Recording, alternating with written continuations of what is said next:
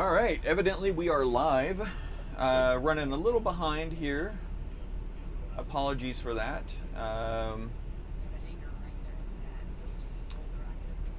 Just running a little behind overall. So just a minute here too. Just gonna tweak some stuff here. You make me a moderator. You should already be. Yeah, I'm pretty sure you are. Okay. If not, I can try.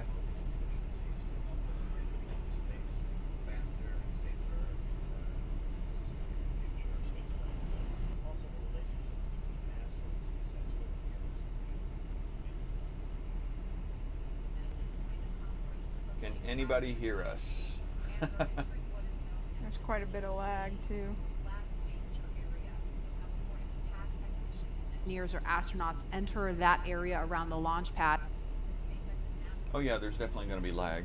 That's there's a lot going on, and I'm waiting for our GPS lock on this tablet, which takes forever.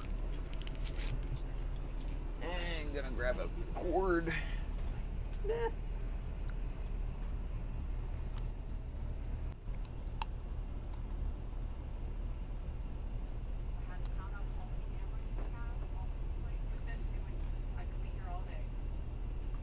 Dennis and Robert said they can hear us. Okay. How's our audio, guys? And I don't think right now you can hear the TV launch just went down. video. Huh?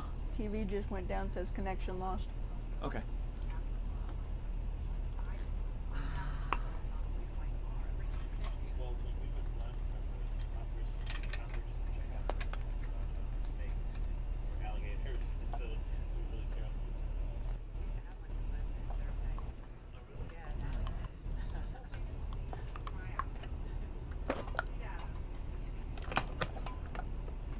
Oh no.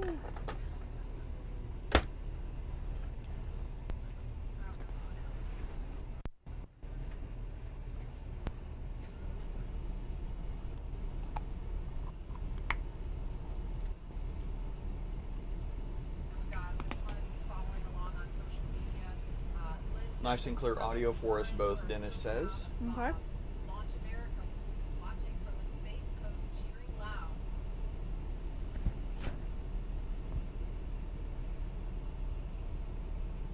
And another comment, Godspeed and good luck.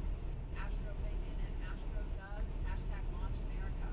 There you see the SpaceX horizontal integration facility is on the left of the screen now. We saw the front of it from the other angle. So, Sorry, there it is. I was getting my buildings mixed up. It's on the right now. Bigger building. that is weird. That is doing that. Thank you for the correction. There's a major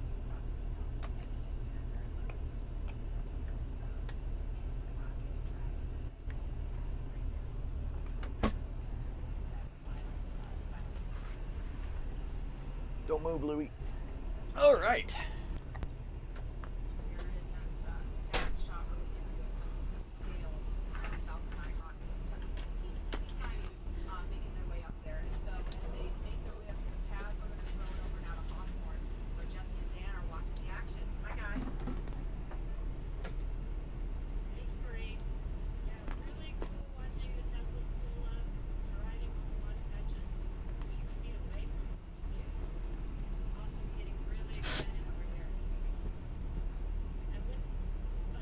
Still have pretty pictures.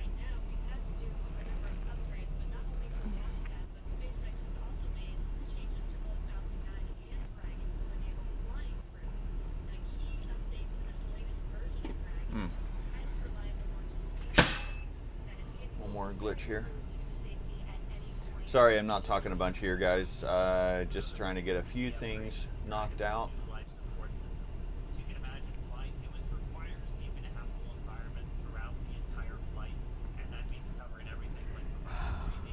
Gotta get those nails. Hmm?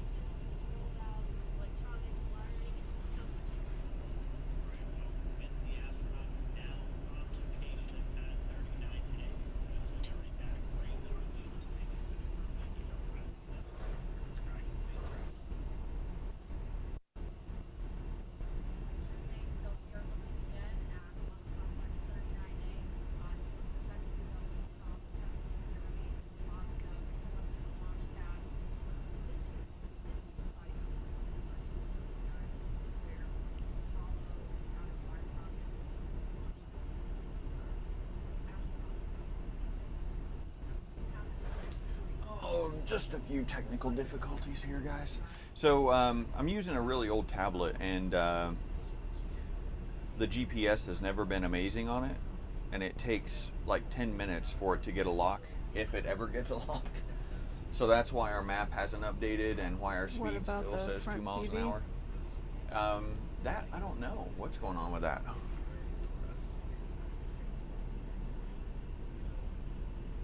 Yeah, if we don't get the front TV, I'm gonna get car sick from having to read the chats. Yeah. And nobody wants that. What are you doing, Fee?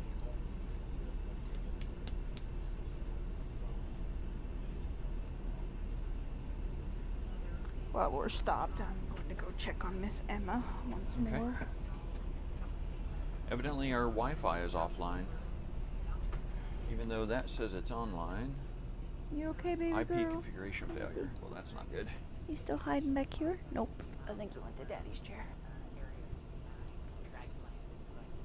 Ah. Evidently I put a glitch in my DHCP server config.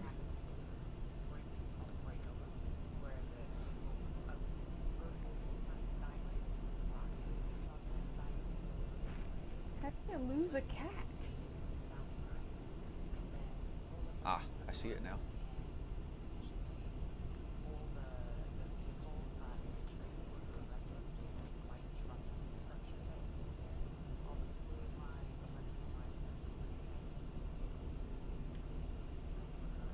Emmy, why are you laying in the litter box? Oh, honey.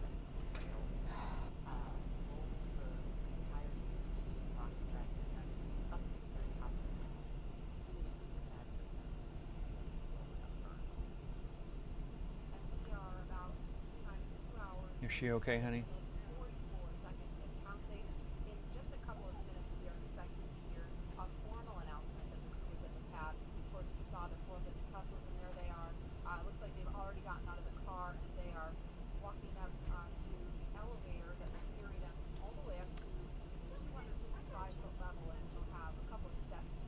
Our cat Emma.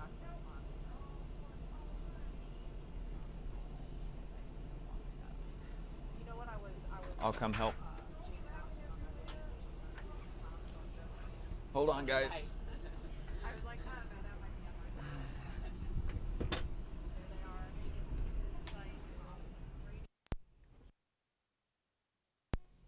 She's got litter kicked all over her.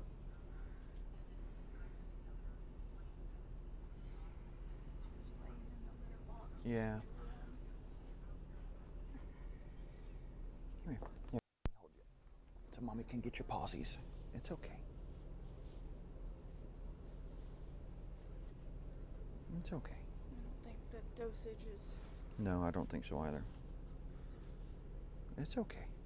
You check your belly again. Check your bum. Nothing on the butt. Okay.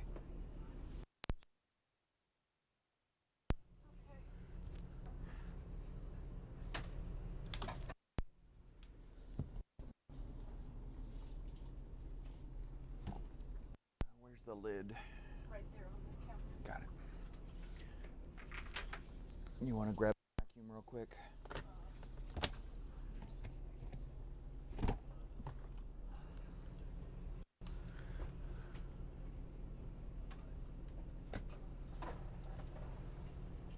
Actually, I've got a dustpan here. Never mind. I'm sorry. Thank you.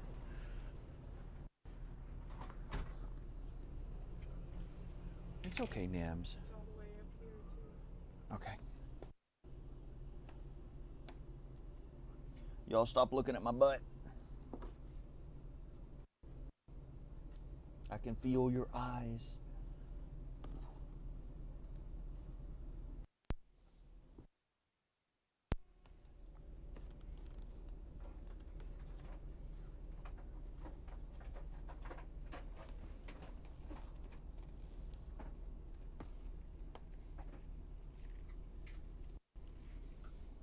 We're back.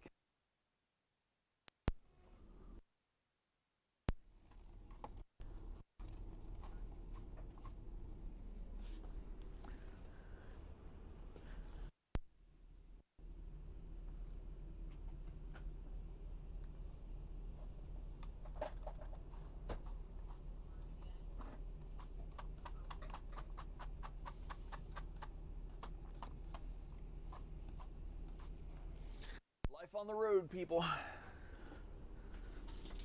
Okay,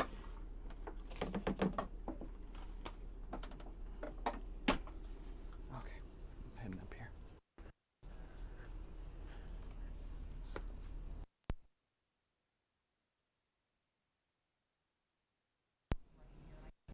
Bob or Doug has a phone right now, but we went and explained the significance of that. It's the same phone that was there during the shuttle days. Get a chance to talk to them and bring your family. Maybe couldn't come to launch in space is quite a few people, but just to have that last moment to talk to someone.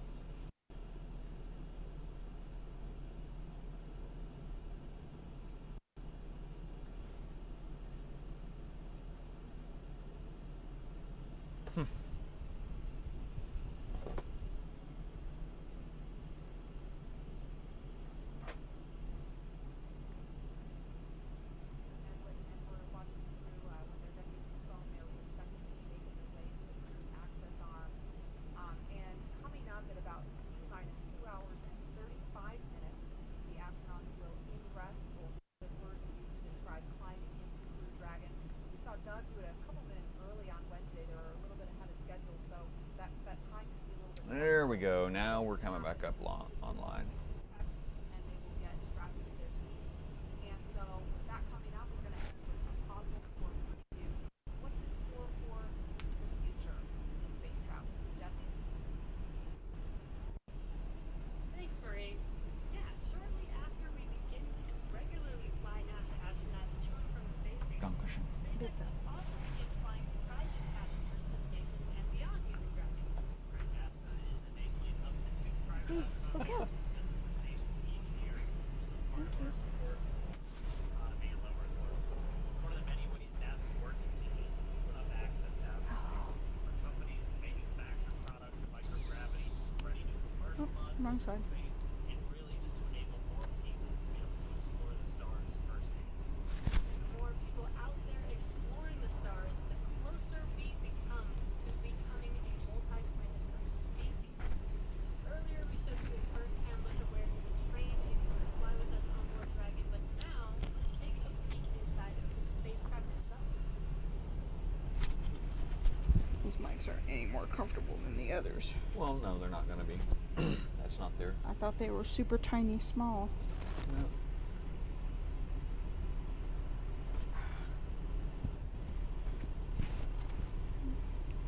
Not a particular fan.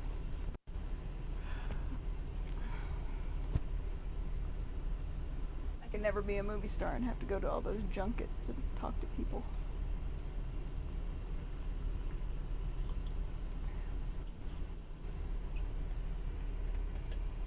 Okay, we are almost ready, guys. Watch your foot. Okay, watch your foot. Hey, good morning, Sky. Thank you. Morning, Lewis, Dennis, Robert.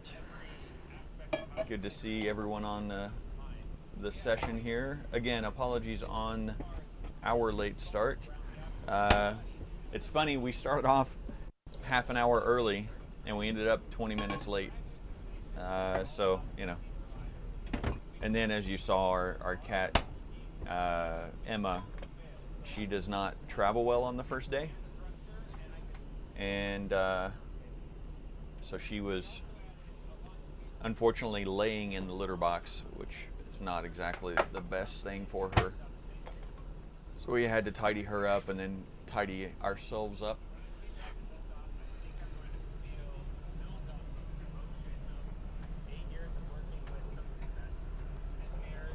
Oh, you're still going to mute that, right? Hey, there we go.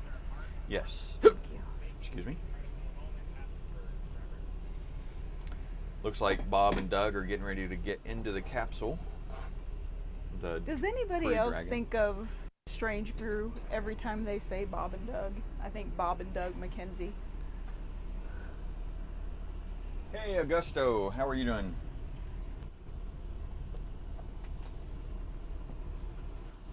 All right. Now, I think we are about ready to get on the road. Dang, this GPS is really not coming online here. I don't think I've got it.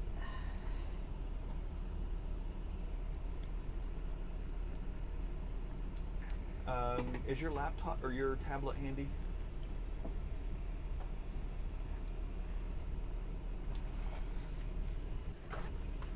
I don't know if it's gonna. Actually, let me try this real quick.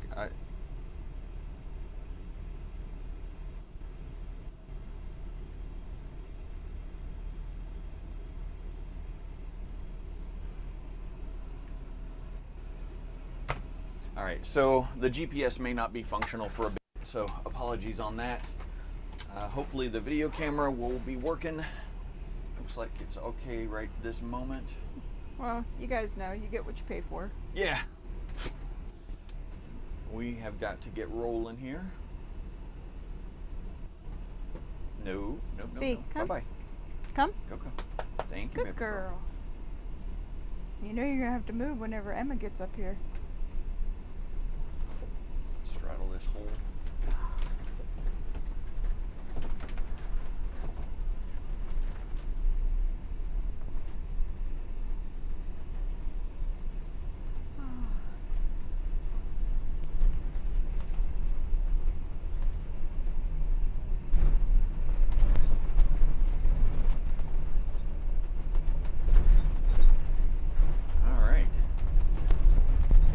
So good, I think.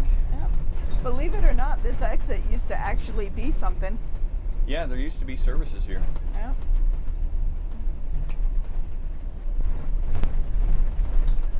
Looks like our mics are pretty hot right now. Let me see if I can dial that back just a little bit. Test.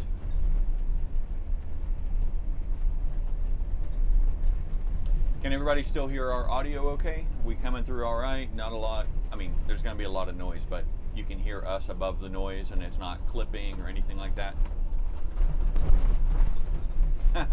Dennis, yeah, all you can do is buy fireworks here now.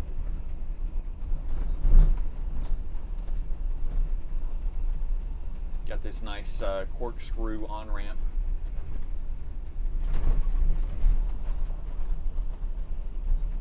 I think Emma's been at it again. Is she okay? I don't know. I just smell something. I don't know if it's residual. She's sitting in her crate. Okay. In 800 feet, merge onto I-10 West. There's always some kitty drama first day on the road. Sky says it sounds good. Thank you, Sky. Cool. Thanks. Yeah, because of the delay between when we do something or say something and when you guys see it, if you're responding to something we've said when you're in chat, if you could, it would help us a lot if you were to mention what it is that you're responding to. That way we know, because sometimes it's almost a minute behind and we may not know what you're referencing. That's what makes it fun, though. Right? So instead of number wang, it's word wang. Right. So we're going through Arizona today. I hope you all took your Dramamine because their roads are pretty well shite. Okay, well, I think we can do our intro finally. For those of you joining, or for those of you who don't know, I'm Michael. I'm Lehnanne. And that is Fiona, Louie, the good kitty cat on the road, and Emma, who is... she's a problem child, yeah, first thing in the morning. She's not... Yeah, she gets a little nauseous, and sometimes she has a little bit of IBS, but... usually only on the first day, and just in the morning. So we've... in the past, she had been getting selenia, which is an anti-nausea, and a little bit of gabapentin. And I had been taking the capsule and, sprinkling the dosage on there, but the vet this time, we did a compounded caplet, so it's easier to measure, and apparently it's less than she's used to, so she's been a little erratic this morning, sleeping in the litter box after she's drooled all over herself. So yeah, new poor meds, baby. new problems, or new Yeah. dosage. Yeah, but we'll figure it out. She's Yep. a good kitty.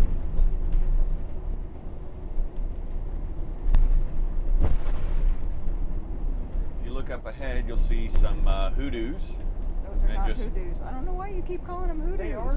They are not hoodoos. This area has hoodoos.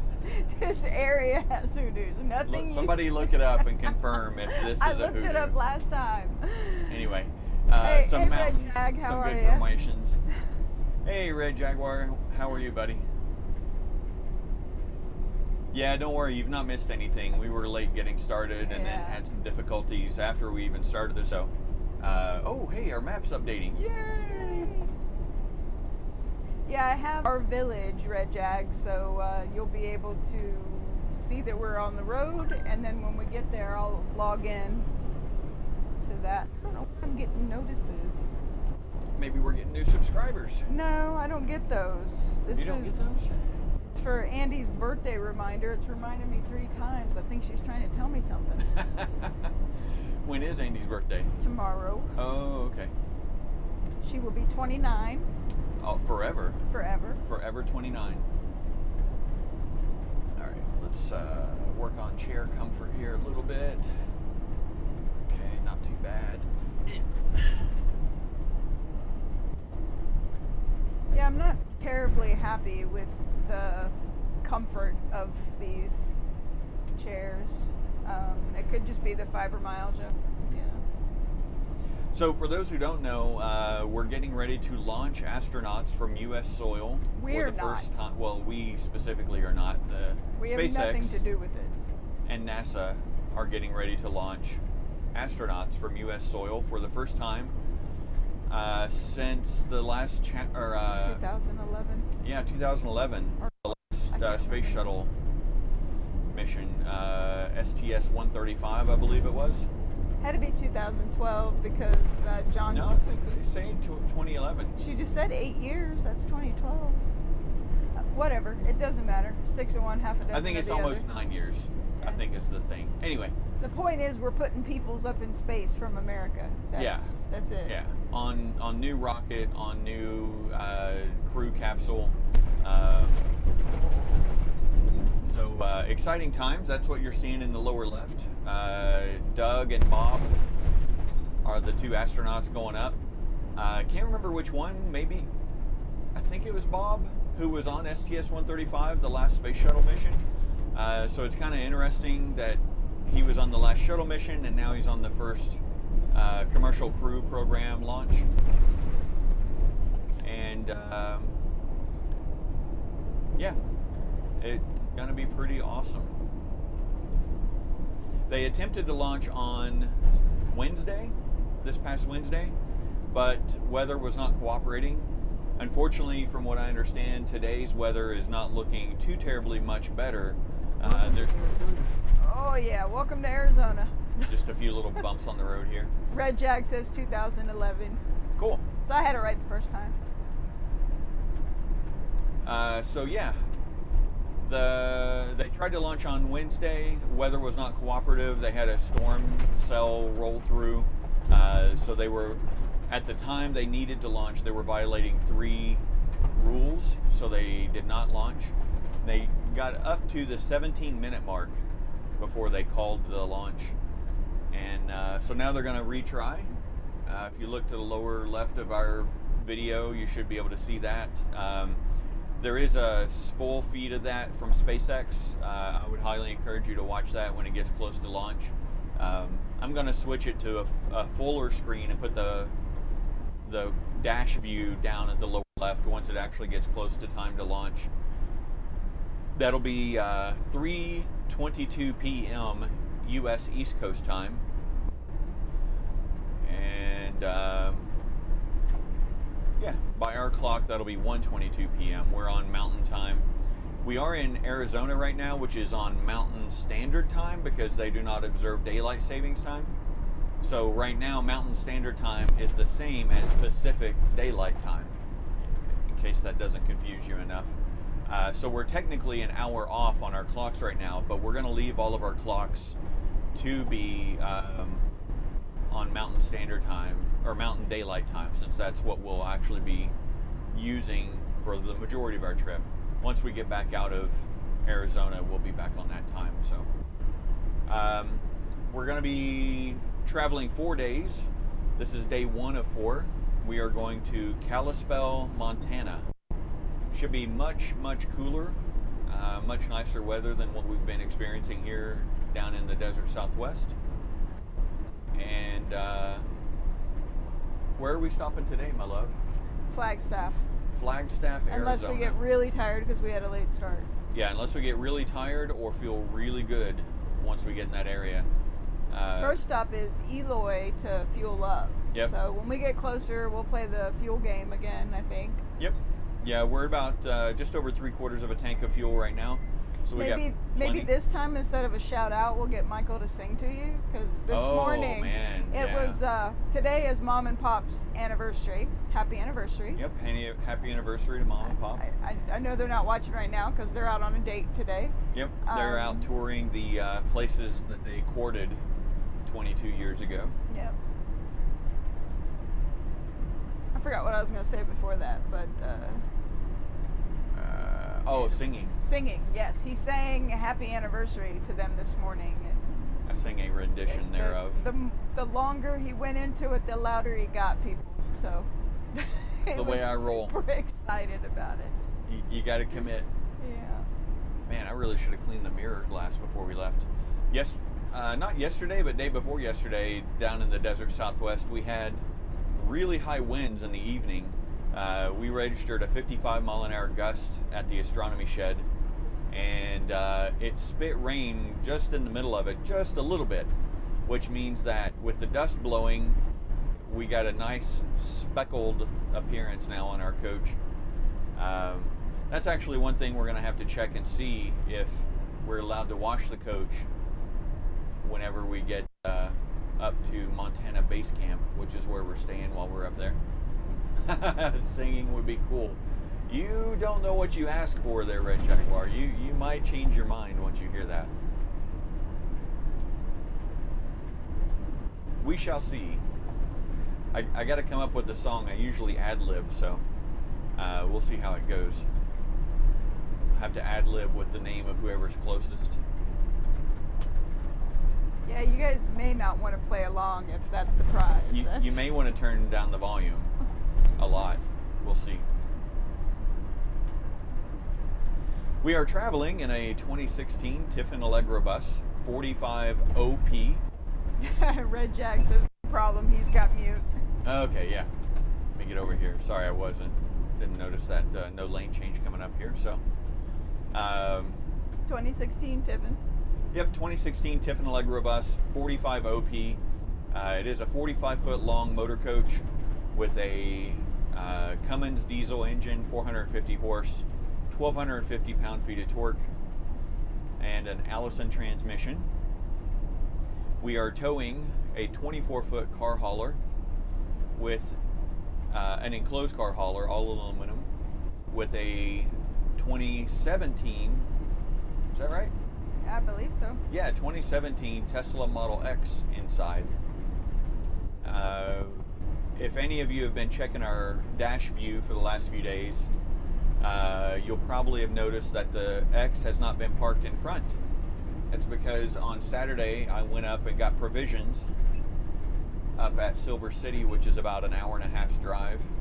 And while I was up there, I washed the X and detailed it, and then drove back down and then detailed it again with waterless wash to get the bugs off from the drive back, and then loaded it promptly into the car hauler a week ago today, because we don't have any place to be, and better to keep it clean if we can. So loaded in there, all nice and clean and tidy, so when we get up to Montana, it'll be sparkling fresh coming out of the trailer. Oh, we got he's not gonna make it. Okay.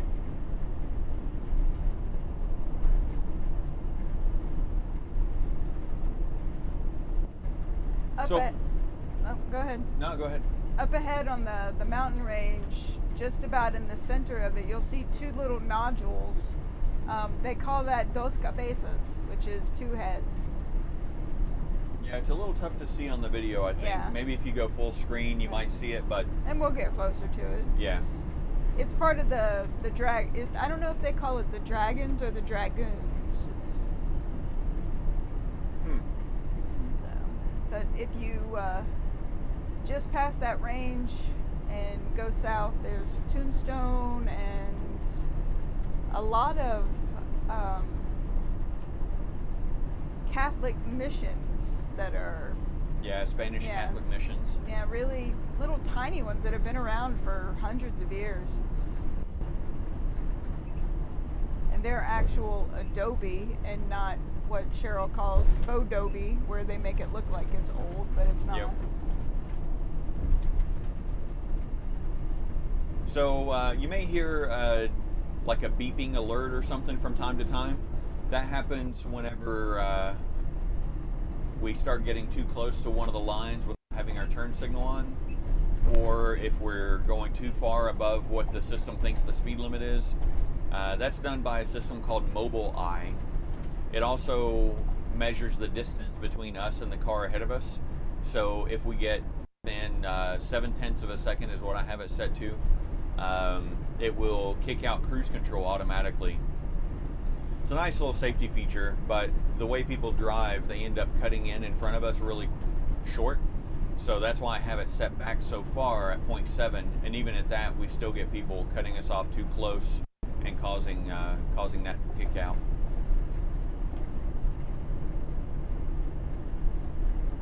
So in case anybody is wondering, we are still sheltering in place.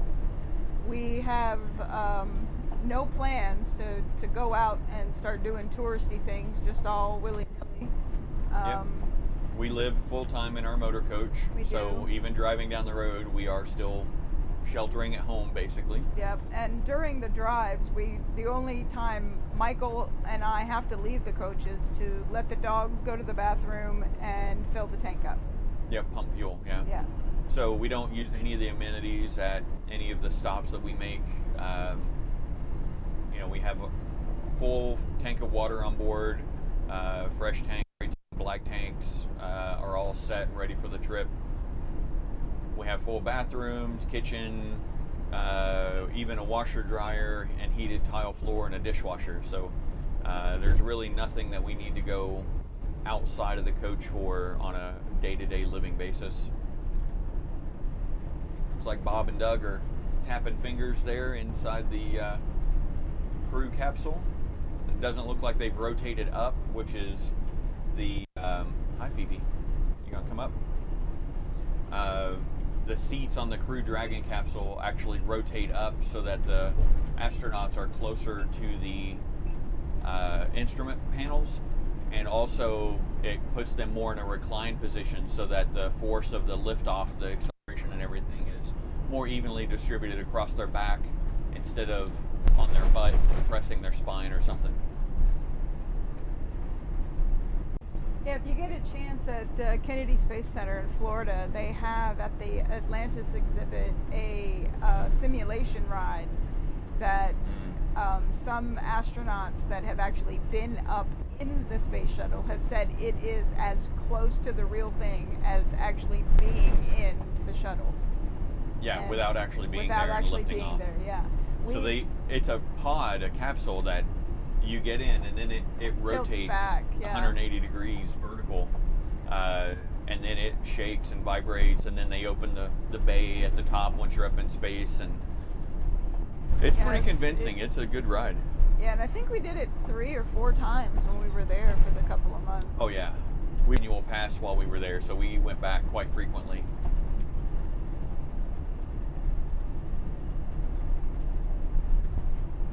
So how is everyone doing out there with sheltering in place? And I know it's getting harder to stay entertained.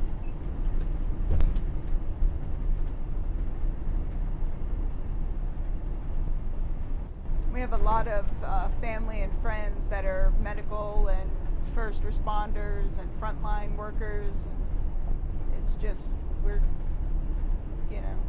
taking it as seriously as we can, and me a little bit more so. I get a little anxious about it all, but I apply all the logic. and then I throw it out the window. Yeah, she applies all the emotion. That's what I do.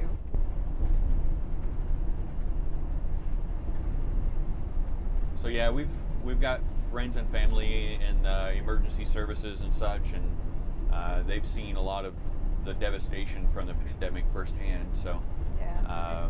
it's very real for us. I know a lot of people kind of feel like it's a non-event, like it's distant, or maybe even made up, or something. We were overreacting, but But when you hear about loved ones having to say goodbye to their family members who over are, a video are conference. yeah, over FaceTime, that is just. Yep. Ooh, Archiles, I miss you. I'm so glad you joined us. That's Autumn. Oh, hey, Autumn. Yeah, I've known Autumn since, oh my gosh, 1989. Oh, fuck, I'm old. Hey, On now, fire but this open. is supposed to be a PG thing.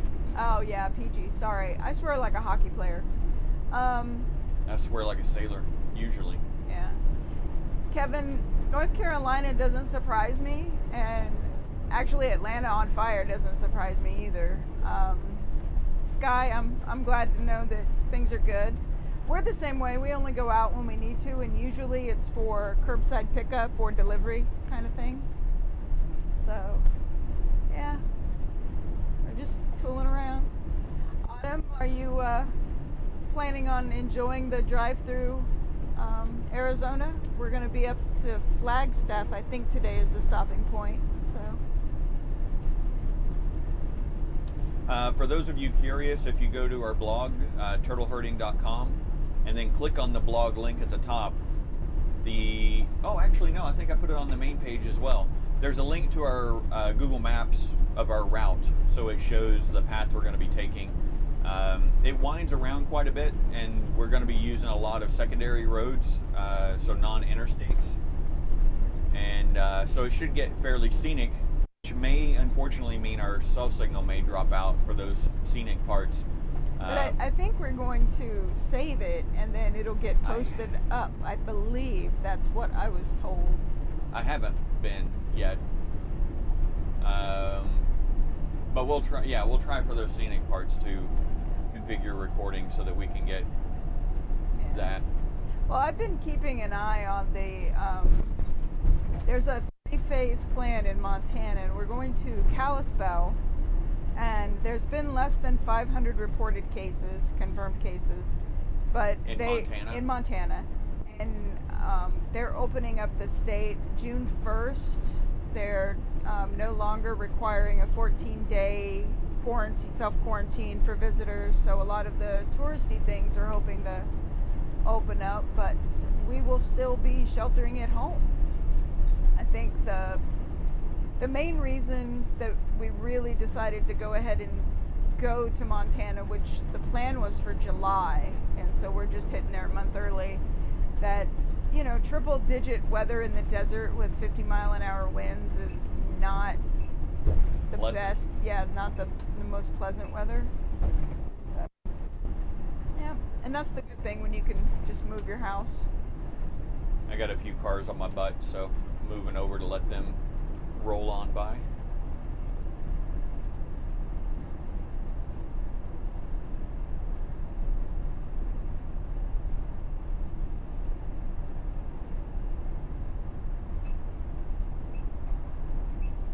Kevin, are you by chance related to Melissa Hickman? I'm not sure if she lives in Robeson County, but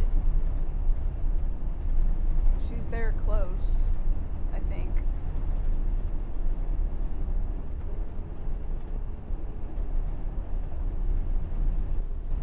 Where's Robeson County? What state?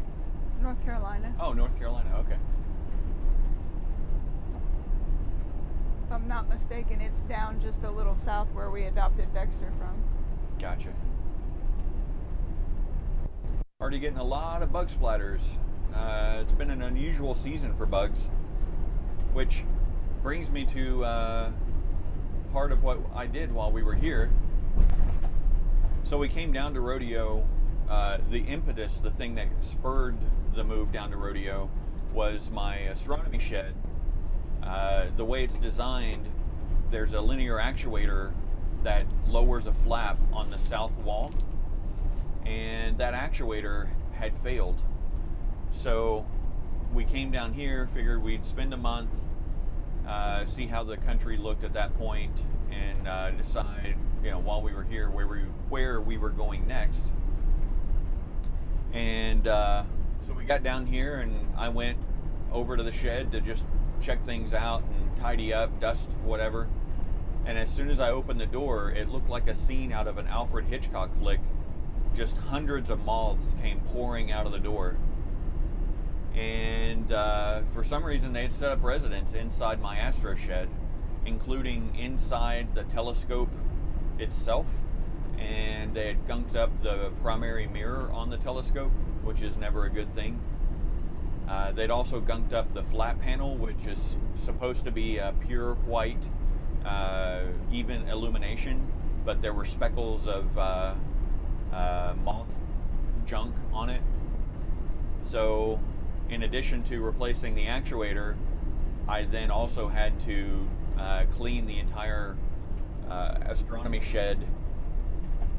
And the next day, when I went back out there and opened the door, again, hundreds of moths came pouring out. And the third day, again, hundreds of moths came pouring out. So I ended up having to hang insecticide, basically little hanging pods. And the fourth day, when I went out there, instead of hundreds of moths pouring out, there were hundreds of moths dead on the floor, which was a welcome difference, in my opinion. So I swept all those guys up, cleaned everything. I had to use a sponge mop on the ceiling and on the walls to get all the remnants off of everything and get everything tidied up. And yeah, since then there's only been like 3 to 5, maybe 6 or at most 8 moths dead on the floor each time I go in. So they seem to have decided that the Astro shed is not favorable, and the ones that wandered in were eradicated through the insecticide sticks. So everything's cleaned up, and had to take the entire telescope down, take the telescope apart, remove the rear cell, and then clean the mirror. It's not like cleaning your bathroom mirror.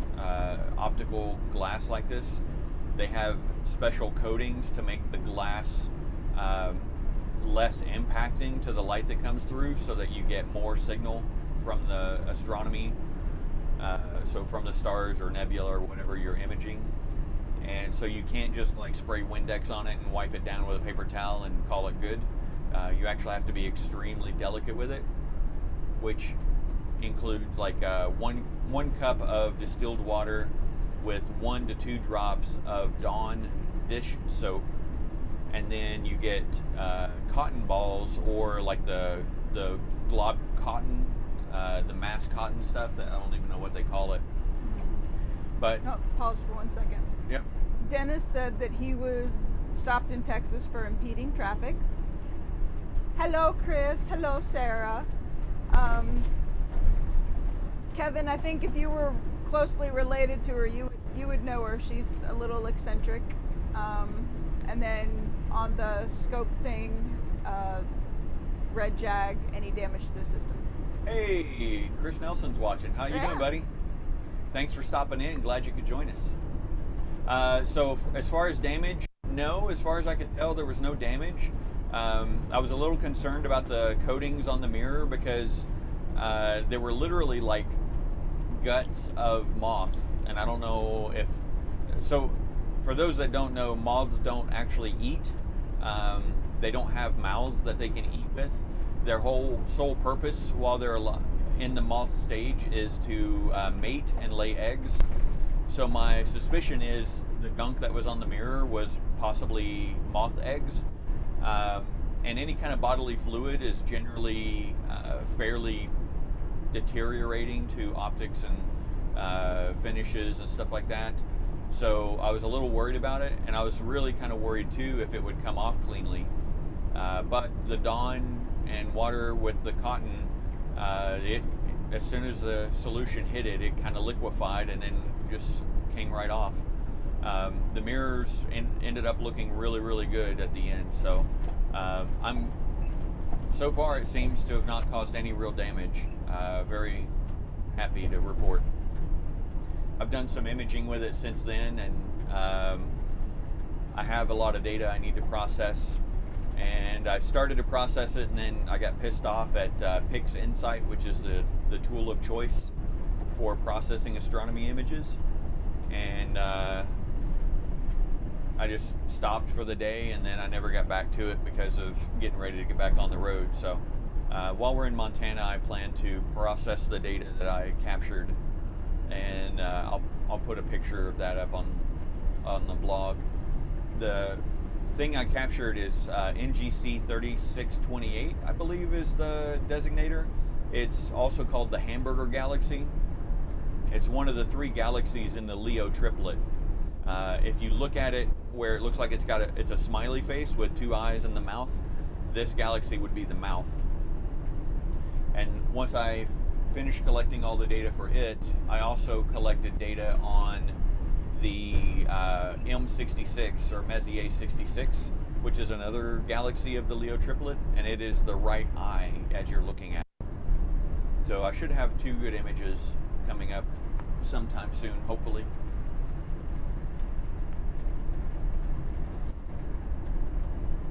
Hi Sarah, good to see you. She's streaming the Dragon Yeah. launch as well. Road. Sorry, got sidetracked by the Dragon launch. Apologies. So you heard the beeping there, maybe. That was the system alerting that I was crossing the line without signaling. So.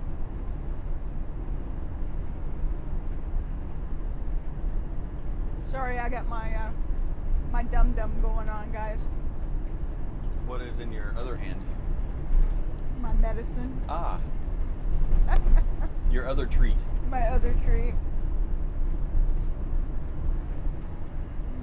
So is the audio better this time, everybody? Can you hear us well? Any clipping, loud noise, too much noise? Do we need to turn it down some? Anything like that?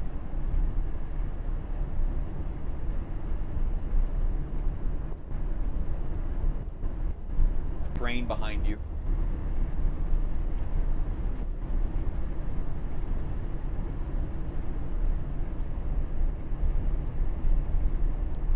Kevin says we sound great. Thank Cool. you, Kevin. Thanks, Kevin. Chris, are you stepping outside to watch the launch? Oh yeah, you should be able to see the rocket trail. Yep.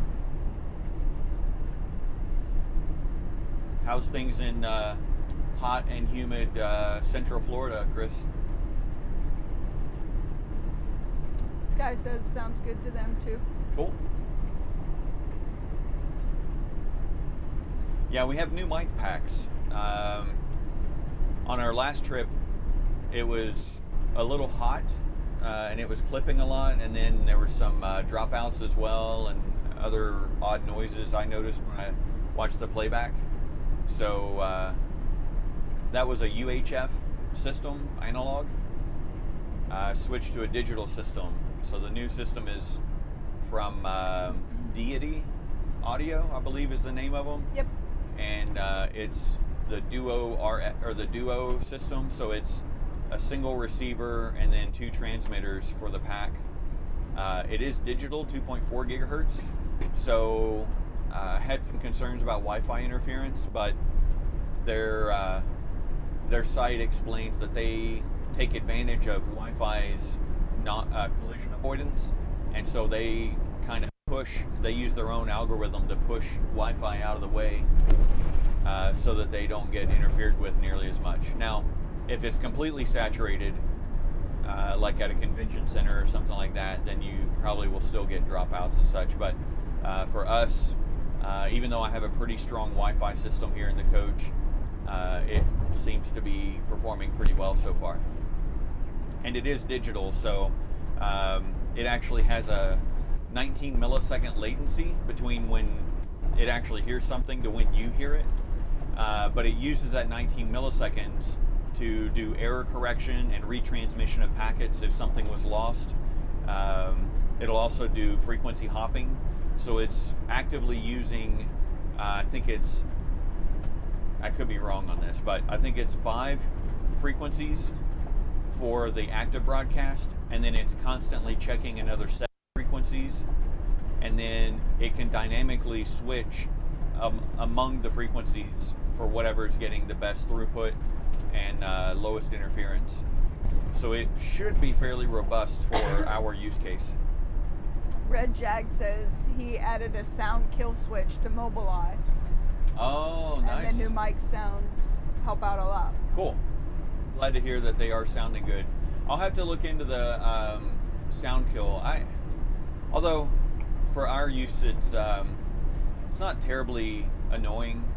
Usually when it's sounding, we probably need to know something, like I'm drifting or something is the most common trigger.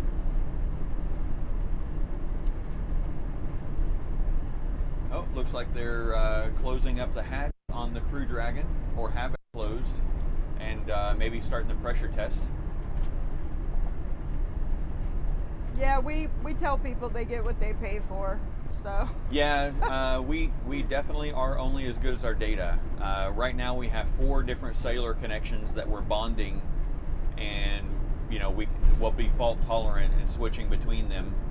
So we have 2 AT&T and 2 Verizon packs, cellular modems with SIM cards in them, and then we're aggregating all that together. But so hopefully it'll be all right. And this is only our second time doing it. Yeah, this is our second trip to do this. Our 3rd day of doing it. The first day from our first trip, I didn't think was good enough. We had so many signal dropouts cellular-wise. It didn't make sense to keep that and keep it posted online. But our second day of our first drive is available to rewatch. If you're super bored or having trouble falling asleep or something, we're here for you.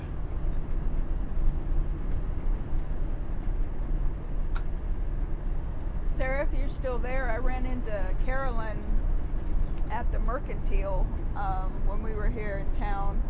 She wanted to know if you were going to start the group back up again. So, just thought that was nice that she missed it, and that was good times. Looks like law enforcement is out today. We've seen a couple of Border Patrol, and then I think that's my second state trooper I've seen on the trip so far.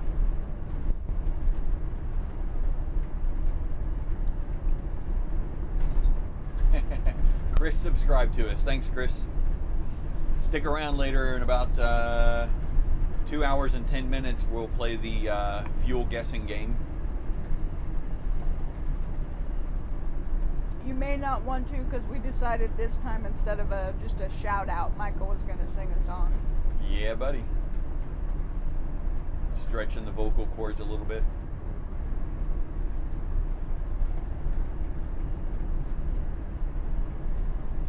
So Flagstaff, that's north of Phoenix, right?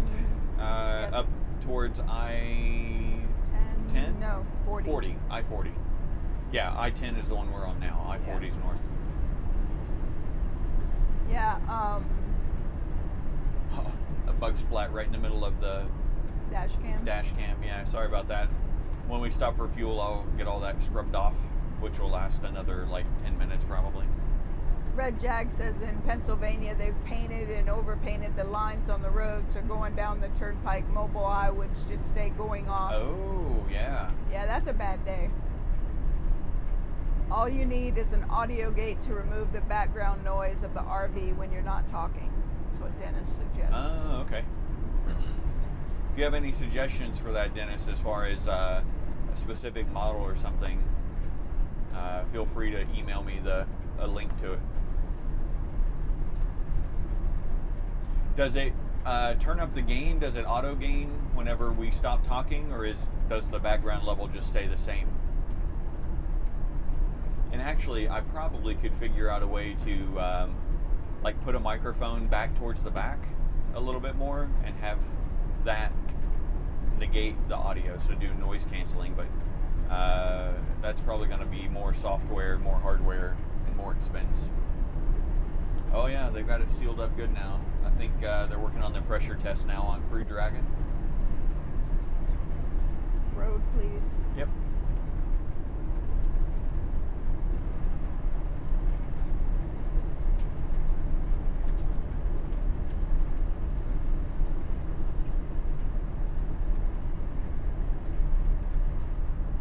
I also, on the astronomy shed, some more maintenance while we were down here. I switched out the gateway computer, the computer that was actually running the internet connection. The first computer I had in there was the right spec and the right size for doing it, but for some reason it just started turning itself off, which is not necessarily a good thing for your internet connection. And luckily, some of the staff there at Rusty's were kind enough to run out and turn it back on for me a couple of times. So I put in at the time, which was an Intel NUC, but it was way overpowered for doing that purpose. It was a quad-core i7 with 16 gigs of RAM, and it just overkill. But it was the only thing I had at the time, so I put it in there, and that ran fine until we got back this time. And then there was a new single board computer that was released by Seed Studio, and it's SEEED, so 3 of the letter E instead of 2, Seed Studio, called the Odyssey.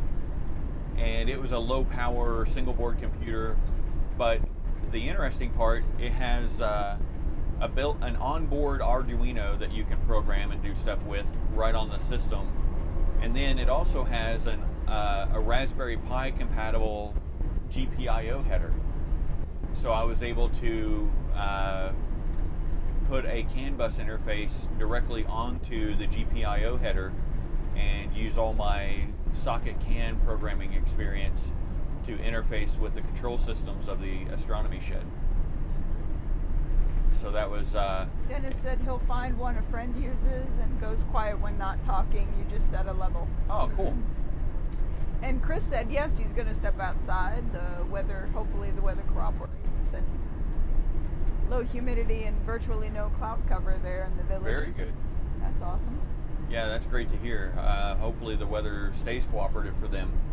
I'm super excited to see the launch. We might actually pull over for the launch. It may coincide with no, it's going to be an hour earlier, or it may be an hour after our fuel stop. Let me think about that.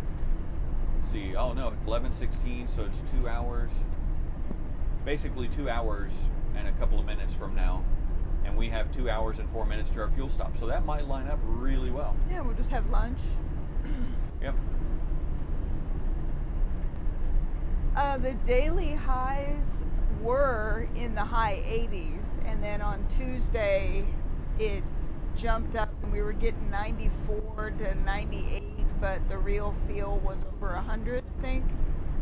And then was that Saturday? So Thursday it was really hot, but there was a storm on the west side of the Chiricahuas, and so the cold air up and over the mountain got colder, and as it came down we got about 8 o'clock wind gusts in the 50s. 50-mile-an-hour winds, yeah. 55 I think was the highest we registered on the Astro Shed. Yeah. The average out there is about 15, and then you'll get the gust into 20 and 30s, which is a daily occurrence usually. But 50 and 55 was tropical storm level right there. Yeah, that's atypical, but does happen from time to time out there. The highest winds I've registered there was March of last year, and we had a 74-mile-an-hour gust at the astronomy shed, if I remember correctly.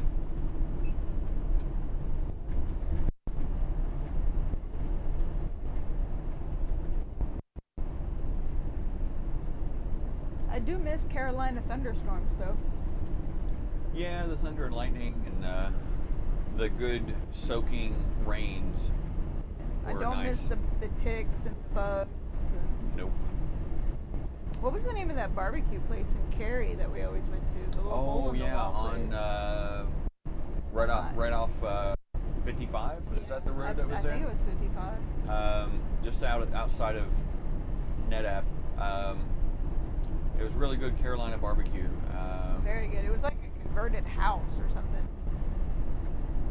Yeah. Dennis said one day it was 104, but we had a mild breeze. Oh, yep. Yeah, it really got pretty warm there for a few days. All right, I got to look up the name of that barbecue joint because was. I hope it's still there. It was really good.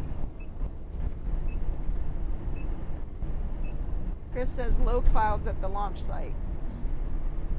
Gotcha. Got a couple hours, maybe it'll push offshore. But of course, they're also watching the landing site conditions and also the entire route, the entire path that they're going to be taking for the launch. Because in case there's an abort or something else they need to go rescue, they have to have good weather conditions for the entire path. I know on Wednesday, the way the launch trajectory was aiming, it was going to have to go up the East Coast pretty much. I'm not sure what today's trajectory is. I forgot to look at that. So if anybody watching knows or can share what the trajectory is for today's launch, I'm kind of curious if it's more out to sea or if it's more north, or what exactly they've got going on. And the barbecue place was Backyard Barbecue. Ah, yes, Backyard Barbecue Pit. Yeah. So if you're awesome. anywhere near Central North Carolina, Backyard Barbecue takeout. Yep. It's Well, Dennis, Raleigh we've seen- area. Yeah, it's Raleigh Durham, just south of Research Triangle on 55. But Just Dennis, north. just north of Research. It's like right in that RTP area. It's near. Dennis, we've gotten really great coverage on the Skycam with the monsoon lightning popping off, and it really just looks like a crystal ball with a storm just swirling in it. It's like a pretty snow great, globe yeah. you've shook the hell out of. Yeah.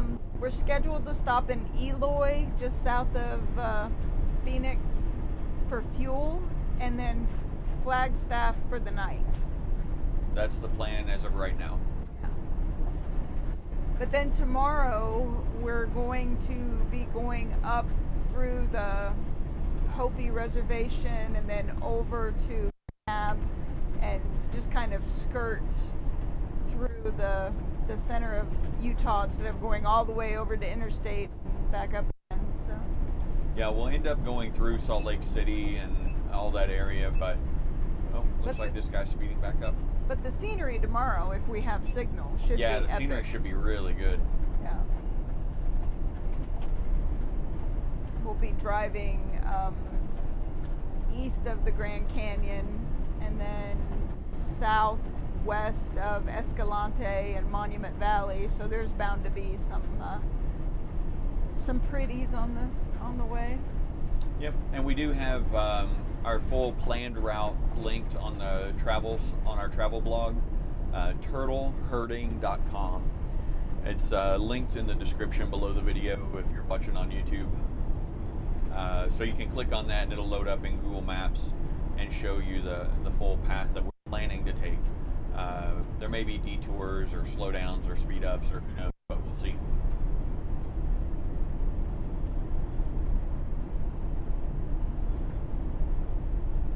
This is our first time to Montana, and this is the longest south to north, north to south drive that we've made.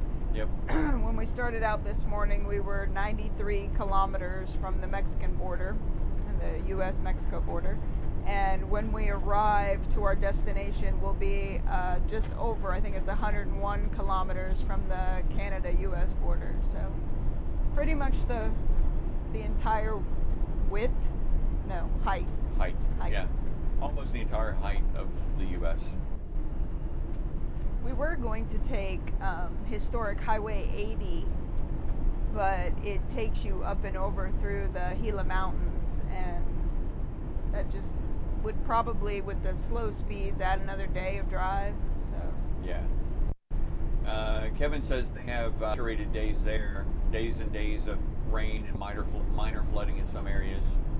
It's supposed to level Wow. off and dry out for a while. and that would suck for sure. I know we had quite a bit of that over rain when we were in Chapel Hill. Dennis, yes, we did see the explosion. That was terrifying. Starship serial number 4. That thing went off quick. It was a very energetic looking explosion. I didn't see any shock waves though, so I guess it was lower energy than some of the earlier explosions they've had down there. I wonder what is her Boca Chica girl? Yeah, Boca Chica girl. And a I couple wonder what others. her take on it was. She's usually There have been a couple of videos come out today from Everyday Astronaut and Scott Manley. Both have videos about the explosion, but we were getting wrapped up and ready to hit the road today, late, unfortunately, but so I didn't get to watch those yet to see what their take was. I did hear that quite a ways away from the windows rattled, and it was heard quite far away. Sorry, I keep checking on Nims. How's she doing? She's all right. She's passed out in her crate. Okay. She's finally kicked in on her. Yeah, poor kitty cat. She was she had an upset tummy and then was drooling and then was laying in the litter box. So we had to tidy her up just after we'd been on the road about 20 minutes. It was a clean litter box. It was just the Yeah. drool. She was caking litter on her Yep. little neck, and so. I guess she figured if she was going to be sick, she might as well be on the toilet.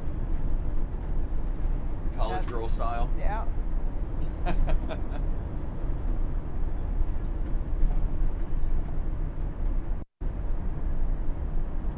College girl style is on the toilet with the trash bucket in front of you. Well, she had both ends covered, so she was basically. Okay. Yeah, there you go.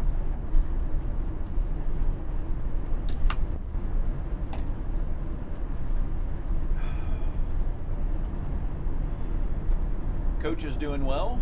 We no issues to report. Go for travel, 100%. Weather looks optimal. Nominal. Nominal. Nominal. All systems are go. We have no tracking, no issues at this time. Has anybody been watching What We Do in the Shadows? Is that Netflix? I think so, yeah. Yeah, that it's first there was a movie. Which we haven't seen.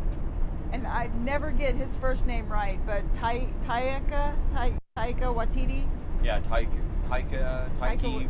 Yeah, I apologize. I know he's not watching, but He's the director, producer, or whatever of creator.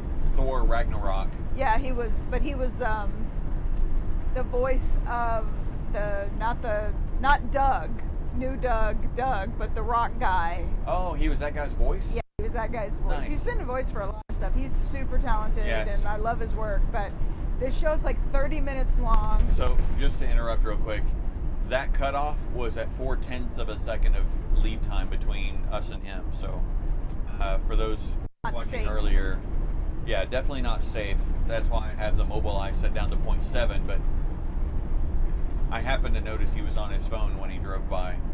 It's almost like he's producing YouTube video while he's driving or Yeah, something. right? What the hell's wrong with that guy? Anyway, so sorry. the show is basically four vampires that live together. Yep. And on it's Staten Island. Yeah, on Staten Island, and it's a mockumentary kind of style. It's like the life and times of vampires, Yeah. but it's very lighthearted. Very, and I can't remember his character from IT Crowd. He was the boss on the Yeah, IT he was the crowd, boss. the head boss guy. Yeah, I just Lehnanne. I have don't to know. look it up. The but head boss from the IT crowd is one of the vampires. yeah, Matt Berry. Or Very, Matt very- Harris. It's No, Matt it's Berry. entertaining.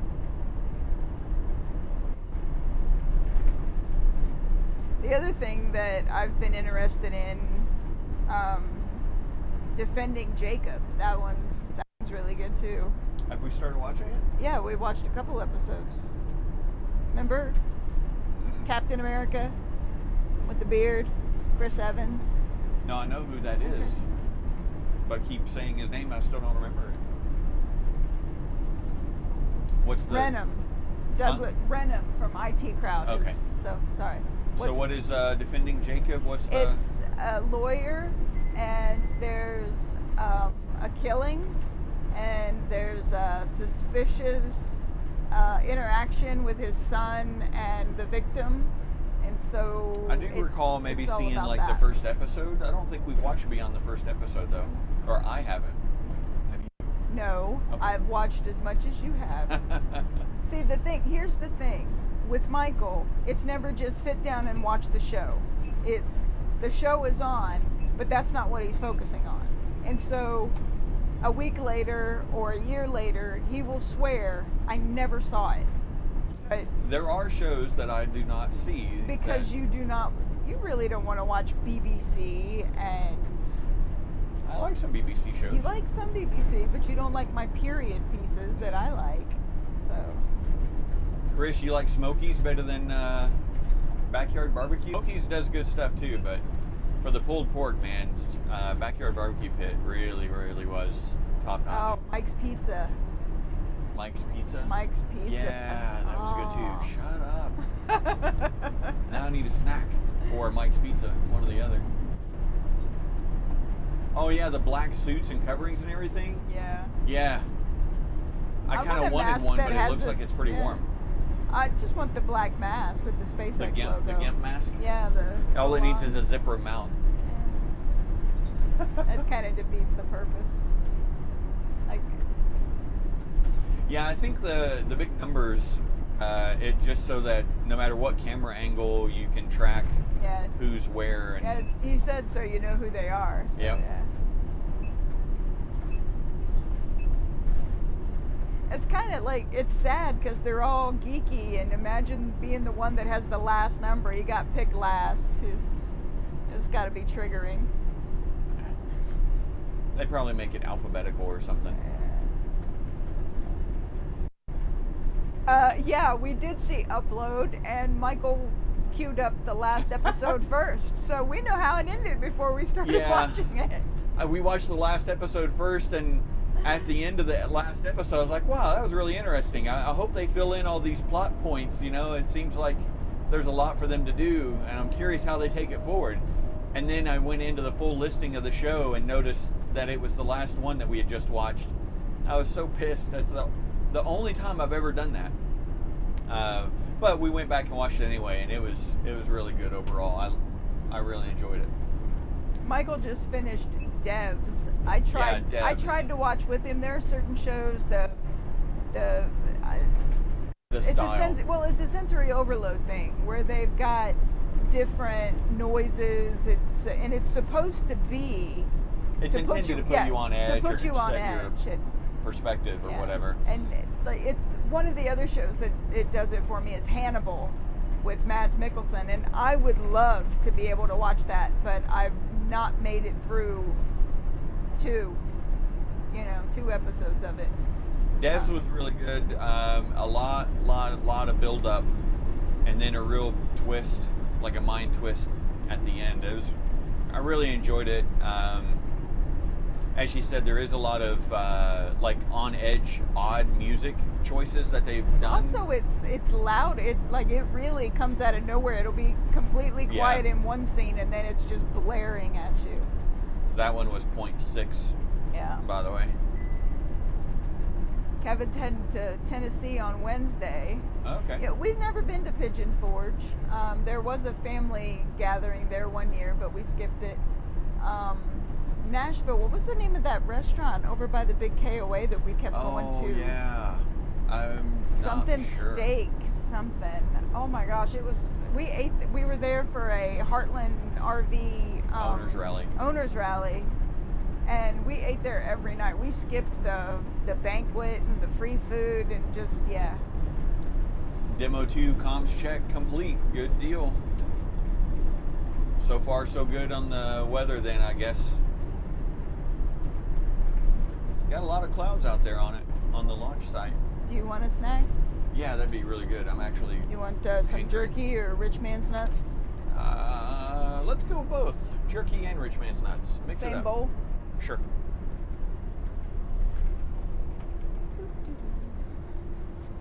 Sorry, Rich Man's Nuts.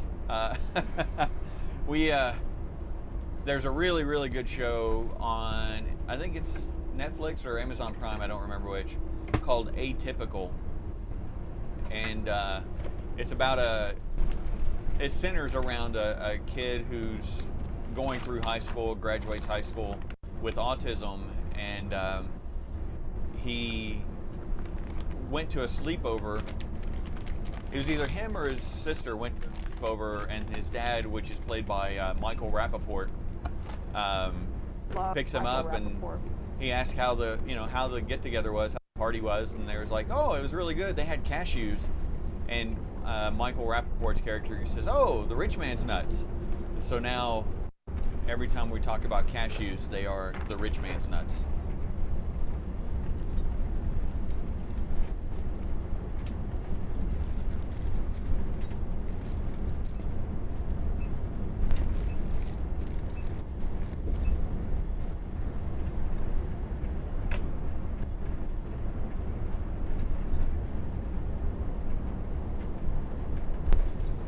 So far, it looks like we're going to, actually, it looks like we might be making up a little time as long as traffic cooperates. Dankeschön. No, don't come over here just because I have cookies.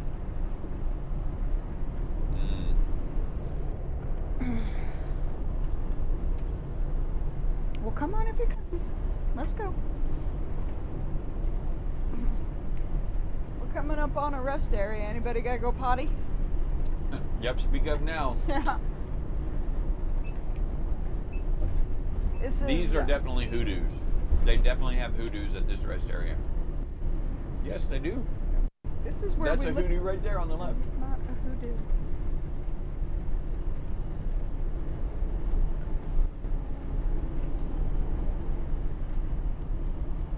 Nope, bye-bye. Get your man. Good girl. Those are hoodoos on the right. Dennis, will you look it up? Texas Canyon doesn't have hoodoos here on the interstate, does it? Yeah, absolutely they are. We looked it up when we went to up the mountain on the We east looked side of it the up last Chiricahuas. time.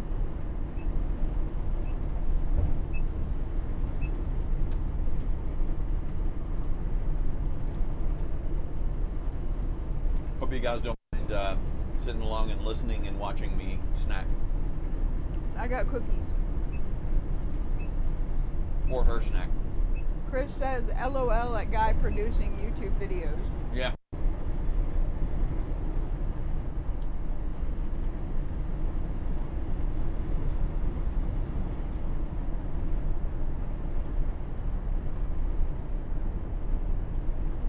Chris, I think you might be a little far behind on our video.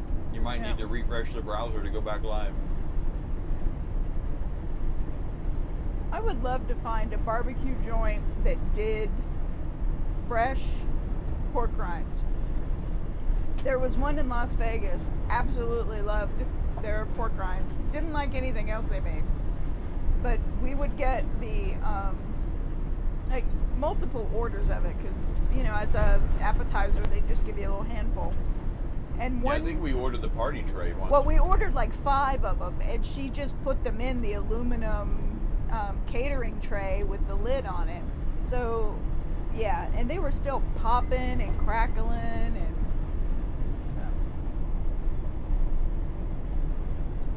More hoodoos.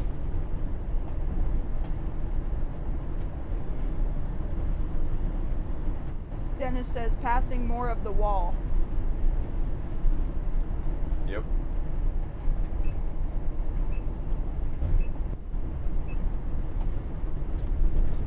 I made these cookies a couple days ago. It's almond flour, Kerrygold butter, some tapioca powder, and some sucralose. And I think maybe I got too much sucralose because it has like that weird cooling effect, like xylitol or erythritol. So, but they're tasty. They taste like oatmeal cookies, but there's no oatmeal in them.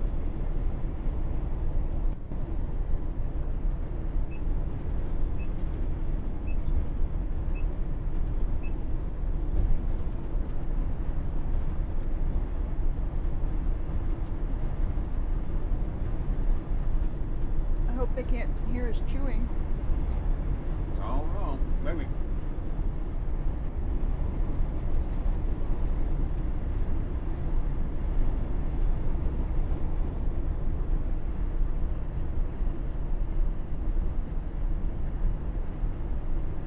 So Dennis, you and Diane have any plans to go back up to Tianesta? I know you're booked at Rusty's through, I think it's March of next year or something, but I didn't know if you enjoyed that area enough to go back up there or have other plans. And we have tried the barbecue in Wilcox. Their barbecue is delicious, but they did not at the time have pork rinds. If you're talking about the one that's in the little train caboose.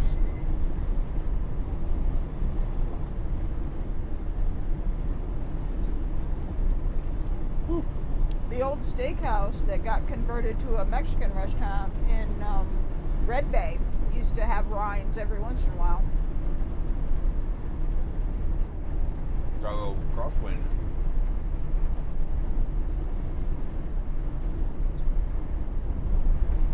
Chris, if they aren't, that's what I'm calling them from now on. Launch minions. All the people dressed in black. Ah, but boy.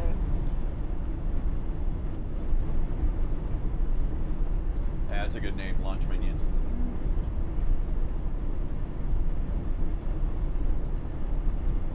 Dankeschön. Bitte.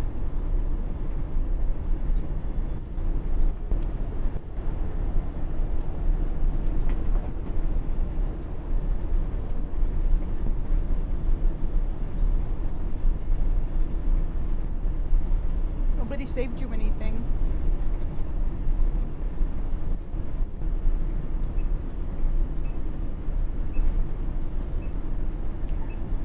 Got a little ear pop.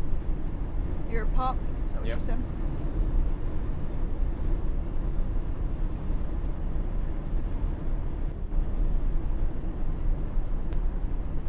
We're coming into Benson, Arizona. You may have seen billboards that say Tombstone. So, Yeah, Tombstone is south of Benson by what, like 40 minutes? yeah, about 40 minutes. Kevin and his wife were married in Pigeon Forge. Oh, okay. Oh, wow. Yeah, they were in Gatlinburg when they had massive fires. Oh, that's probably not fun. Yeah, it was, oh man, probably 10 years ago for the family thing that we skipped. Oh, It longer was- than that. Really? Oh, no, maybe not. No. No, because I think we were in Yeah. the house. No, we were in the fifth wheel. Really? Yeah, because when we found out about it, I was at Duke getting nerves burned off. Oh, that's right. Yeah, maybe 10 years is about right. Chris says it's raining on the pad at the moment. Oh, man. Dennis says probably not to Tianesta. Need to get back to Northeast. Oh, gonna buy a house up there, huh? I think now would be the time to do it. Yeah, no doubt. I think housing prices are probably dropping right now. Yeah. I don't know that we'll ever have a house again. I don't know. I don't know. I would like to have a reading / craft room all to myself. That was A she shed? a bitch barn. Bitch barn? Bitch barn. I'm afraid to call it that. Afraid it'll be taken literally, so I always say she shed. We got our booby hanging up there again in the shot. The what? The green mask looks like a bra. Oh. Don't freak me out like that. I thought, what the hell You came thought you had a unstowed? wardrobe malfunction? Your folding money came unstowed. Sorry, we communicate in song lyrics and quotes from TV Movies and and TV, film. yeah. So Can anybody name where that quote came from besides my wife? I know she's probably well aware. Your folding money came unstowed. See if anybody gets it in chat. I don't know. been a while since that movie came out. It has been. So there's your first hint. It's a little bit Yeah. of an older movie. It's 20 years old. No go for launch now if they were TO, but they Oh, expect clearing in T-0. a bit. Yep. Okay. So if launch was right now, it would be a no-go, but they're hoping it will clear out before the actual launch. Okay.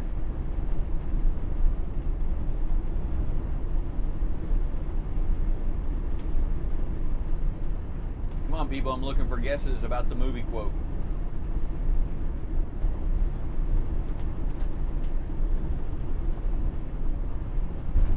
Now my ears are popping. Yep, mine did again. Then he said, yeah, but he has 20 years on us. Looking for a house. Ah.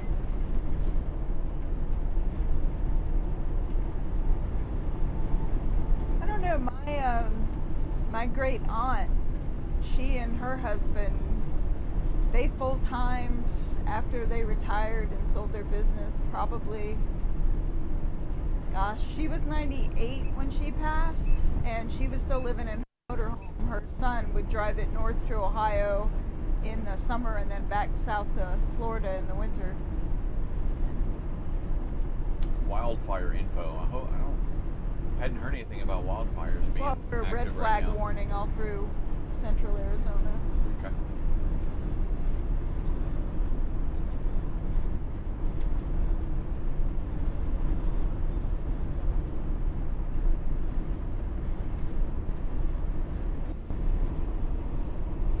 Man, a couple more splatters on the dash cam.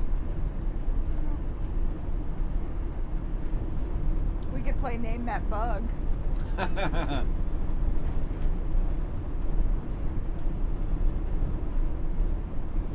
I don't know what kind of bug it was, but I know the last thing that went through his mind is ass.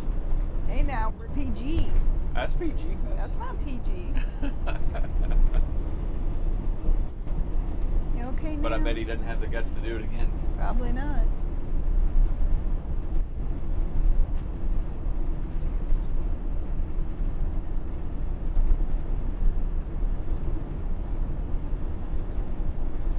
Twyla got it. Hi, Twyla. Hey, Twyla figured it out.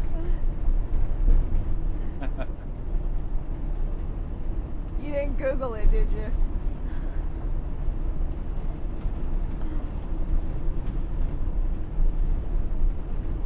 Oh, brother, where art thou? That's a Yeah. damn good movie. It was a good movie. I'm a damn paterfamilias.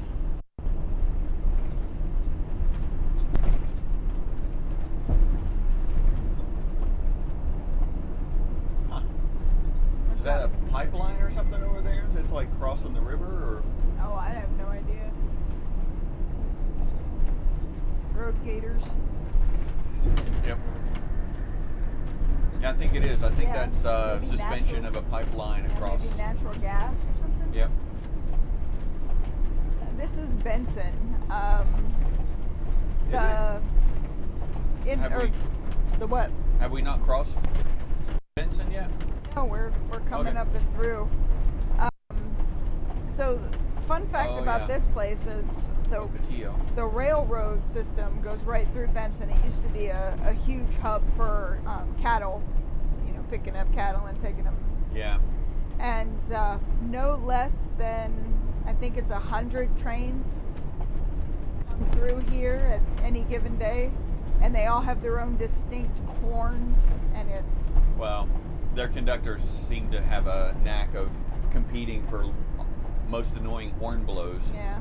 because the tracks cross a road, so they have to sound the horns as they're approaching. And holy crap, man, if you can't sleep through a train horn, you do not want to stay here. Yeah, the RV park we stayed at, Benson's, what is it? Butterfield RV Yeah. Resort, yeah. And It's a really nice observatory. park. Yeah, it is, but it's an eighth of a mile from the railroad tracks. Yeah. Butterfield, they have their own 16-inch Meade telescope and an observatory. And they have volunteers that stay on site, like work camping, that run nightly tours of the night sky as long as the weather cooperates every night, basically. And some in the summertime, or sometimes they have to do 2 a night, and they'll get different objects for the early show versus the late show because of, well, the Earth rotates.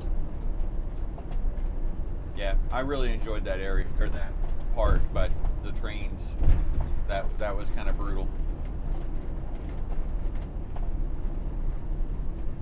They also have a ham shack, so if you're a ham operator, they've got you covered. They also have a workshop. Yeah, they with, have a like, woodworking shop. And Yep.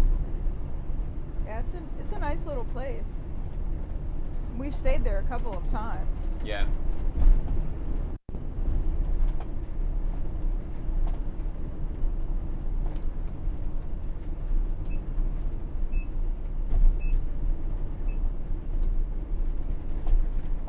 You got Oh, several more evidently, coming. Twyla did not Google it. Oh. It's not one of those that Petey makes you watch all the time, like, what is that, Big something, Big China, Little something? There's some movie that Petey just absolutely loves. Do you clean your motorhome yourself? I do. Whenever we can. Some parks will have somebody come in, but that's few Yeah. and far between. So a lot of RV parks won't let you clean your rig or wash your car in the park. Where we just were, actually, Rodeo, that's one of them. But beyond that, Rodeo, Rusty's, you can't even have it washed because it would just turn into a big mud hole. Is that open? No, it's an exit. Okay. That's unfortunate. Oh, looks like that's the exit. Yeah, but I don't know if that lane ends or not. I don't want to Okay. put you over there and it's an exit for another part. Yeah. And he's not getting over, so it must not be something. Yeah, that's unfortunate. It's still there now, but I can't really tell, honey. Oh, apparently it's a lane.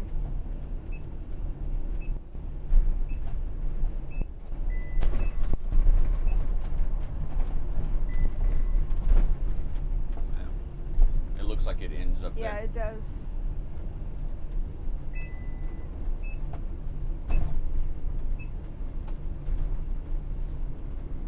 Oh, come on now. Everybody pick your feet up. Yep, somebody push.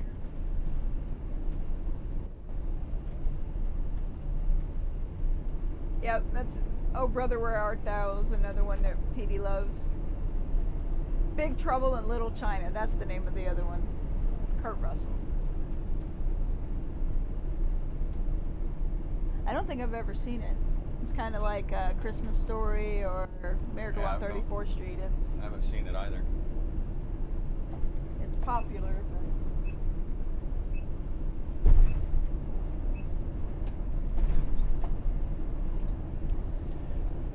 Oh, yeah. So anytime we get slowed down like that, it takes a while to regain our speed. Last time we weighed, we're about 56,000 pounds total between the coach and the car hauler and the X. So, especially if it's an uphill swing, man, oh man.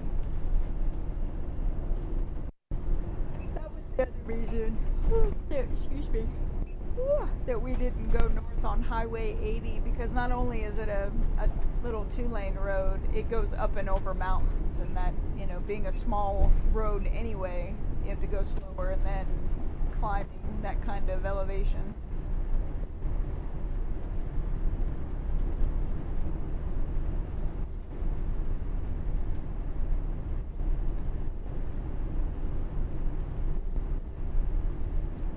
Looks like they've not retracted the crew access arm yet. So that means they've not started loading fuels on board. Now, when they load the fuel, and then they have to scrub the launch, do they offload the fuel and reuse it? That's what took so long to Okay. get for them to get out last time. Yeah. When they scrubbed the launch, they had to safely unload the fuel. So it's not really the loading the fuel part that causes them to have the arm retracted. It's actually that in order for crew safety in the event of an emergency, they have to arm the emergency escape systems, the emergency thrusters, and before they can arm that, they have to move the arm away in case it has to deploy and pull the crew capsule away. So the order of events is they move the crew access arm, then they arm the emergency escape thrusters, and then they begin loading the fuels.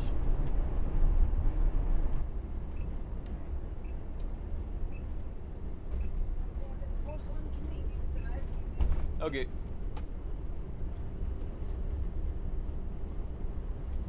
I'm really digging these new mics.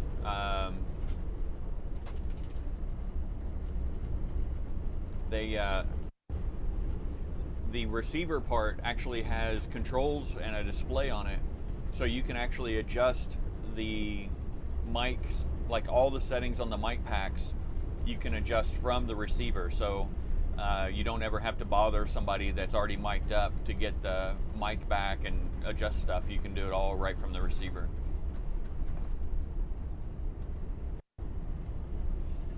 And Chris is, they're doing the go, no go. They're expected to withdraw the crew access arms soon, and weather is still an issue. Yeah, it's unfortunate. Red Jaguar, yeah, 56,000 pounds. It's a heavy beast, but the RV is rated for a gross combined vehicle weight rating of 65,000 pounds.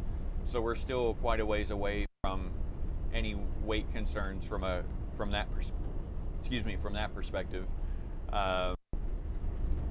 Our closest weight issue is actually on the front axle.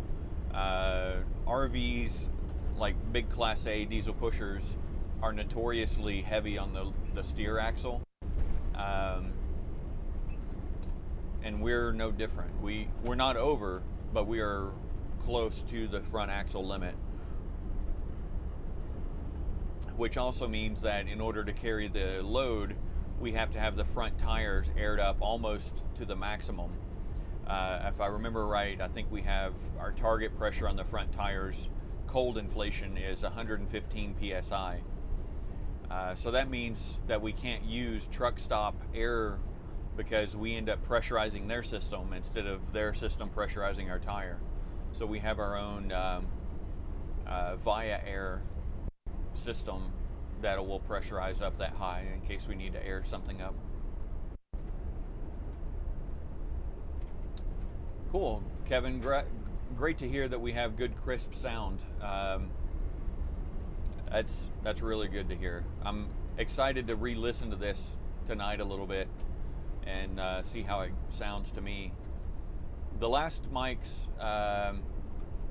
part of it was we just had them misadjusted a little bit, but the other was they were analog and would drop out quite a bit.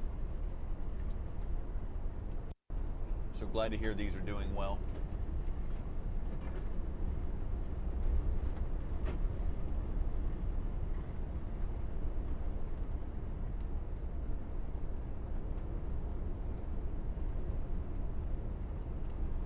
So Chris, what's the what are they saying the percentage right now? Is it still like 50-50 like it was for Wednesday, or is it worse?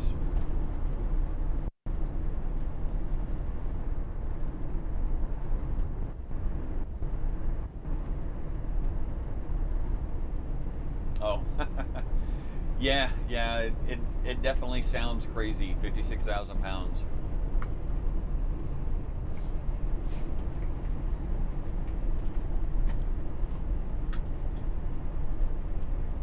Looks like you got your mic back on now, sweetie. Yep.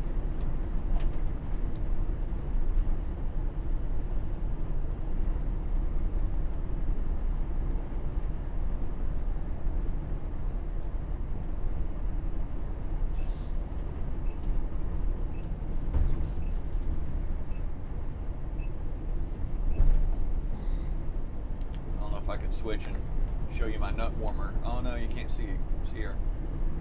Oh well. I got Fiona in my lap, and we call her my nut warmer, my nut heater.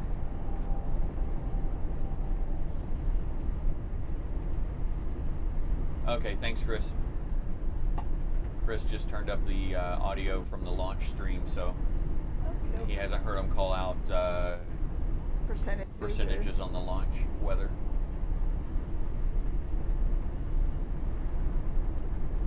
Red Jag says he has his front air up to 118, which was recommended after he had 4 corners weighed.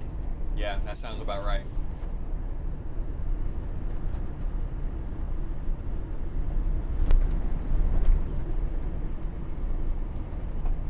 Emma's shifted, but she's still doing okay. Okay. Yeah, ours are either 115 or 120. I don't recall which. Red Jag, which RV is it you have again? I've unfortunately It's a forgotten. 2014 early Road Gator. An early Road Gator. I didn't even know they made one called a Road Gator. Don't make me get my Kermit face out. So an early what? 2014, I think is what he said. Yeah, but what? It's a Tiffin. Allegro Bus. Okay. It's the same floor plan As David's as David's. 45 LP. I could be confusing. I don't know. I thought that was his coach, but Woo! Woo! Man, oh man, that was a strong gust. I don't know if you noticed on the dash cam, but that one pushed quite hard.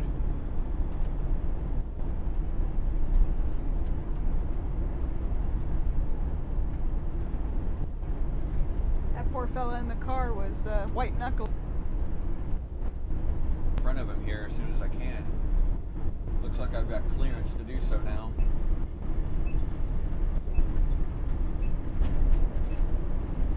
Got a couple of cars on my bum. There go a truckload of Teslas.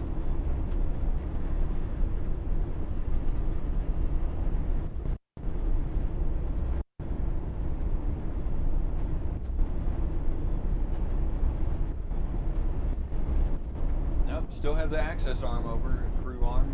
It's not been retracted yet, so still not loading any fuels.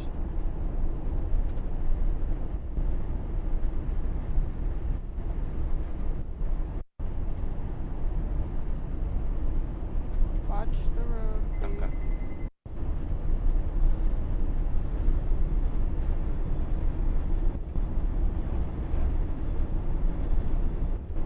Oh, I hate to hear that, Red Jag. I've been fighting a flare this last week. I think Tuesday when the weather got hotter than I'm used to, quicker than I'm used to, it just sort of, Zapped you. zapped me. And I had been medicating quite a bit, but I kind of need to be at least a little bit functional to help him. I don't know how much it helps him when I'm only minimally functional, but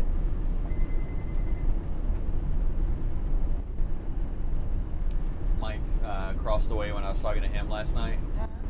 He asked why we went to a Class A. I was telling him, easy for you to get up and go lay down or stretch out or move or whatever. We got a Class A so I can pee going down the road. And I added that so you can go to the bathroom. And I said it's also handy because you can, get me snacks or refill my water or something. Yep. He's like, oh, so it's like having a stewardess. I'm like, sure. Yeah. Okay, so I'm mistaken. Red Jag has a 2020 Allegro Red 37BH. Okay, cool. Nice. Somebody commented recently or asked a question, and it was a 2014, and it was the same floor plan as the bots, but a little different. But now I can't remember who it was. Apparently it wasn't Red Jag. My apologies. Yeah, I've looked at the reds. I think if we downsize, we'll probably go to a red. If we stay in the 40, 45 foot range, I think the Allegro Bus is kind of the sweet spot. But smaller than that, the reds are really a nice RV. They're a lot shorter height-wise, and then his, for example, is only 37 feet, so it gets a lot more flexibility getting in and out of places. Yeah, and that's the biggest drawback that I've found. Well, even when we had the fifth wheel, there were several places that said we could fit in, and then it was just a nightmare. But yeah, there's a lot of recon when you have a coach this big that Yep. I get to do, and I have all kinds of notes.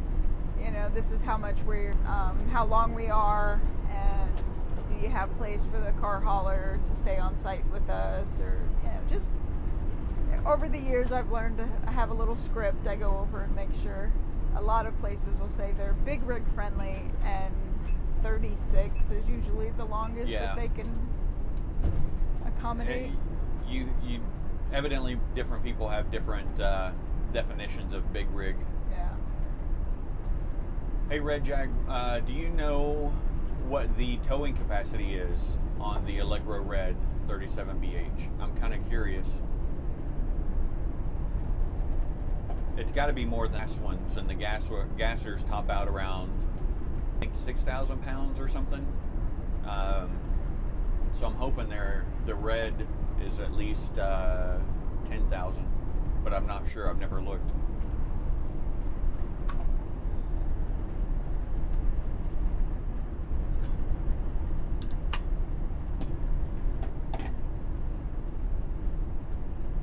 Got some hazard flashers up here.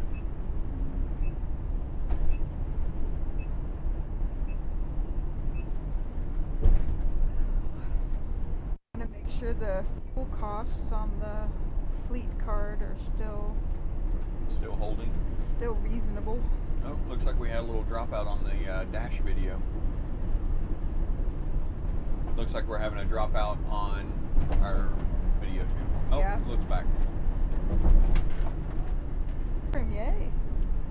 Probably more storage underneath. I think Tiffin went to moving the floor up so that you have more vertical space in your storage.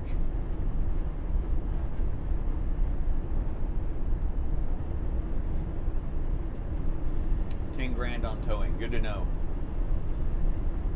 Our current tow setup would be a little too much for that then. We're about 10.5, maybe 11,000 on the trailer with the X loaded. Maybe not. I'll have to go back and look at it. But it would be right at or pushing the limit on that.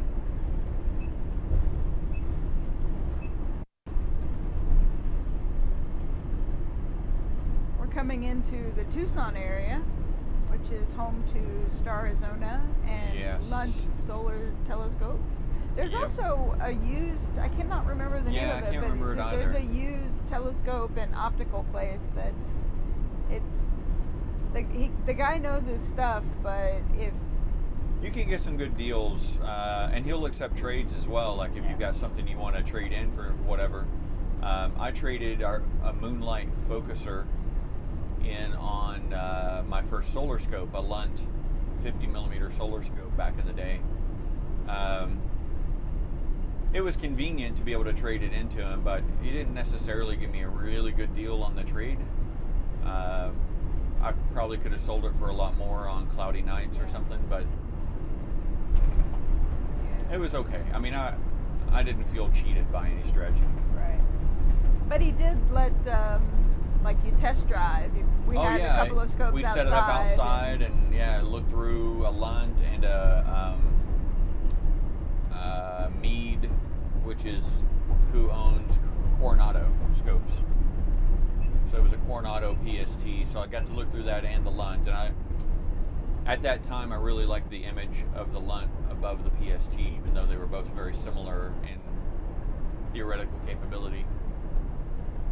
I've since sold that Lunt and purchased a bigger one. I got a Lunt 60mm double stack,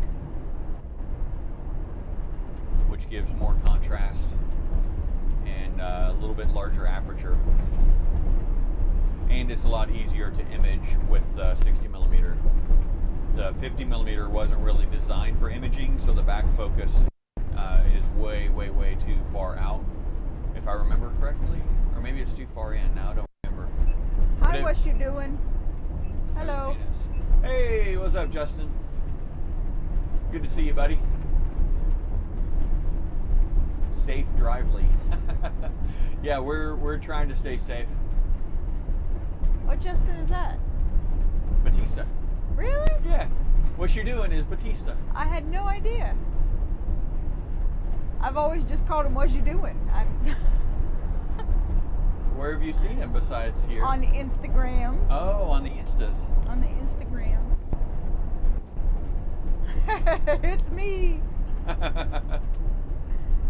How is stay-at-home sheltering going in your neck of the woods, Justin?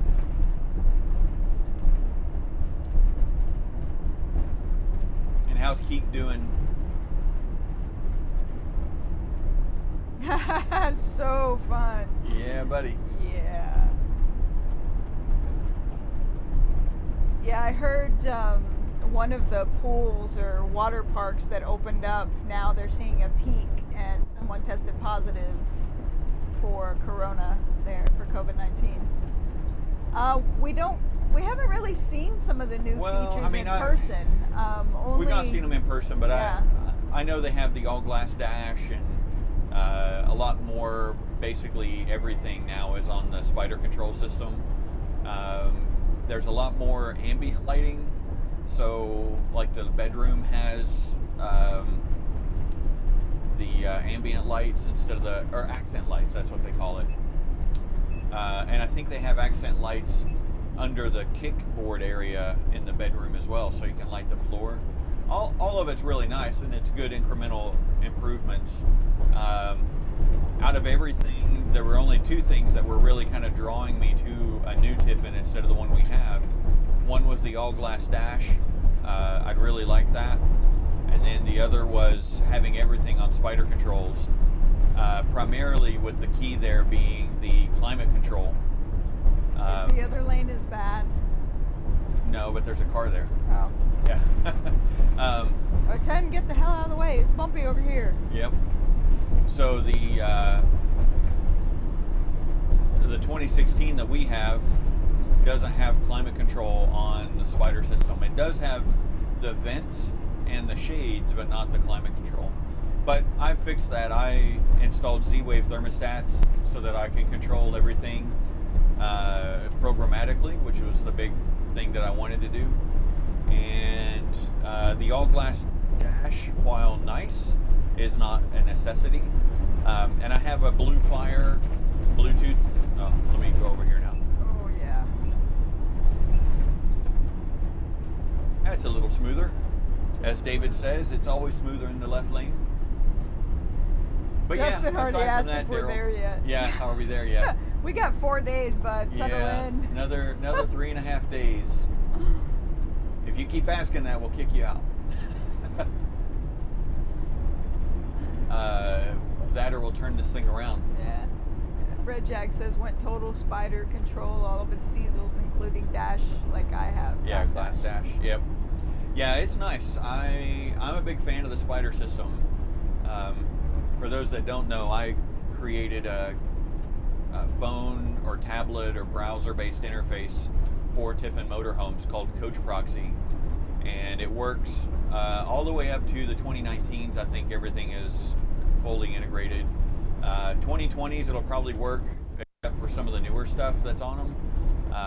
But it was a product that I sold for a couple of years, and then I sold the company to another Tiffin owner named Mike Fisher. I think they're watching. Oh, are they? I think maybe. If they are, hi Mike. Hi. Kathy. Kathy. Yeah, thank you. It was And Opie. right there, like right on the tip of my tongue.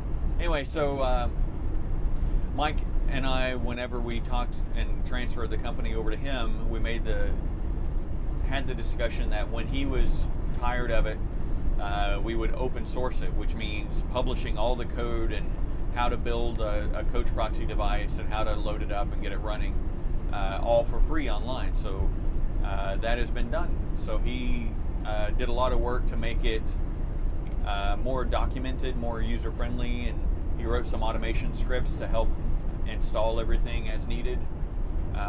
So that's available on GitHub as RPC-proxy. And the original CoachProxy.com site is still up and available, so you can go see the features and such. I don't think anyone has populated all the 2020 controls yet, but it's certainly possible to be done. There's a YAML file. YAML? No, JSON. There's a JSON file that has all the definitions of the different loads and how they map in the coaches. So if somebody wanted to and had a little bit of technical skill, they could put that into the 2020 configuration and have that available for everybody. Chris said the update is red on electrical fields at surface, cumulus clouds and rain. All weather is green. Weather update at T-1. Oh, wow. Hi, Kim. I miss you Hey, too. Kim. How are the kitties? I had to take Yoda and Chewbacca away from Fiona because she was starting to get a little too nibbly. So she had a break from those babies. Yeah. Baby Yoda is missing an ear or something, maybe. I think it's like a tuft of hair. It's not too bad. Oh, tuft of hair is missing Yeah. now. The pig is the new pig is missing an ear. That's right. They're like little squeaky. Aw, she says the kitties is sleeping. Everybody here is asleep. Emma had a little bit of a moment this morning. Rough. Yeah. Rough start to the day. Nothing unusual. Nothing we weren't prepared for. Luckily, we were stopped when the bulk of the cleanup efforts were needed. Yeah. When the incident. Yep. Yeah, they do. She does maim them. I try to put them in rotation, but she gets one in her head that she has to have, and it doesn't matter how many are out and available, she will beg until that one gets brought back out. Yep. Spoiled rotten. And she's become a daddy's girl, which is okay by me. Yeah. She got little tiny pokey toes. You can see her a little bit right here. You can see her head. She's my nut warmer. You're supposed to be PG. You gave me shit. Hey, that's still PG. All right, Justin, have fun. Enjoy. See ya, Justin. Say hi to Kiko.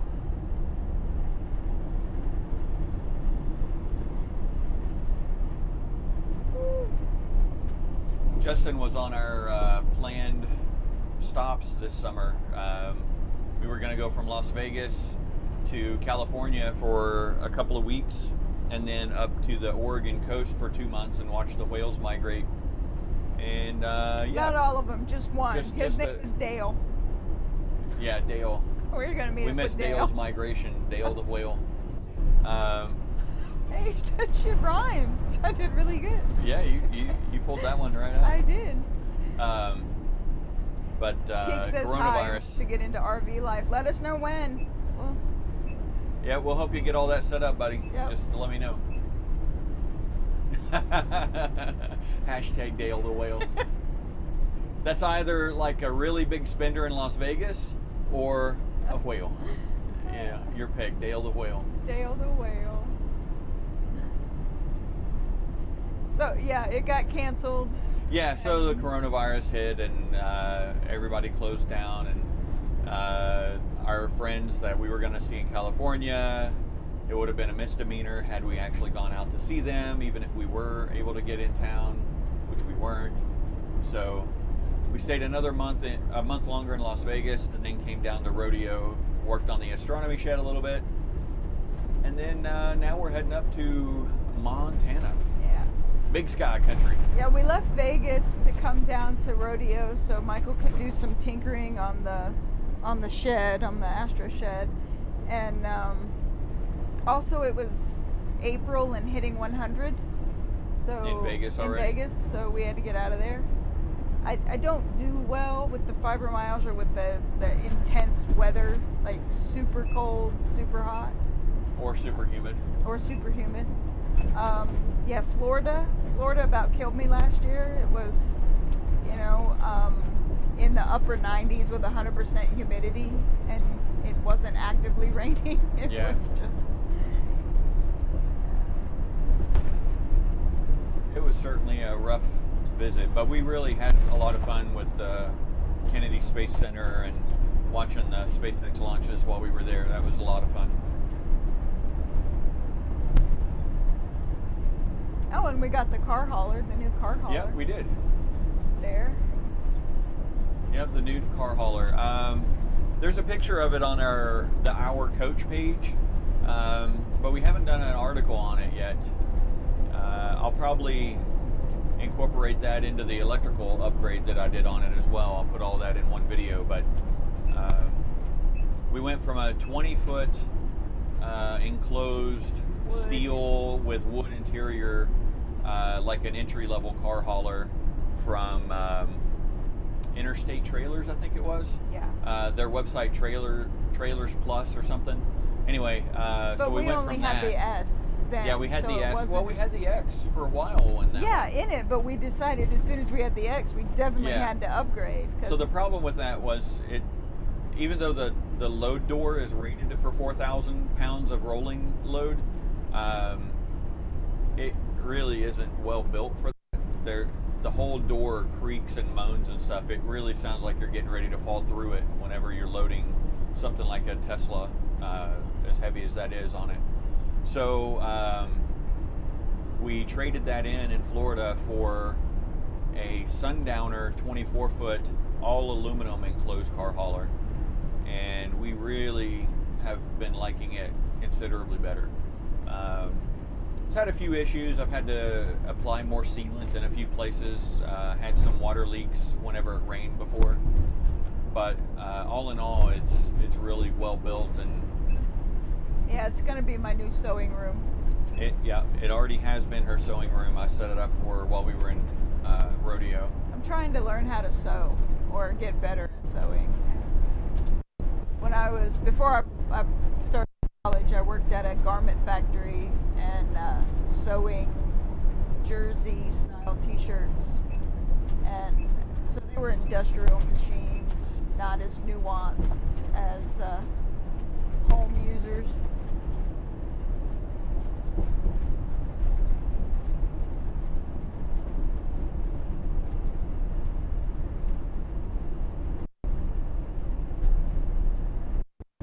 There's something squeaking, I don't know what it is. It's driving me crazy. Yeah, I think it's the roller bearing on that slide out.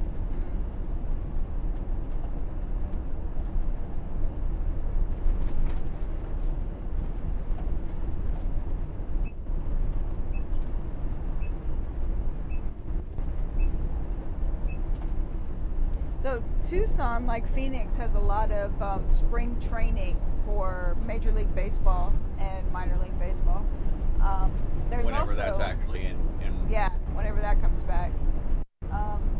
There's also a huge gem show. Blah, blah, blah, Yeah, gem and, show. Yeah. I want to say it's a couple times a year. So. Whatever it is, it's Um, really big. We've not had any issues with toilet paper. We did have to change brands midstream. Haha, midstream. Sorry. I'm feeling punchy. We do a lot of curbside pickup. Yeah, a lot of curbside pickup and Amazon. But we've not really had a huge problem. The only Until we only got issue, here. It's like they're running out of meat here. Yeah. And so we've been good. I think now's a good time to really jump right back into plant-based protein. Yeah, the only real issue we've had is delivery delays for Amazon stuff. Actually, there's 2 packages outstanding that didn't show up in time before we left, so we're going to have them return to sender those packages just because they got delayed too much. But up in Kalispell, it's in the county. There's over 100,000 people, and plus it's a tourist destination. So there's, the big box stores, and then there's all of the grocery chains, and Instacart works up there. Food delivery works up there, and Oh, nice. Amazon is back to the 2-day window for delivery instead of try to order in Rodeo where it's like 7 to 12 days. So we should be better off up there. The park is brand new, or less than a year old, I think. Got some really nice views. So we should be good. Not that it affects us, but the coverage in Kalispell is 5G. Sweet. Weather update, go for launch. Fuel load should start in 15 minutes. Good to hear. How much longer until the launch? About just over an hour. Okay. We'll be getting to the next fuel stop in about 53 minutes. So Yep. we'll probably stay on site there and have lunch. Actually, just under an hour. Sorry, 58 minutes. But yeah, we'll be there in time to be able to stop, and I think we'll park Probably just first. stop, yeah, have lunch and then Yeah, fuel have up. lunch and then fuel up so that we can watch the launch. Whew, might be going a little too fast.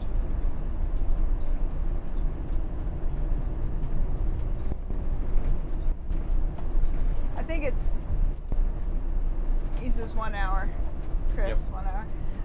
I think it's interesting. We're going to Montana, and one of our favorite restaurants is Ted's Montana Grill.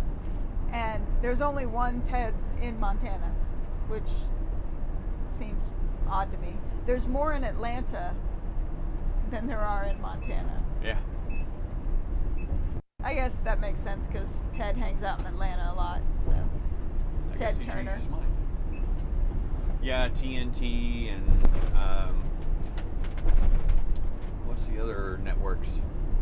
Can't remember now. Turner Classic Movies. I think he started CNN as well. He has a very large expanse of land in New Mexico ranch. I think it's a bison ranch. Yep. I like that all of their food is made and prepped on site, that it's not like you order soup, it was made there. It wasn't in a bag which is Yeah, I often think the only case. thing that isn't is their ketchup.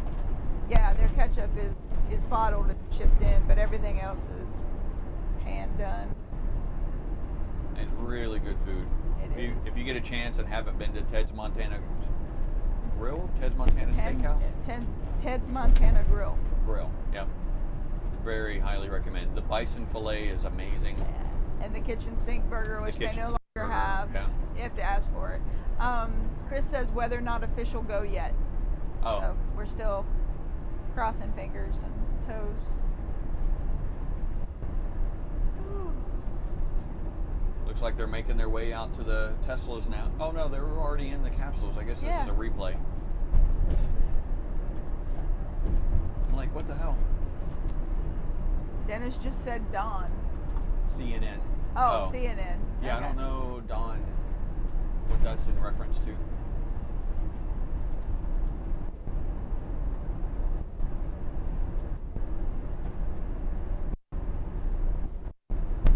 Tucson is a cute little college town. We stayed at Picacho Peak probably 3 years ago, and there's a gas station there and a subway inside the gas station. But other than that, you have to come to Tucson or up towards Phoenix to get groceries. So I would always come to Tucson. Oh, we're not going to even attempt Starizona. Michael's got enough toys. Yeah, I wish. He's got enough toys. Although the Lunt tour was really fascinating. That was a good thing. We liked that. Yeah, I think they gave me a hat while I was there. And he I had bought a the shirt. t-shirt. Yeah, you bought a shirt or I may have bought the hat too. I don't remember now, but yeah, really good group of people. They were very open, all kinds of stuff they were working on, and how the glass polishing occurs and all that stuff. Their machine shop where they actually machine all the metal parts and everything. It's really a cool tour.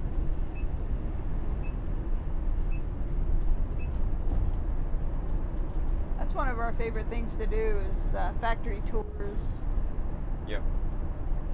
We're big fans of the TV show How It's Made as well, Yeah. so. There was one quite some time ago. The guy, I cannot remember his name now. He played Cliff on Cheers. He did a series called Made in America. There's also Inside the Factory with Bob and Cherry. Greg and Cherry. Greg and Cherry. Yeah. Yeah. That one's a good one. I like that one. Yeah. We lean more towards British and Canadian television than And American. just in general educational Yeah. stuff.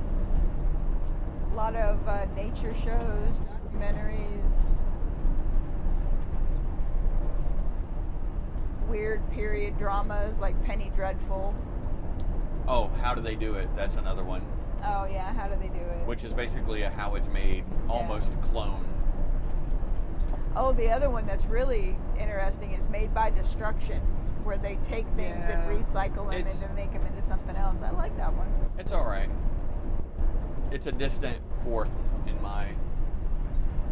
that genre of shows.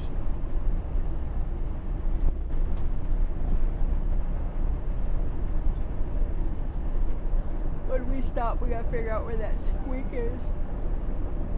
This is driving me crazy.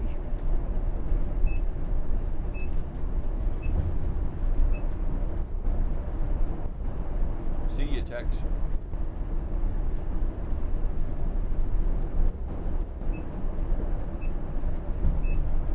I wouldn't normally do that, but he was going real slow in this lane and didn't have any indication that he was going to move over. Oh, that car reminds me of, crap, what's his name? That stayed at Rusty's in his car while he was learning to fly. Jason. Jason, yes. Looks like Jason's car. Yeah, he was quite an interesting character. Yep. Grew up with, Mormons. I don't think they were Mormons, they just didn't do TV and video games and stuff, so it was, It was in Utah, and they didn't do Yeah. modern stuff. yeah, they didn't do a lot of that, but he was in Alaska as a hiking trail guide and came down here so he could get 1,000 feet, flight left onto the I-10 West ramp. to get Flight flight left onto the lessons. I-10 West ramp and merge onto I-10 West. A little road construction always Yeah. throws Google for a loop. So he came down because it's a dirt airstrip, and the lady that was teaching Had flown actually in the flown bush. in Alaska. Sorry, I was going to say Atlanta again. I don't know why. Woo. That is stinky. Continue on I-10 West Is that for 52 asphalt miles. and skunk? That's terrible. Yeah, I don't know. Just be glad it's not smell-o-vision. It's not our step for sure, because it's coming from under where the fireplace would have been when we took that out. So we're pretty sure it's the wheel on the slide. It's kind of let up a little bit. But I wonder how long I've been speeding that bad. Evidently, I missed don't that tell speed anybody. change. Oh, Chris says Mormon light. Yeah. Is there really such a thing, though? I mean, in for a penny, in for a pound. yeah.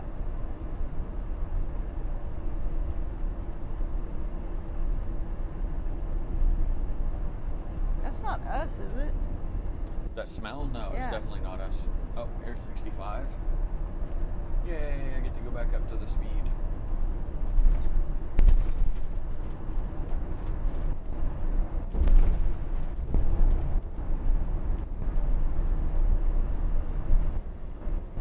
I love that Red Jack can hear the squeak. Right? Actually, I don't love it. It's really kind of making me bad. The fun thing with these types of squeaks is she can't isolate enough to help me figure out what it actually is that needs lubricating, and it's only audible when we're driving, and she generally doesn't drive the coach, so I never get a chance to go actually isolate the noise. So I end up lubricating lots of stuff and hope it was one of them, and then the next time we travel, figure out that it wasn't.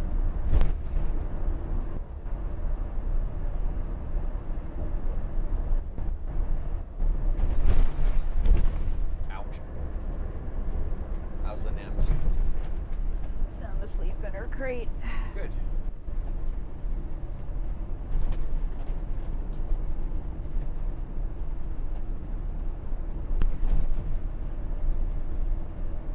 Well, we've definitely put a dent in the bug population. Yeah. Damn, looks like they still have the crew access arm over.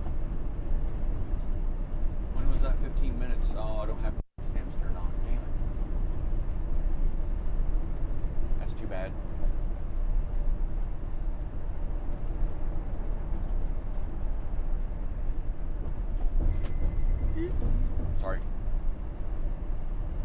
Chris said weather is go. Oh, sweet. They're getting ready to start loading propellants then, right, Chris?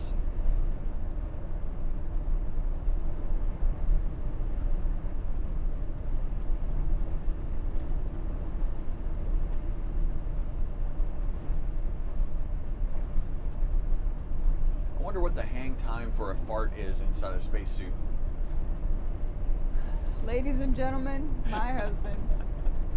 I mean, it probably isn't really extended because they have to recirculate the air and give you oxygen. But you know, it's a small space. I guess it depends on what you've been eating.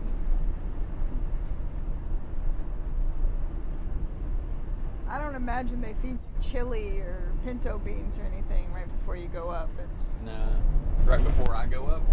before anybody goes up. Oh. I don't think that's not going to be a food staple that you need. Well, I mean, I think it was Bob had steak and eggs the other day for breakfast before the launch, which I would not have expected. Chris says filtered air. Yeah. Yeah, Kim, I can hear it. I just don't know where it's coming from. And then when I get close, I can get it like in a nice general area. But you know, in the coach, in the general area, it doesn't really help too much. Not when it comes to isolating the source of a squeak. No, because pretty much the whole coach squeaks at some point or another. Yeah. Rolling down the road in a hurricane. Rolling. They see me rolling. Carbon air filters. That's good to know. I mean, I wonder, wouldn't that be funny? You're on SpaceX, like, and you ask John, how long does what's the hang What's time? the hang time of a fart? John would probably know, and he'd be really super excited to tell you. I love him. Oh, yeah. Yeah, that the John. announcer guy. Yeah. I don't know what his last there's name the is. 75 mile an hour. They have charcoal loaded in the private areas of the suit. Good to know. You know, I need charcoal loaded in my private area sometimes. They used to have like. They did. You, like little underwear. Yeah, you put them in your Charcoal little underwear. underwear. You put them in your underwear. They were double-sided tape kind of thing. And Dennis says Diane's the same way when I hear a noise in the track. The problem with me is that the noise drives me crazy, like, and I can't figure out where it is. And I have an ability to ignore it. Yeah, and I don't. most noises. Especially with his, I don't know what it was. Not your server, your lap or computer. Oh, my desktop. Yeah, the fans. The fan makes like a whir. It was it's. So it wasn't holding at one speed or another. It was kind of oscillating between the two. I think I've adjusted the fan profile on that. Yeah. I just don't like unnecessary noise in general. I would love to be in like a sensory deprivation. No noise, no light, no sound. That would Yeah. be. That's my dream house right there. Is that a Huh? stoic chamber? What is that? What do you call that? What? The sensory deprivation or like the... The float tanks? No, but there's a... for the audio especially, it's like a... I don't know. I can't remember the name of it now. Maybe somebody in chat will remember. Misophonia? No. I don't remember. What are you trying to reference? I don't. There's a name for the sound isolation chambers. There's a technical term for it, like I thought it started with a S, like a stoic, but that's not the right word. I just can't remember what it is.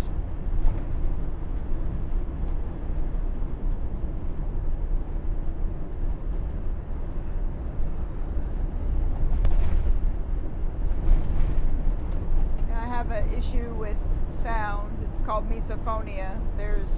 And it's yay fibro. It's one of the bonus features of fibromyalgia. And oddly enough, my dad, who not biologically related, but my dad nonetheless, had synesthesia,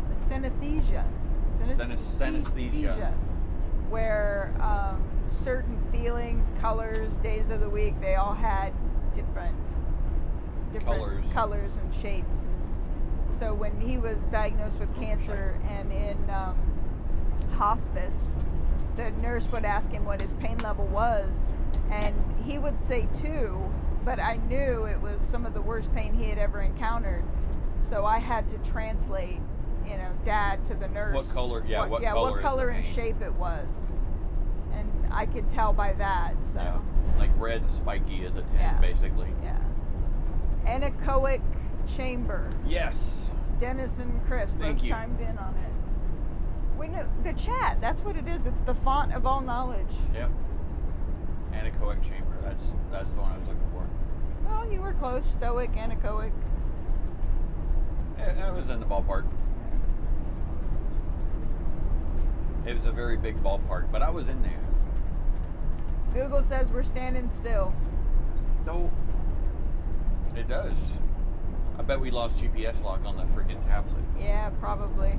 When we stop for fuel, I'm gonna try to load the app on Lehnanne's tablet and see if it'll run. Because this tablet is notoriously horrible. It's the Nexus 7-inch tablet, so it's been long outdated, but the GPS was always a problem with it. I wish these Ooh, I pickup can put it trucks on my phone. would Yeah, I know. These guys are really... pick a lane so we can try to avoid them. That's what I'll do. I'll load the app on my phone. 'Cause my phone's already active on GPS the whole time anyway, and all been powered, so Okay. it worked fine there. Works for me.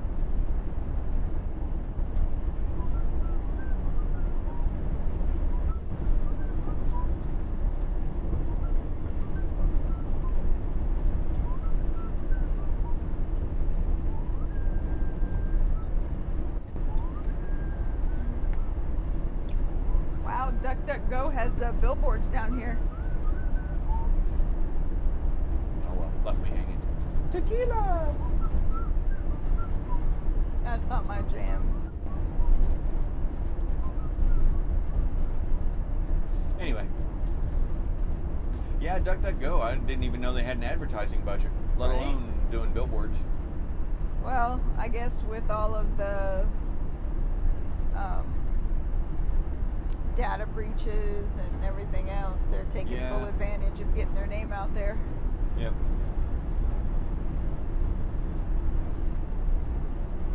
It's basically Google search results without the tracking history.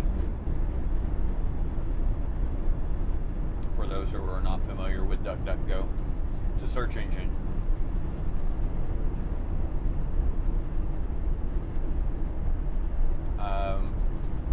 Most people, at least the people that know us, probably are aware that your search results in Google.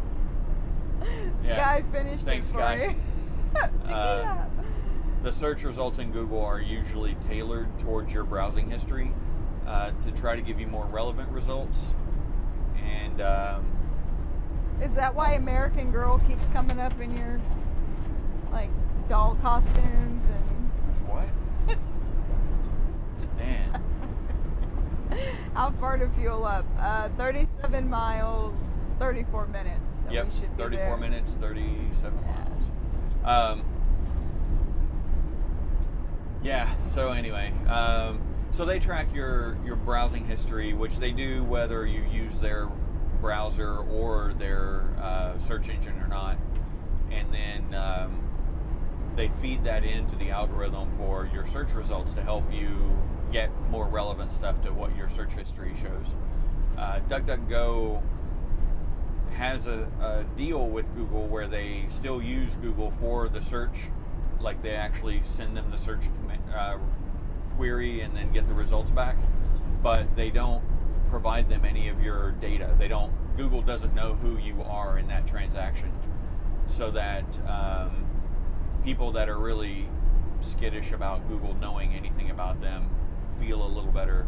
And then the search results are less optimized for their own personal taste. So sometimes it helps get outside of your own bubble kind of thing. But most studies have shown that the bubble is not really that influential anyway, so it's not really that big a deal. So really, it's just for paranoid people who think it provides them some level of anonymity against Google, when in reality, Google already knows everything about them anyway.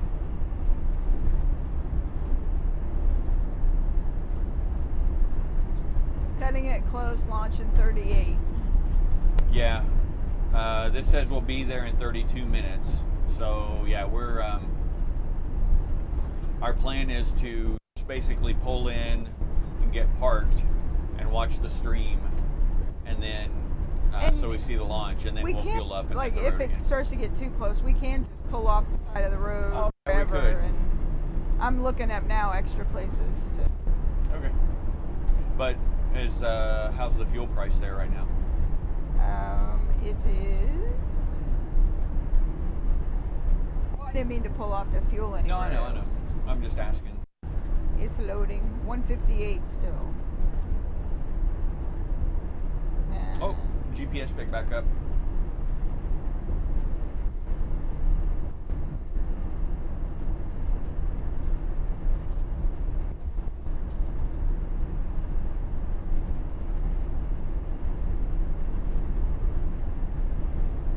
That's a pretty good savings, 158. Yep. I know yesterday we were looking, it was like 279 or something. Outside your bubble. Oh, good, yeah. You know, I didn't even intend for that to be a reference to them, but yeah, thanks, Red Jag, for catching that. I was talking about the filter bubble, but yeah, that's good. David's kind of been off the grid a bit for the last few days. Haven't heard much from him. He actually sent me an email and apologized that he was so off. He's getting stuff taken care of up in New York, so. Head northwest on I-10 West. Why, thank you. I think I will. Ooh, I see a dust devil up in the distance. I don't think that shows up on video. No, not really. It's a pretty big one. Now crossing the left of the truck, right above that big patch of green bush.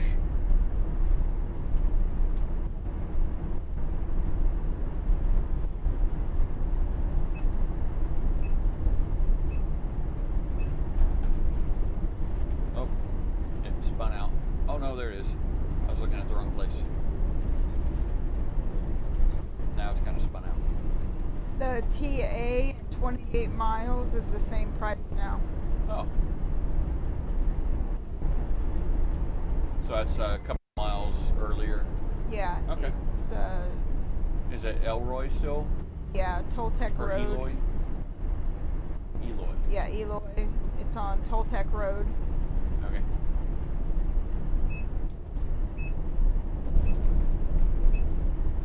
Hey Google, navigate to TA Travel Center in Eloy. All right, Tom, let's go. Hey Tom, who's Tom? I think she said Ta, Oh, but I don't know what the hell. What exit number is it? This never updated. Navigate to TA Travel Center in Eloy. exit 203. Tom, all right. Sorry, car. Ta is what she's saying, Yeah, right? TA. yeah. Okay. Yeah, that's.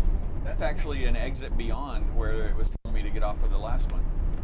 Well, then it was going to the wrong one then. Oh, no. Higher numbers towards us. Sorry. Okay.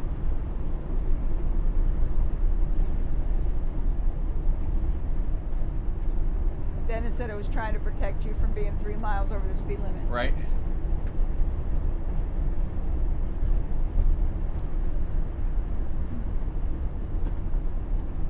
Yeah, it had to have been my phone, but it didn't update the navigation here, which is odd.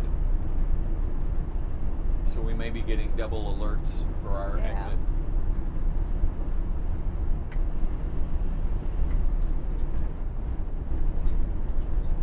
That's weird.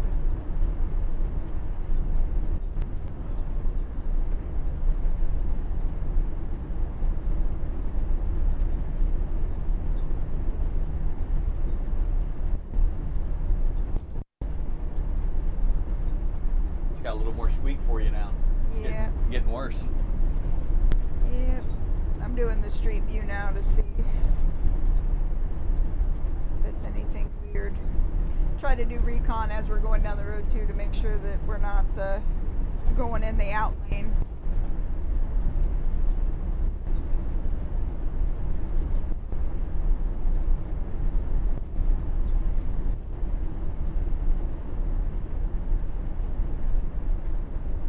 I believe up on the left, that is Picacho Peak.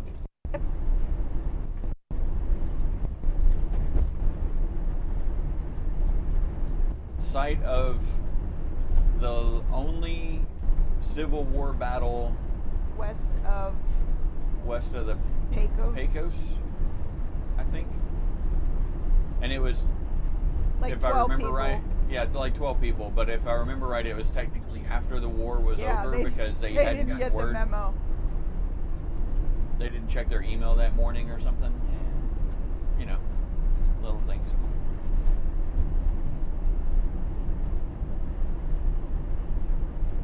I hope nobody was killed in that. I would imagine there was. I don't think there was. No? If I remember correctly, we stayed at the park just below the mountain, and I went up one day, and the park ranger was up there, and we chatted for a bit. I don't remember like that being part of the tale, but you never know.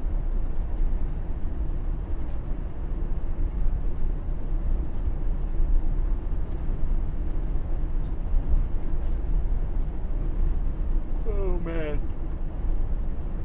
I need some caffeine in like Yeah. a big Caffeine way. would be good. I may have to get some gloves on and run into the truck stop, caffeinate myself. Oh, you don't have any No, I don't. soda. Nope.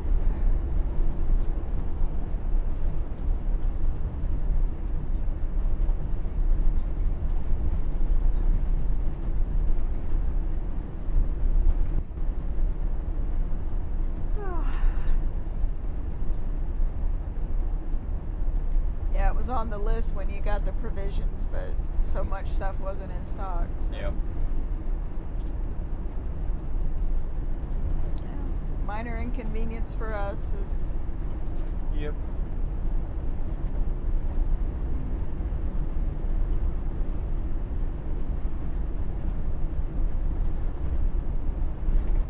It's really interesting along this stretch, the railroad, the old water towers where they swing the arm out and would fill up the train cars or yeah, for whatever. like steam engines and such. Yep. They're still dotted along here with the name painted on it and the established date, elevation and such. Nothing really rusts out here in the desert, so stuff just lingers. Yep. Not a lot of salt spray. Yeah. Or just general moisture.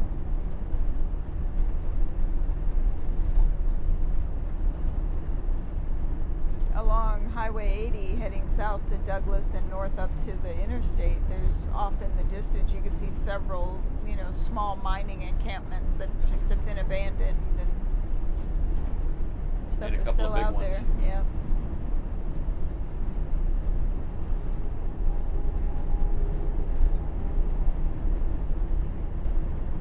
There's a copper mine, I believe it was, in Douglas. Or no, in Bisbee. Yeah, the Queen Copper Mine. Also turquoise in Yep. Bisbee.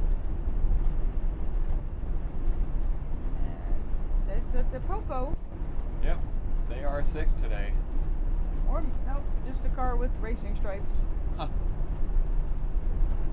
That's weird. Chris is sending us a can of WD-40 to our final destination. Yes, we'll just get rid of all the squeaks. We'll spray everything down. Yeah. I'll see if I can't knock that out while we're at our fuel stop up here. It I have a decent idea I what it haven't is. heard it too much now. No, so I hear it constantly. Oh. Well, now I'm hearing it again. But Yeah. there for a See, you were minute tuning it out until Chris I reminded you. wasn't, no. Thanks, Chris.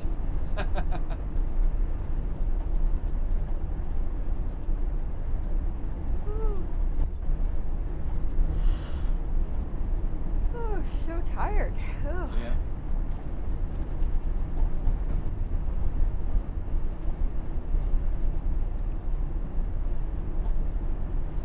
like we didn't get any sleep last night.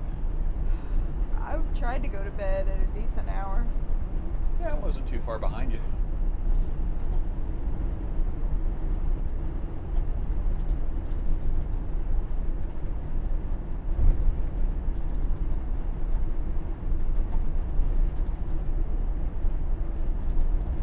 See, Tesla needs to make something like that. A hot hatch. Oh, yeah. Red Jag says windshield's good and now. Front of the Oh, camera, yeah. not bad. Oh, yeah, those love bugs. Holy crap. We were in Florida. We arrived at May. Oh, big road gator. Shite. Middle of May. There's more if you can get I over. see him. No. You're good. Yeah, he just pulled off up there. Yeah, they were all over the place. Love bugs. Oh my gosh. We are still in Arizona, Kim, and 3 more days, 3.5 days. Yep. We're heading up to Kalispell, Montana, and I think it's 1,500 miles from Rusty's. Yep. So we've got a haul. We'll be here a while. Yeah, we're going to be stopping in the Flagstaff area tonight. So probably another couple of hours or more beyond our fuel stop. The people are at that ostrich. Yeah, I was noticing that. Okay, whatever, people. They're not taking anything seriously. No. Let's go feed some ostriches and.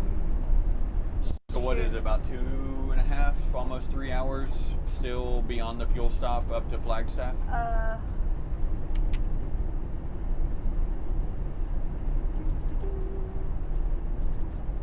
It is 3 hours and 13 minutes from right now. So minus stopping for lunch. Yeah, so about 3 hours on the money. Yeah. It's 228 miles to the next. We have 16 minutes or 17 miles to our fuel stop at TA Travel Center, or as Google likes to call it, Ta. Or as Brenda likes to call it, TNA. TNA. TNA Travel Center. That's my kind of stop right there. Uh-huh. He's all talk. Yeah. Yes, Cargo Astra. I don't think he's ever even been to a strip club. Nope, have not.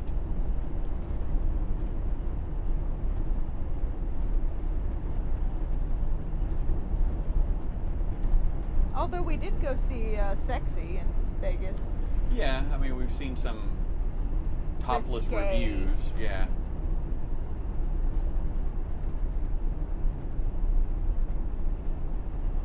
Vegas, the show, Zombie Apocalypse, or Zombie Burlesque, Yeah, Zombie Burlesque.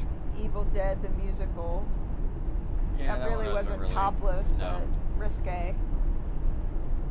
Those are all good shows, though. Yeah, I went to Chippendales with Andy. That was- I did not. That was attend. terrifying.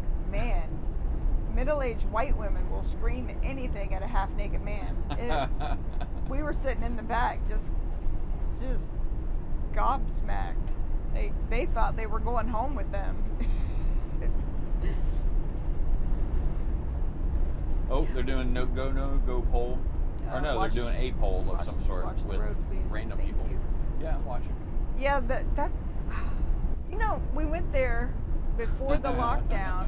The restaurant she's talking about is El Dorado Cantina, and it's right next to Sapphire Gentlemen's Club, which happens to be the largest gentlemen's club in the world or in the United States, something like that. Definitely in the U.S. It's I like think, 40,000 around the square foot of strippers. So I've yeah. been in the same building with a bunch of strippers Yeah. because it's part of the building. It's just Oh, separate. Kim, you guys might want to go down to Miami because Paco left Vegas and opened up one in Miami down there. So you too can have what was it he always made that was so good? The flan. Oh yeah. Chris says, woohoo. So Chris, how are we looking on the launch? I see we've got the good Lord. This social media girl looks like she's rapping in a video every time she's on she's camera. very animated. Yeah. So. She's doing it now too. Is she? Yeah. I'm not even watching and I can. It's. She reminds me of Eminem when he's like. I just hear a rap song. Like the in my long mind. stance Yeah. and he's doing his thing, trying to get his point across.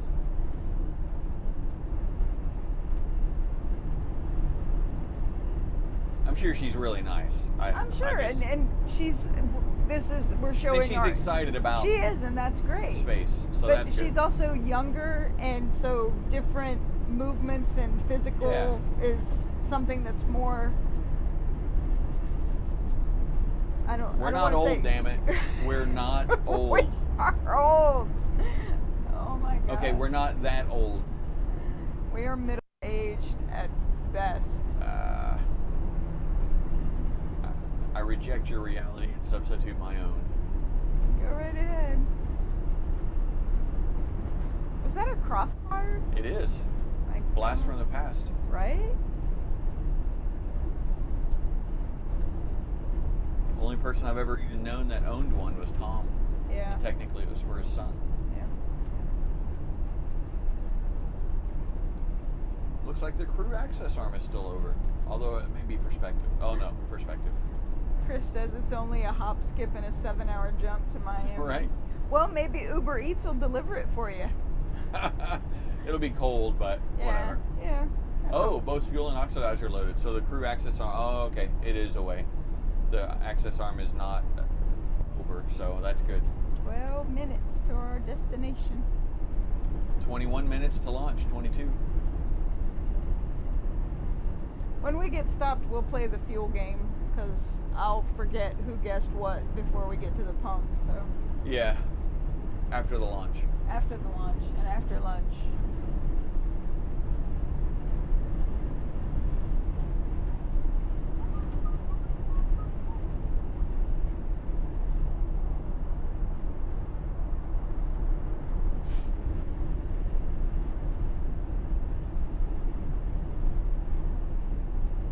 I think I would enjoy being a launch photographer, launch media person. It seems cool. I really enjoyed the launches that we got to see. Yeah. Although having to be in Florida for them is kind of a Well, in the summer Yeah. in Florida, it's Any idea where we're going after Montana? I keep getting asked that. I really don't know. Yeah, I don't either. it's- Depending on how things open up and how, hi Peter, Hey Peter, how you doing? how things open up and how stupid people get, like where if we go anywhere. Yeah. Uh, Hey Peter. Wondering if what's you got the happening? memo. Seem to have forgotten to put the cover sheet on your TPS reports. He's not really paying attention No. here, so the Hurley guy in front of us. Okay, just making sure. Yeah, I don't know, I'm torn. Like, we have friends back east that we've not stopped in and seen for years in some cases. Oh, yeah.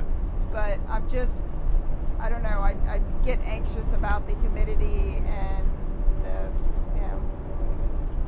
pain and stress. And also the parks back east are notoriously small, like with space regards for length. And there's a few that we found, but it's not It's slim really. pickings. Yeah, it's slim pickings, and the places that we found are not places that we feel 100% comfortable in. And one is like a family fun park, so there's always a bunch of,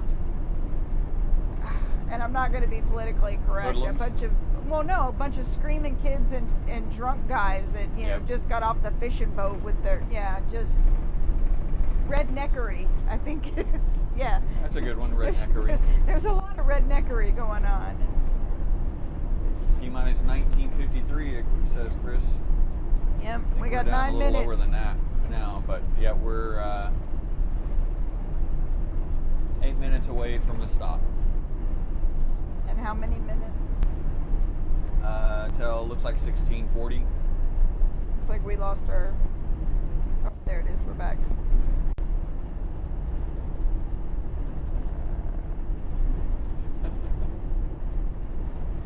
Hey, Biggin, how are you, buddy?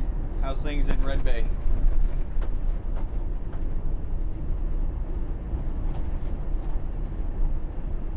I'm guessing you're not on lunch today. I don't think Tiffin builds on Saturdays, do they? Or maybe they do now.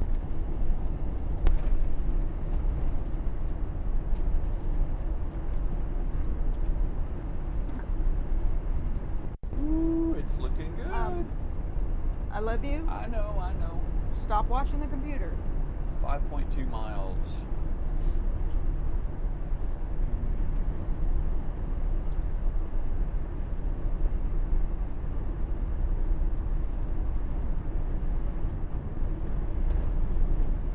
Man, they're serious about cycling.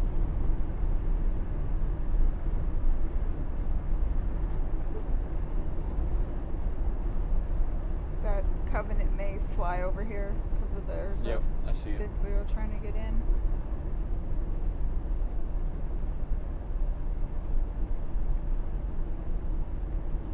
Oh. Van Lay. Well, speaking of a Tiffin product, there's a Tiffin fifth wheel. Well, Van Lay, which is a division of Tiffin. I think it's Van Lee. Van Lee. I could be wrong. I've been wrong before.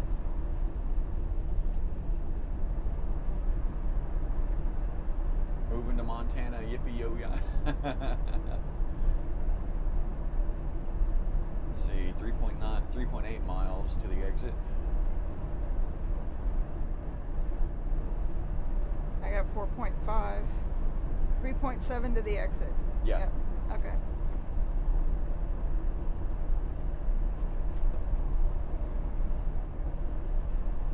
Ballard Truss. Yeah. There's ballards everywhere. Yeah, there are.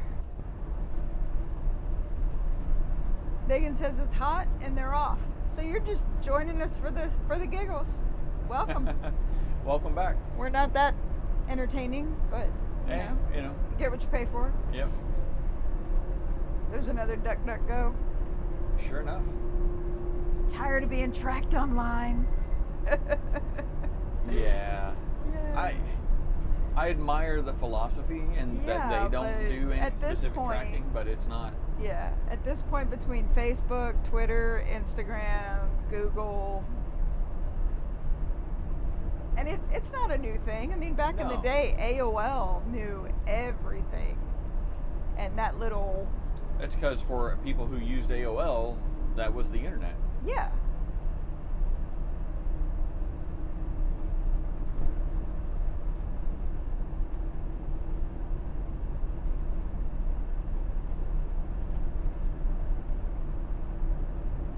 Oh, our screen went. Oh wow, that was weird. I don't know where the remote is. It says connection lost. Well, we're almost there. Interesting. I don't In know. 2 miles, take exit 203 for Toltec Road. Oh, it's back. It's just not on chat. No, I got black screen. Huh? Oh, there it came back. Ronald says our NASA video is about a 2-minute delay. Oh no shit. That sucks. And then It's a good thing we're stopping ahead of time then. 1.5 miles.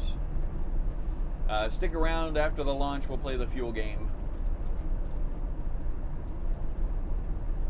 Yeah, we're gonna have a little bit of lunch. Yep. And maybe a cookie. Or some ice cream. We have ice cream left. We do? We do. There's ice cream? Triple chocolate. Say what? Shut your mouth. It's so delicious.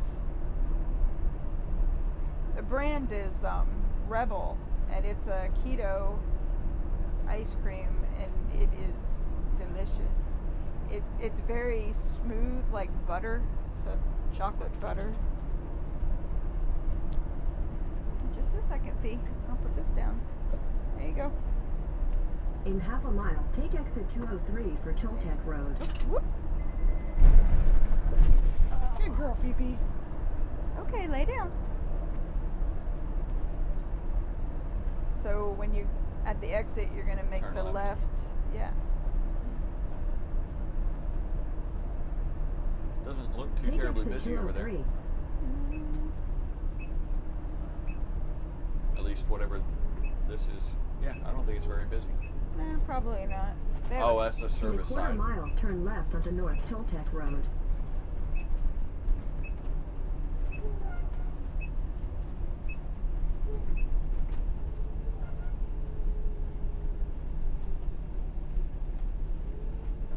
Turn left onto North Toltec Road. And whoever painted that truck missed a big opportunity to look like Optimus Prime.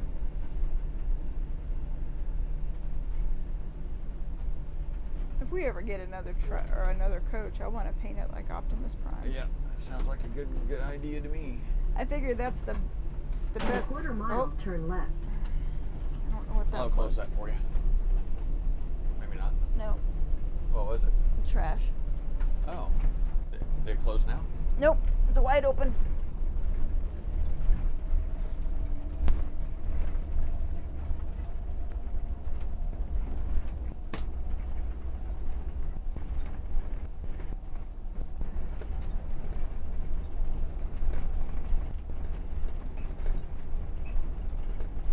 Take the second left, then turn right.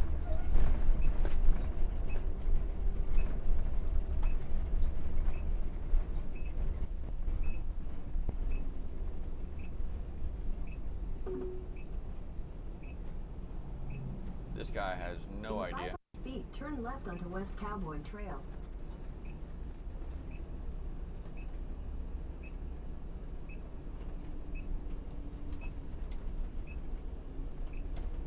Fifi, what are you doing up there? In 800 feet, turn right onto West Cowboy Trail.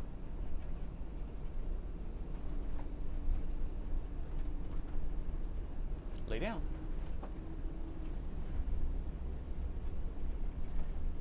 There's a big handy-capable pull-through site right here, so I'm just gonna park here. Okay.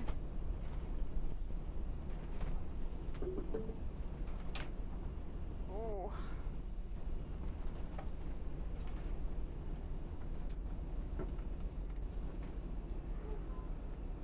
Yay! We made Yay, it. we made it. Okay. Ooh. Where's, oh, that's the antenna. Now we get Kitty to put kitties.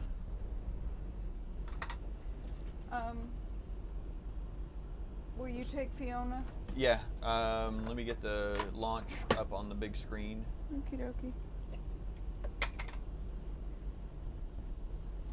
Okay, guys, I'm gonna mute you because I'm in the kitchen and you don't need to clam around.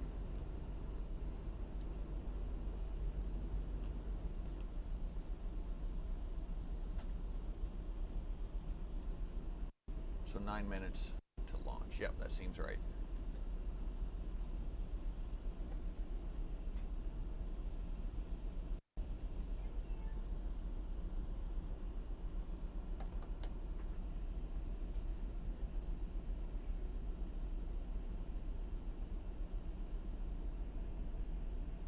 Bye-bye.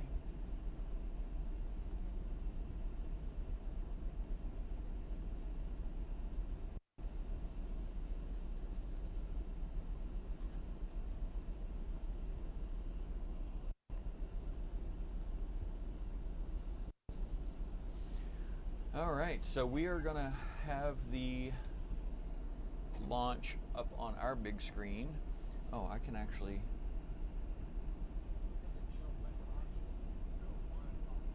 You give would you flash guys that the into launch gas, audio, I think. and running Starting gas through a TC high-speed hydraulic pump press. is not a good thing. So right now, we are waiting for T-minus 7 minutes. That'll start the engine chill. Shortly after that, we will also get the fuel shutdown.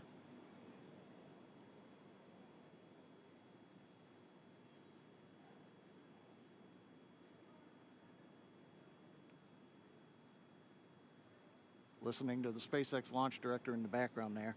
As I mentioned, at T-minus 7 minutes as we start the chill, we will also get into the final topping off of stage 1 fuel, and then the fuel load will complete.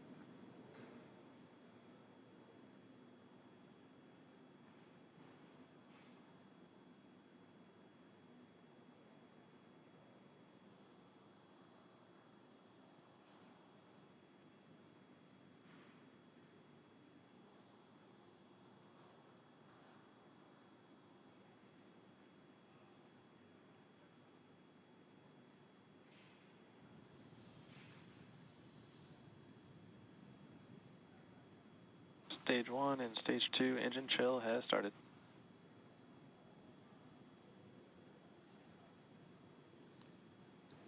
We've heard the call out. Stage 1 engine chill has started. That's gone up to the crew so that they've got situational awareness. As I mentioned, the pre-valves are open. And now we are topping off first stage fuel, getting ready to finish the fuel load. Liquid oxygen load on first and second Engine stage hydraulics at pressure. will continue until the last 3 to 2 minutes of the countdown. We should hear that call out RP1 load complete coming up at about 6 minutes. Again, RP1 is just that densified kerosene or that rocket fuel that Falcon 9 is going to be used to power Bob and Doug to orbit today.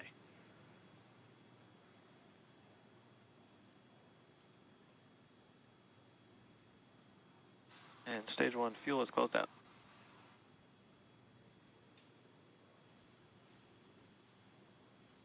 Right on time. That call out indicates that the fuel loading on the first stage Okay, guys, I'm going to take is Fiona. complete. I'll leave you guys with the Draining launch back the audio in lines case now, you're so sticking around first with us. stage and We're going to second watch on the stage big fuel screen are here in complete. the coach Liquid while we oxygen eat, so loading is I'll continuing be back on with you both shortly. stages. You can see on the view on the left side of the monitor the condensation, the cold gas wrapped around the stages as the tank skins are chilled by the densified liquid oxygen, picking up the humidity Falcon from 9 the is in Florida air. self-align. It looks like at this moment we're a little more than 90% full on the oxidizer on the first stage, ticking up towards that 80% mark on the second stage. We'll be counting down all the way till about 2 or 3 minutes, as John and I just said, until everything is loaded Falcon in 9 Falcon heaters 9. closing out. And then we will be go for launch. Dragon has transitioned to configure for terminal count. Vehicle tanks pressing for strongback retract.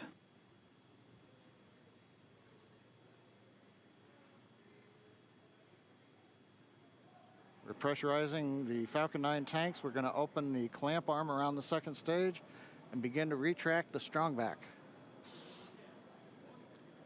We'll move back about 2 degrees.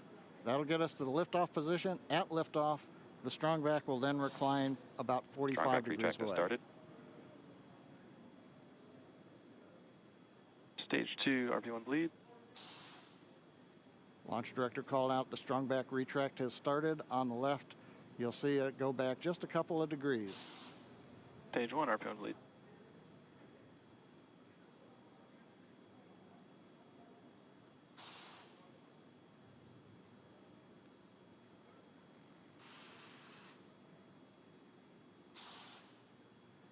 We are just 4 minutes away from liftoff. Again, at this moment, Bob and Doug are really just laser focused on those displays. They have insight directly into Dragon and the Falcon 9. They're able to see where their fuel loading is at, how everything's progressing down with the count. AFTS final setup started.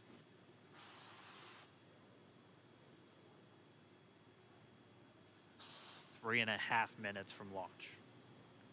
And the strongback is now reclining away from the Falcon 9.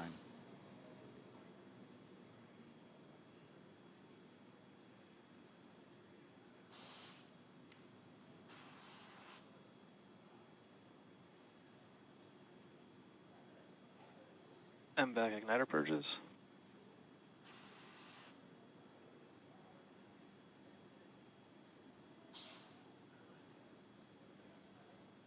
Pogo bleed. Dragon has transitioned to terminal count and is on internal power. Stage 1 LOX load closed out. Okay, we're at T-minus 2 minutes, 42 seconds. Stage 1 LOX load is closed out. Stage 2 will continue to load for about another half a minute or so. Once we get the completion of Stage 2 LOX loading, we have to vent down the line, so you'll see another large white cloud coming off of the strongback. That'll be normal. Happen around T minus 1 minute and 40 seconds. We're going on internal power. 1 minute and 40 seconds. We're going on internal power now. Away from Stage 2 LOX load being complete. Just a few seconds away from the Stage 2 LOX load. It's been almost 9 years since we've been in this position. A lot of work done by thousands of people to get to this point. A lot of work done by thousands of people to get to this point. All our eyes focused on 2 now.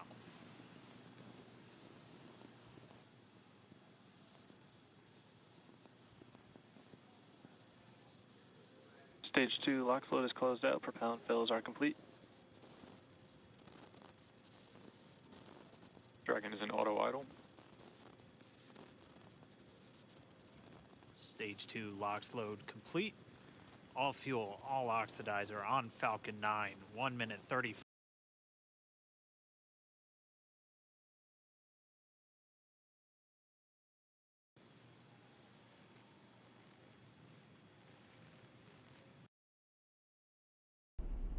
Sorry, our download isn't strong enough to maintain both streams, the one we're watching on TV and the one for the stream.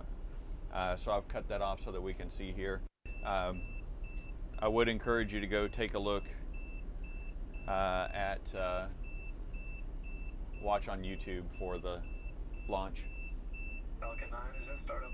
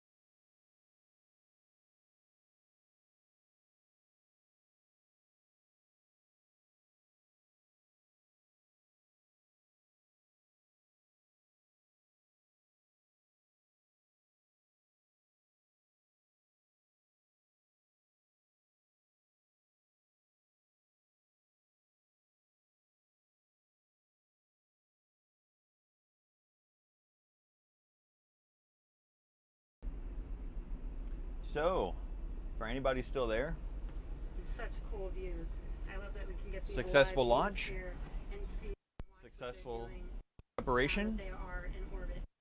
It's incredible. successful secondary engine cut off, Before the ride. and successful separation of the second engine from the Falcon capsule. The entire way. So everything is looking great right now. We're going to be covering live throughout. Bob and Doug will obviously have a sleep period where they'll get about 8 hours of sleep a little bit later today before they wake up for all of their final approach. One of the major things we are looking forward to in the next couple of hours is going to be the turn at the controls. They're actually going to be using touchscreen displays to take control, manually pilot Dragon. We'll walk you through what that's going to look like, and assuming we have some good ground station coverage, we'll be able to get views right inside Dragon, looking over their shoulder as they manipulate the control at the display. But I mean, we had a smooth ride uphill both stages of the Falcon 9, doing their job, placing Bob and Doug in orbit. I mean, this is a day. This is a historical day. This is us kicking off that new era of space flight that we've all been talking about and longing for since the space shuttle program came to an end in 2011.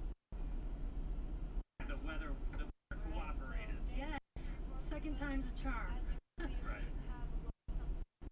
All right, so for the history books, as you can see, we have lost some live signal there, but the mission still continues, and we're going to send it over to KC to continue broadcasting live with you. Yeah, Jesse and Dave, we are just in awe over here. I woke up this morning and looked at the weather forecast. I was like, man, we're going to be back here on Sunday, but we did it. And the room cleared out. Everybody was outside watching, and the inside, the lights were shaking, the cameras were shaking. Lauren came back in with tears in her eyes. This is really amazing. I can't believe that I saw it with my own eyes. I'm a little bit speechless. Just grateful to be up there, and there's a lot more to go, but I'm so happy they're safe right now. I'm just so happy. Yeah, we were talking about it. It's amazing what we can do when we work together. Yes, American astronauts on an American rocket from American soil, showing you what Americans can do when we come together as a team and blast Doug and Bob to the cosmos. This is what it's all about, and the families and everyone is working together to take them up to space safely. So I don't know what to say. Rocket fuel is still in my veins, and I want to be on the rocket. Well, it's too late now. Maybe the next one. But we want to go over to Daryl at OSQ, and he's there with the administrator, who hopefully has more words than we do, because we're still kind of speechless. Daryl? Incredible here, Marie, at the Operations Support Building, where a chorus of applause has been happening from the beginning of launch and throughout the various stages. Some very special guests were here to watch it. That includes President Donald Trump, Vice President Mike Pence, and NASA Administrator Jim Bridenstine, who joins me now. And you were with the President and the Vice President. America's back, launching human astronauts again. Tell me how you feel about that, and tell me about the President launching launch and what happened there. So this has been a long time coming. It's been 9 years since we've launched American astronauts on American rockets from American soil, and now it's done. We have done it. It's been way too long. I want to give a lot of credit to Bolden. He was my predecessor as the NASA administrator. He fought hard for this program, and it didn't get any support in Congress. We now have an administration that's fully supportive of our space flight initiatives, not just on the exploration and discovery, going to the moon, onto Mars, but also from a Space Force perspective. Our budgets are going up, they're strong, and today was just just an amazing day. You know, one of the things the president did out of the gate when he became president is he created what's called the National Space Council, and he put the vice president as chairman of the National Space Council. And on that National Space Council, you've got the Secretary of Defense and the Secretary of State and the Secretary of Commerce, the Secretary of Transportation, the Secretary of Education, the Chairman of the Joint Chiefs, all of these different amazing individuals that deal with space day in, day out. People don't realize how many parts of the federal government deal with space. And the Vice President invited those members of the National Space Council here as well. So,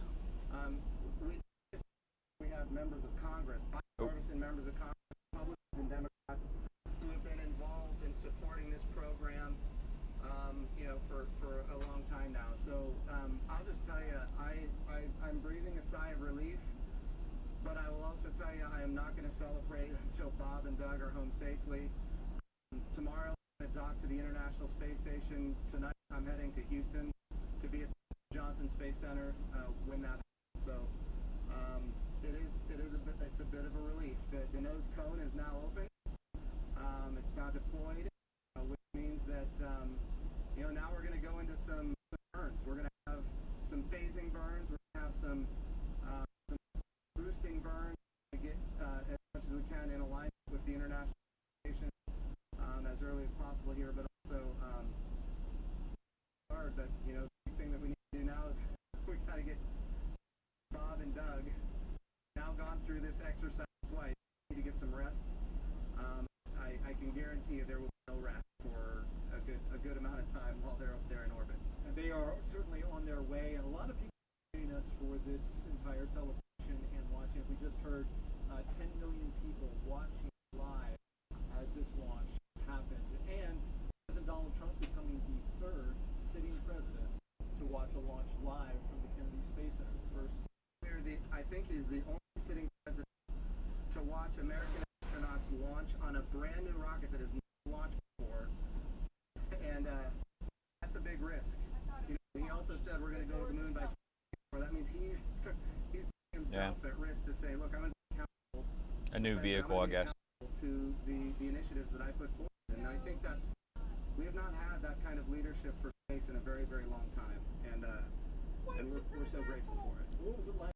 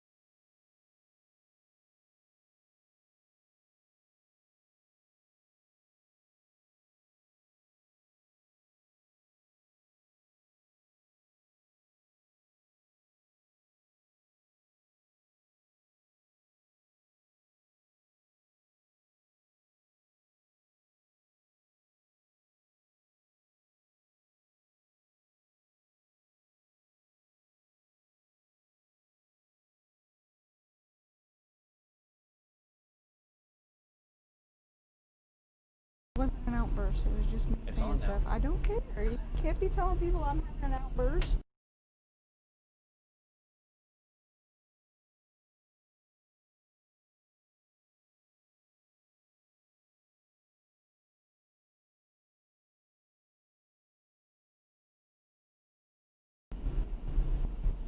Hi, Felicia. Why do they have to prop? Yes, see, that's what I was saying. Yeah, I agree. That was a little undue. Yeah, I got this shirt off of Etsy or Amazon, I can't remember, but it's supposed to be fitted. Whoever sewed it, it's fitted and then it's fitted.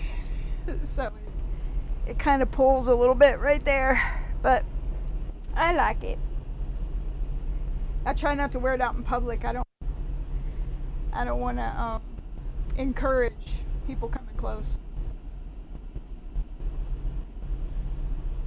Hi everybody, we are back after watching a successful, so far, SpaceX launch of Crew Dragon with Bob and Doug heading to the International Space Station. Uniquely fitted, yeah. Made to measure. I'm just fidgeting with some miscellaneous settings and stuff here. I don't need this anymore.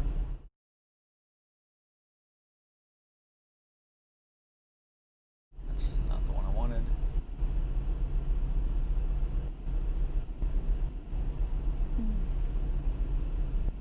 So it is crazy hot outside. Freaking crazy, crazy hot. And the asphalt does not help.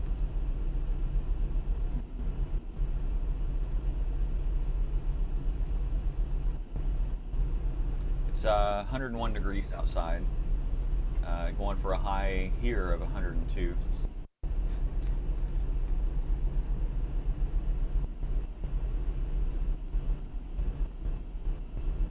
Sorry, we'll get over to fuel here in just a second. Okay, so how much fuel do we actually, where's the tank at? It's about 5/8 of a tank.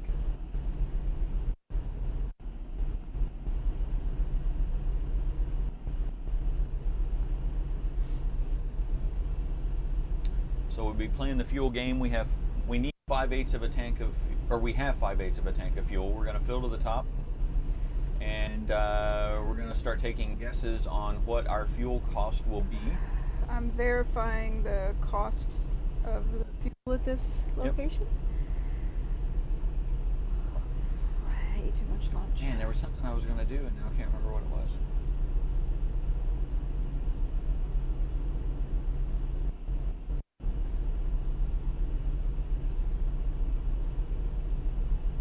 Okay, so fuel here is $1.59.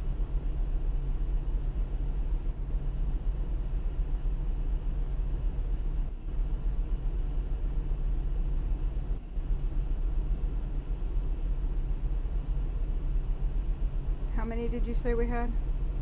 How much fuel? We have 5/8 of a tank.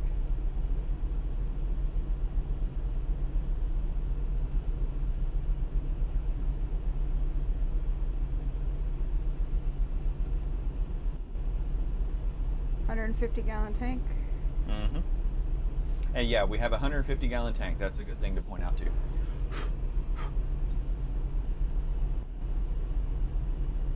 said 5/8. Yep. 149.06 says Pete.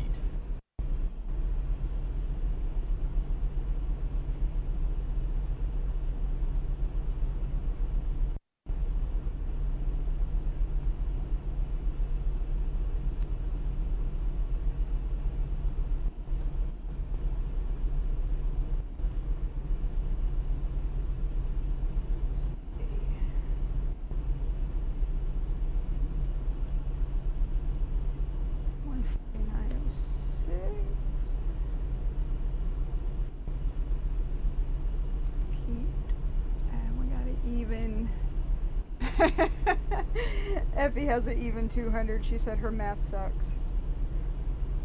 So the shout out today is not just going to be like a hey shout out. No, we're up in the game. Yeah, Michael's up in the game. He's actually going to sing a song for whoever. And it's going to be made up on the fly just for you. Whoever wins. I'll see how this Everybody goes. else mute. Or turn you probably don't want to actually turn your speakers do this. off. So you may want to guess incorrectly just so you're not the one that gets the song. It's up to you. We'll see how it goes.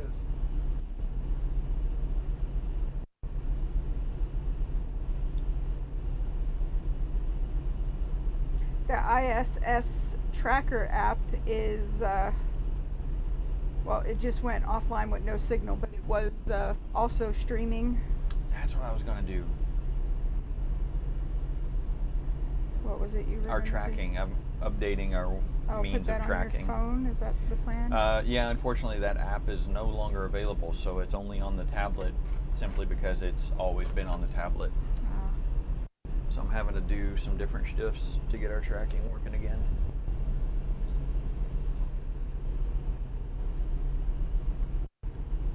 Yeah, if you want to say you're all gonna win, if he sings. John said if you're gonna sing, I'll lose on purpose. Okay. He's actually pretty funny. I have been funny. He has been funny. We have a friend who now lives in Texas, Blue, and he's a musician, so he gets the parody music humor, and Michael has called him on his birthday and sang happy birthday Marilyn Monroe style. Mm-hmm. So we got another guess at 8888. That's Paul. Yeah, the new tracker doesn't have speed provided. It has a lat and long and a timestamp, and I can compute the speed between, but it's going to be an average between the spots instead of actual speed at the time of the point. John wants us to set up karaoke so they can join in. Okay. Sing along at home, just, you know. By all means. It doesn't even have to be the same song, because I think Michael's going to make it up as he goes. Yep. You'll know the words as soon as I know them. All right, I think we're going to be stuck with this tablet doing the location for now. So if the map freezes up, just guess. Yeah.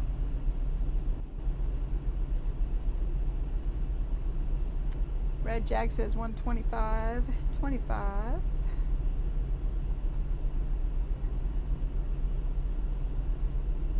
Red Jag.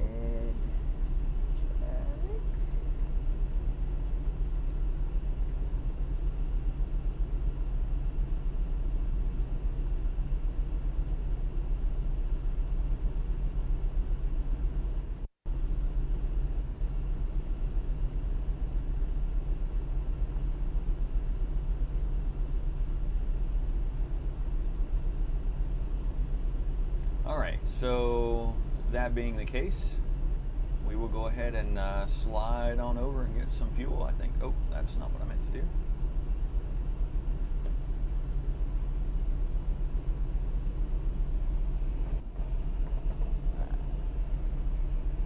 Check on the kitty. I think she.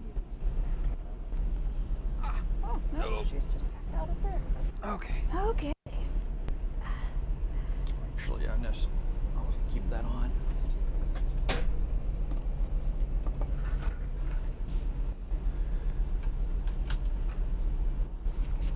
Oh, sorry for fumbling with the mic there.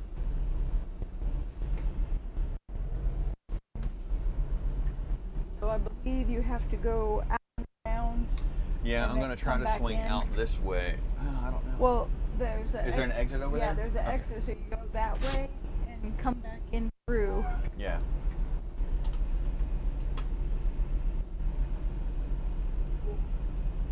I just don't know which way the. Yeah, I'm not sure where he's going. Yeah, I think we'll be. Yeah, he's turning in, so we should be good.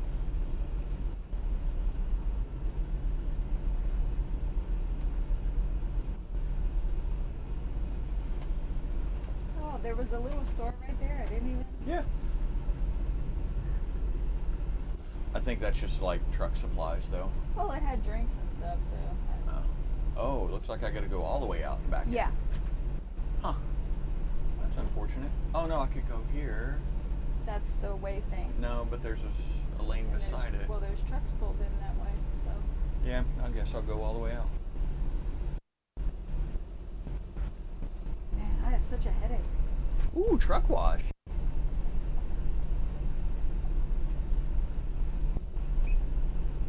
Lay down, Fifi.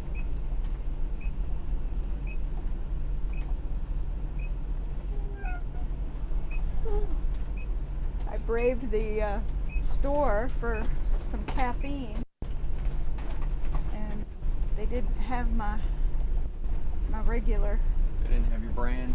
They had my brand, just not my flavor. So I'm gagging down some cherry Coke. Tastes like dish soap, but it's caffeine.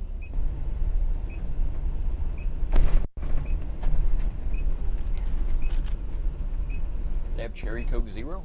Yep. They have orange vanilla Coke Zero and cherry vanilla Coke Zero as well. Cool. But I went with the Devil I Know. Yep. So. Looks like we went from having like 3 spots open to having no spots open. Unless there's some open to the left. I don't see any. Oh, that one just pulled through and he's getting it. There might be one right over here, but I can't tell if somebody's just short or if it's even open. It might be. Yeah. Between the I'll go for that one. Arpin and. Yep.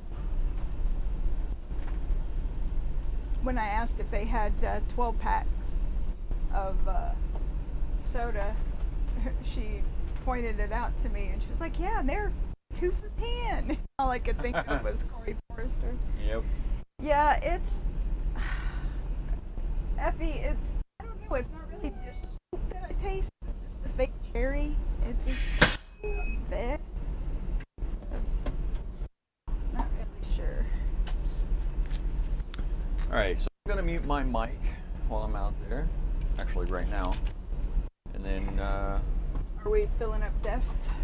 I don't think so. We're above 3/4, so. Okay. So I don't have to do anything. I can just sit here.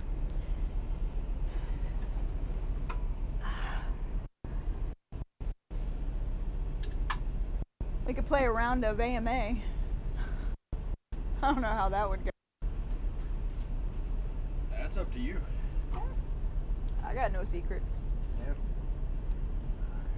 Oh.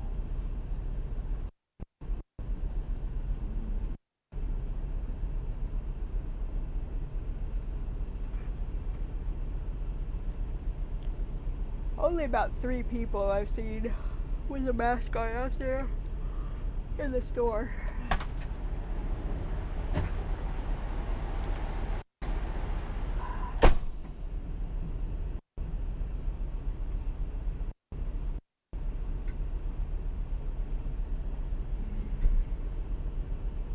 Looks like our live stream is lagging a little bit. Looks like we're still moving on the video.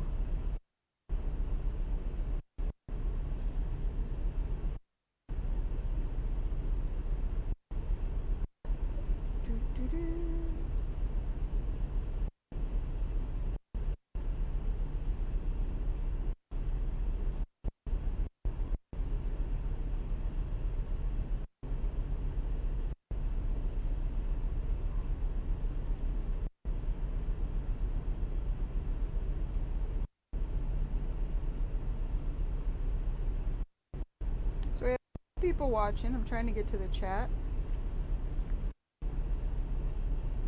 Oh. Yeah, lagged a little bit.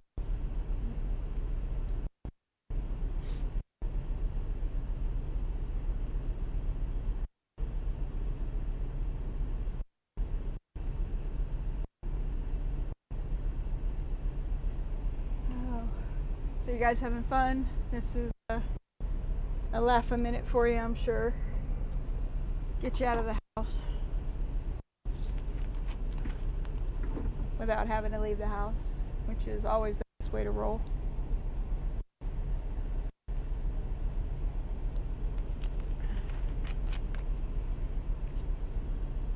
All the babies are chilling.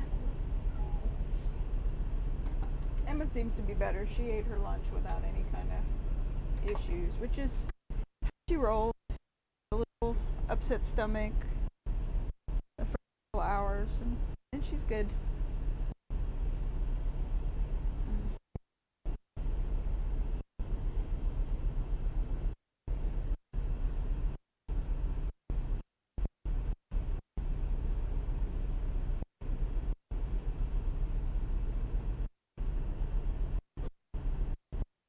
I'm glad.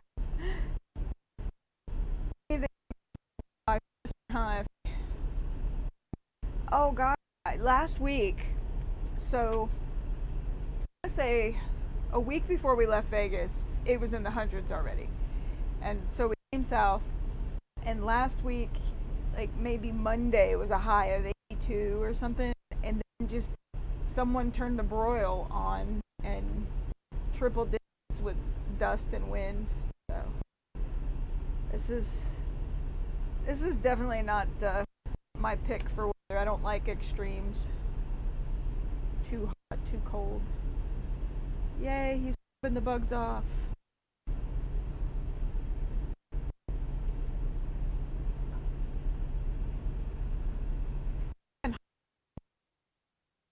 Step outside and get my breath, but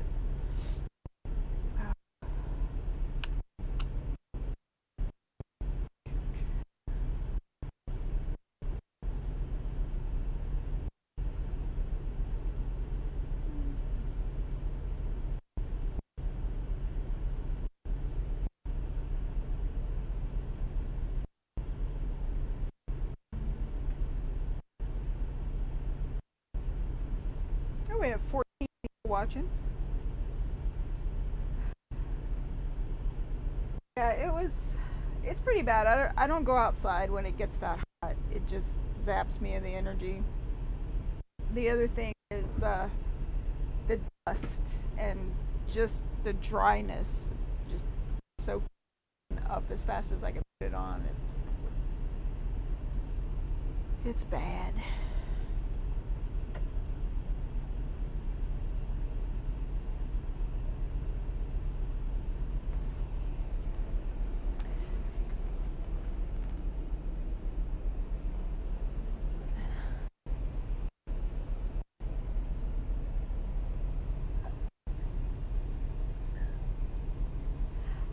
Pete, we are set to stop in Flagstaff, Arizona today. Honestly, I don't know how many miles that is. It was, our usual is 6-hour drive, so that was the good stopping point. And that's going to be the last time we're at the interstate for a while, because we're going up and skirting the east side of Grand Canyon and then up and through Utah. We get to about Provo, and then we'll be back on the interstate. Let's see. Today's drive was 360 miles from this morning to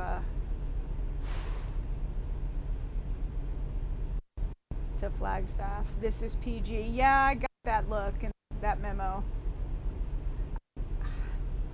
I don't know. I have a hard time. I don't know.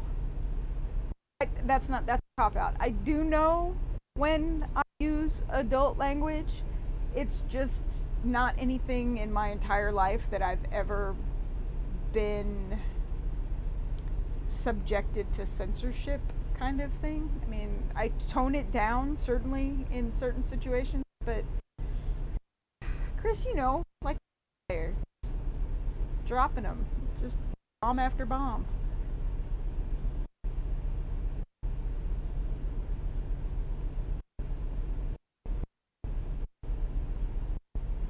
Oh, sorry, I went the map. This map says 129 miles. So yeah, that's how far we're supposed to be going today, Pete. We're going south of the Grand Staircase and Escalante National Park tomorrow, and through Kanab and up. it's not anything like we're not going at a pace that we can actually enjoy it and sightsee, but we've never been that way before, and I just thought it'd be interesting. Wait, girl. Oh, come here. You feeling better? Oh, goodness. Oh, my goodness. Hello, kitty. Hey. Emma. You play come for you. Oh, my goodness.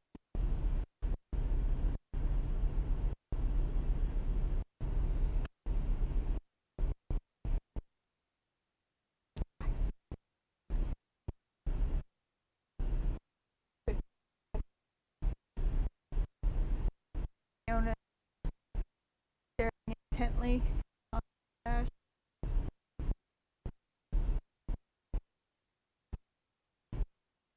Yeah, Jag, it is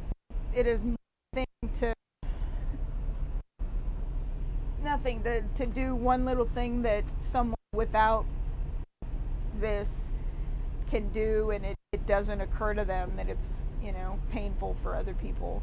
Even, Michael and I have been married for 22 years almost, and there's still, it just really does try to be mindful, but not having ever felt it or understood it, it's still something that, and the other bonus to this, I don't know if it happened with Mary, but the same task will have different effects. It just all depends on the anxiety level, the weather, and Fiona's just showing her butt to you literally. What are you doing, baby girl? I think the squeegee going up and down the glass is kind of freaking out, but you're gonna get tangled in all of Daddy's wires. Come here. Come on. Jump, jump, jump. You made it.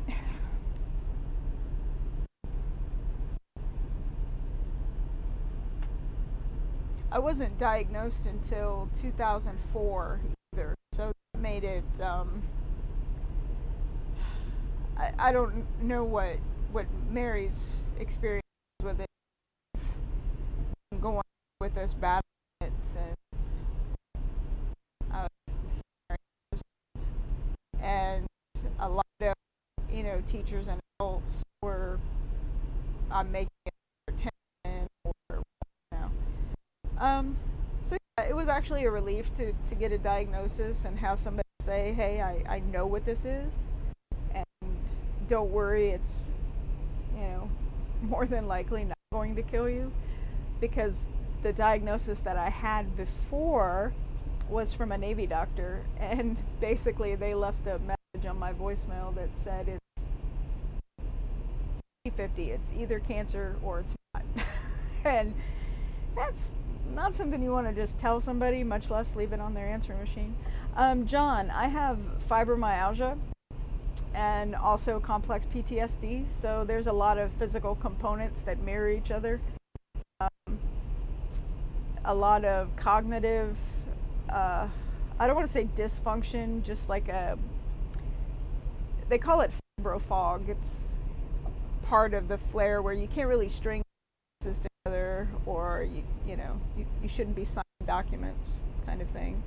I'm lucky that I've had really, really good doctors since diagnosis, been able to take part in some clinical trials, and have had a lot of success with my protocol and what I've figured out works for me. When we lived in North Carolina, I had radio frequency ablations, where they take a syringe into whatever area, so your elbow, mine is in my low back, and cauterize a nerve, and just, yeah, Chris, I think you are. I was for a while on my phone. It had us driving, getting off the main road, pulling in for lunch. So yeah, Red Jag, that's kind of what happened to me last week. Like, I was choo-choo along really well in the 80s, and then Tuesday the bottom dropped out. I'm hoping getting up to cooler climate will help. Unfortunately, once the bad days start rolling in, it takes a while to recover. Like, I'm sure you know, you have like one bad day, and then you have 3 or 4 days that, you know, you're just playing catch up. It's like a really long hangover. Unfortunately, travel days kind of suck it right out of me as well. I just not a big fan of care up here on this side. That's going to be one of the things that we invest in, is a more comfortable co-pilot chair. Michael doesn't have any problems with his, and he does most of the driving, 99.9% of the driving. It's mostly because when we had the 5th wheel with the pickup truck, I didn't drive very much. The long term and the, you know, in the car does the driver assist, so I don't have to be gripping everything and being bounced down the road. So I think the pump stopped. So if there's any more guesses, I can see the numbers. So I'm not going to help you cheat though.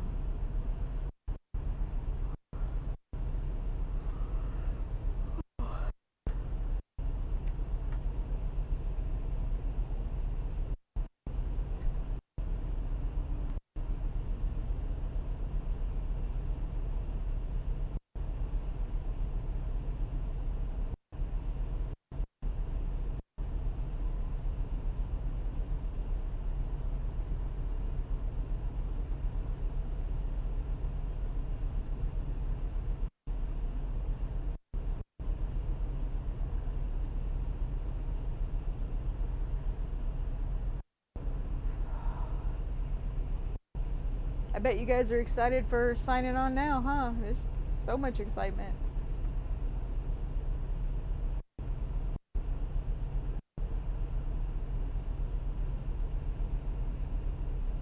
Chris, were you able to step outside and see the trail of the rocket?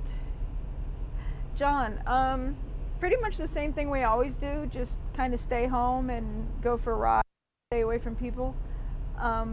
The draw was the weather. We had made plans to be in California, then Oregon, Washington, and then in this area by the Flathead Lake region. And of course the human malware, the coronavirus, kind of put a stop to all that stuff. But when the weather shifted here and we found that Montana is tentatively opening up slowly, so the reservations we could get in there. But yeah, it's just we don't do a whole lot of interaction with touristy kind of things. Basically, we just move our house and give ourselves enough time to see the stuff we want to see. But the big draw was Glacier Park, and we'd never been to Montana. Yeah, just we don't have any family or friends up there yet. Emma's on the prow. Are you showing everybody your butt?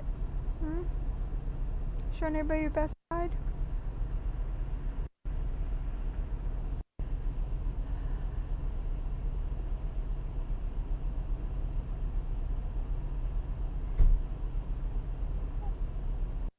Spearfisher, South Dakota. We've only been to South Dakota once, Pete, and that was to get our driver's license when we became a resident. That was literally it. We were in town for 18 hours. We got in like late at night and got up the next morning, got all of our paperwork, and got back to the coach, and we were by like an on-ramp. Everybody was spooling up to get up in there. Get my stuff go everywhere. Yeah, Glacier Park, the road to the sun, go to the sun road. That is, it's not open yet, but when it gets open, I would love to drive that. And of course, as part of the recon to places that we go, I always check out local webcams. I've been popping in there every day. Forgot to flip the windshield wipers back in. Alright, so last chance. Fuel was $1.59 a gallon here.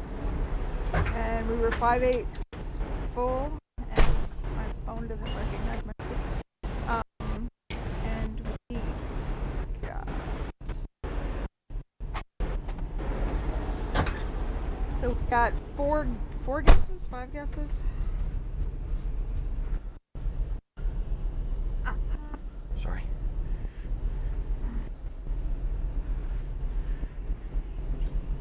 Hi, everybody.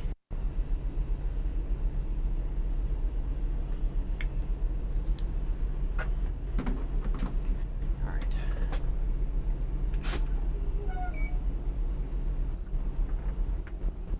No, Montana's not our home base. We're residents of Florida now, currently, but we don't really have a home base.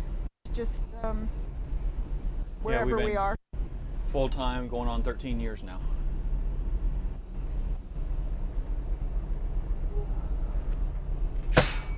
The pump didn't shut off cleanly, so it spewed diesel all the way down the coach. Probably pumped again. But that won't change what we paid, so you don't have to account for that in your guess.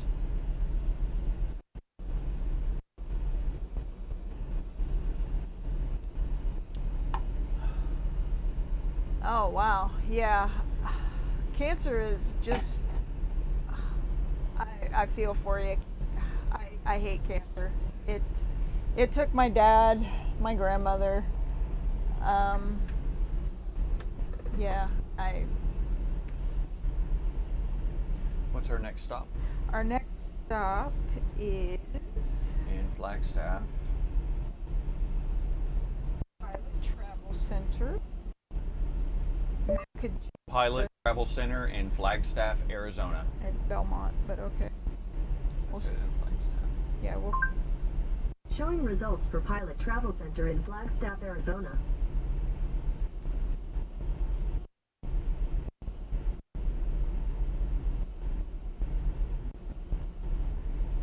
I don't know if that's the right one. Let's see. We got.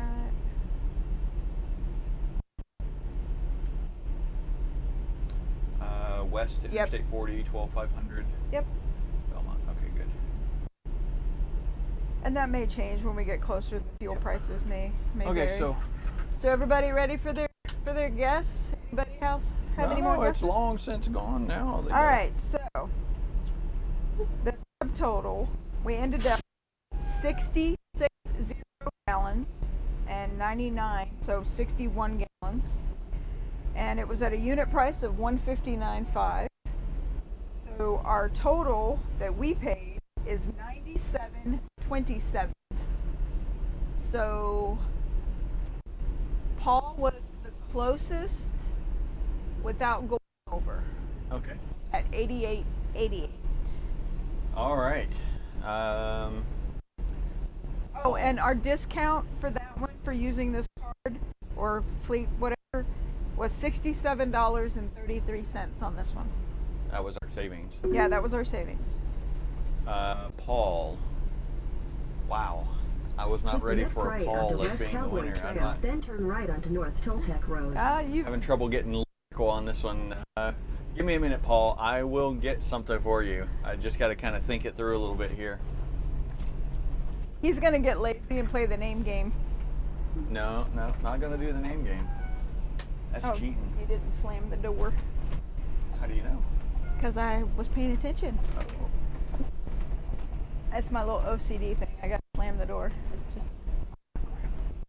I didn't check the X.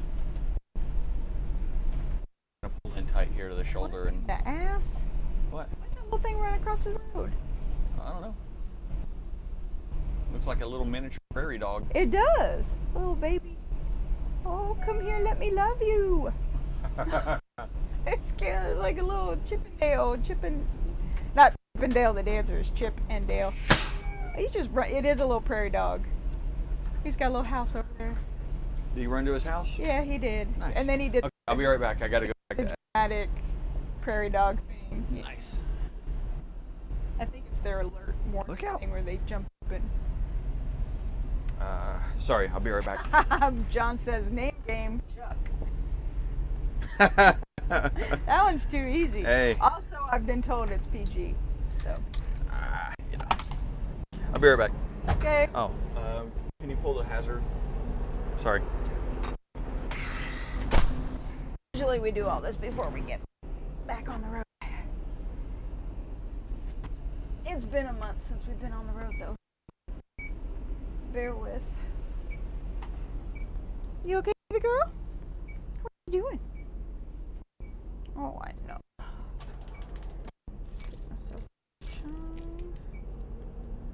I'm addicted to lollipops.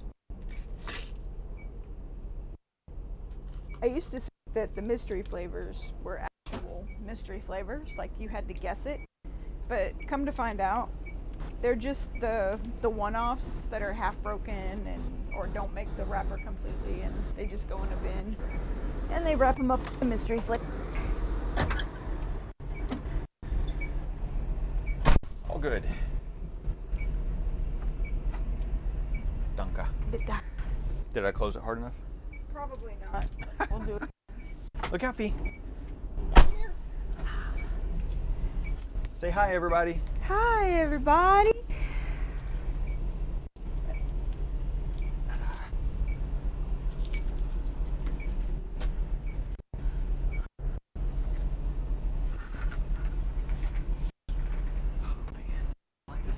The bar is set really high for the fuel game winner song.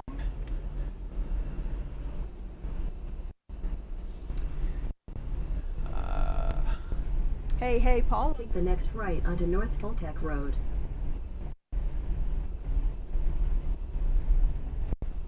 Actually, the alien from Men in Black. Oh yeah. What's that?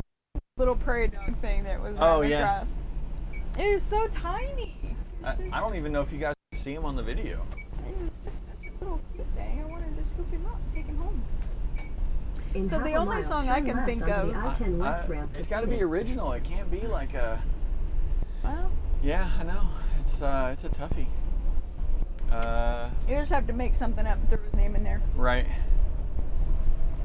See what you get for playing along. Disappointment. So no, it's coming. It's just delayed excitement. Really, all it is.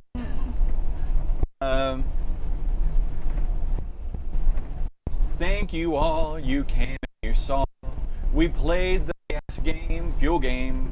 We don't run gas after all. And the winner was Paul. Thank you, glorious Paul, for playing along and having me sing this song. And we're having a ball. And we're having a ball playing along. Hopefully that was sufficient. So I don't know if I could come up with any more verses than that. I hope your mom was watching. Oh gosh, well she can watch the replay. So I'm waiting for my feedback, Paul. I gotta, you know. Next month his album drops, so. Right.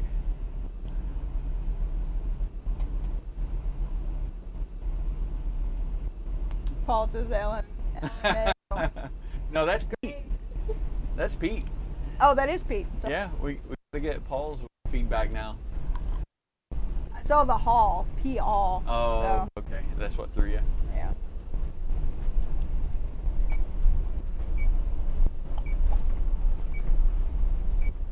Whew, man, it is really stinking warm out there.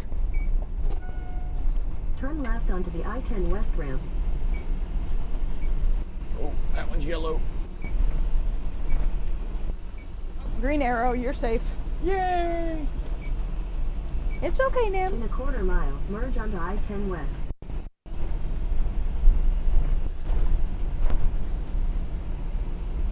I don't even see a Paul up there. Are you sure you got the name right? Because maybe I sang to the wrong person. So Pete had 149.06. Okay. Effie had 200 flat. Red Jag had 125.25, and Okay. Paul had 88.88. No last name on Paul, huh? Started with an R, I think, maybe like Richardson. Huh. Rutherford. Oh, there it is. Speechless. We aim to please. And don't ask me to sing it again because I can't even remember the words at this point.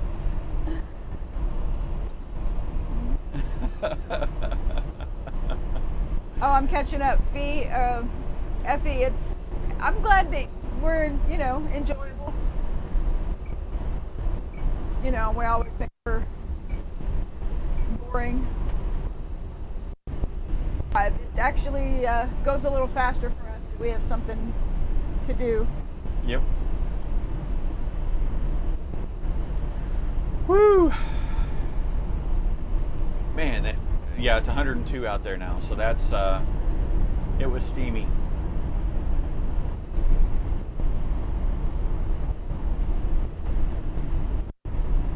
I don't know if you guys can see this on camera. Yeah. Emma's head this way, and Fiona's resting her head on Emma.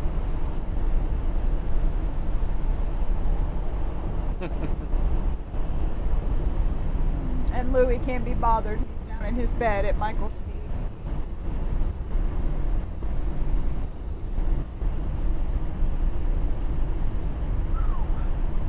I cannot get over how hot it is out there. Yep. I think I use this app called Highway Weather, and you can put your route in. It's for cars or truckers. It'll change the speed. Like if you have a big truck, they count for wind. Were we there an hour? Holy cow. Yeah. Sorry, that just dawned on me. Not make it to Flagstaff before we. No, we're gonna make energy. it. No, we're gonna make it. We got 3 hours. That's all right. So this app, Highway Weather, you punch in your starting zip code and your ending zip code, and it, based on what it thinks your transit time should be, it will show you what the weather is like. So if we want to know what it's doing north of Phoenix, it will say, at this amount of time is when this weather projection is there. So Red Jag says whistle the tune next time. I don't even think he remembers that much. Is he planning ahead? No, that's a one time, one off, never to be repeated song. I hope. I mean, I guarantee.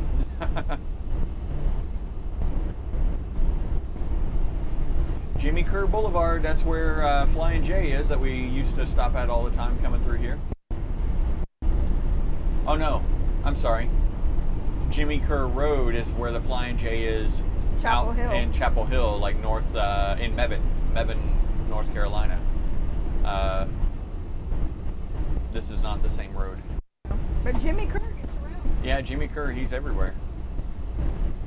I think we looked it up and he was like a World War II hero at some point. But Okay.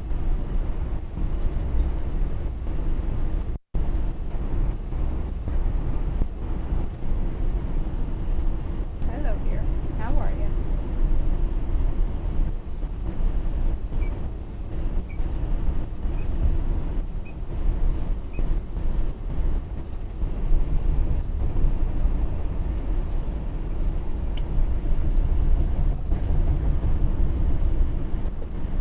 That guy was on his phone.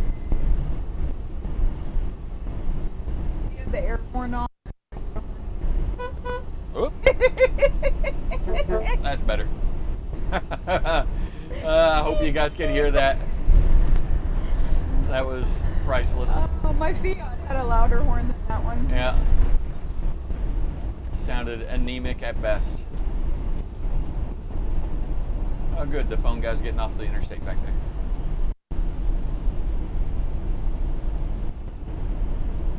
Do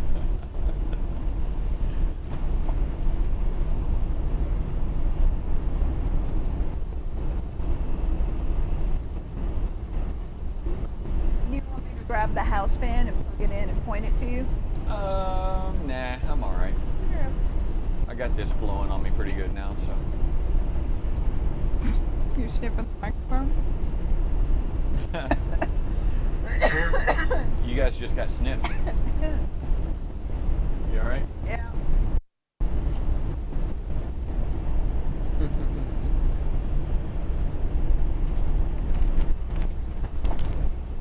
What are we going to do in Montana? Did you already answer that? Yep, already did. I'm caught up. Can you say it again? Because I don't even know. Oh, we're not going to do anything. Oh, okay. We're just going to be there. And when they open up the Go to the Sun Road, we may take a drive. Sweet. Mostly just for the weather. Oh, and the opportunity to possibly see the Northern Lights. Felicia. Like the bicycle horns. Nice. Yeah, it's. I think Tiffin wired this switch backwards because it, when the air horn side is down, it's not the air horn. Now there have been a few times where we stopped for a week or so. The cat has jumped on the steering wheel and the air horn went off. Oh yeah, yeah. Scared everybody around. Mostly the cat.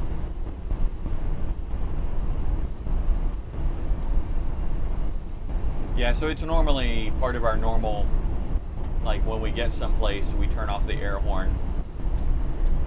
This is where the Tesla supercharger is. Ah, yeah, nice. Right behind the Coulters. Yep, I've been there. I slept there. We've been there together.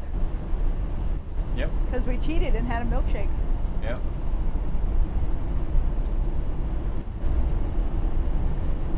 How bad is it that, like, most of my memories are tied to food? Like, oh, we went there and there was a great barbecue. Oh, we went here. This guy's not really coming up to speed. No. Not much we can do about it. He's cracking the whip on his little squirrels. Yep. Oh, he's speeding up now. He probably looked in the rearview mirror. I hope so.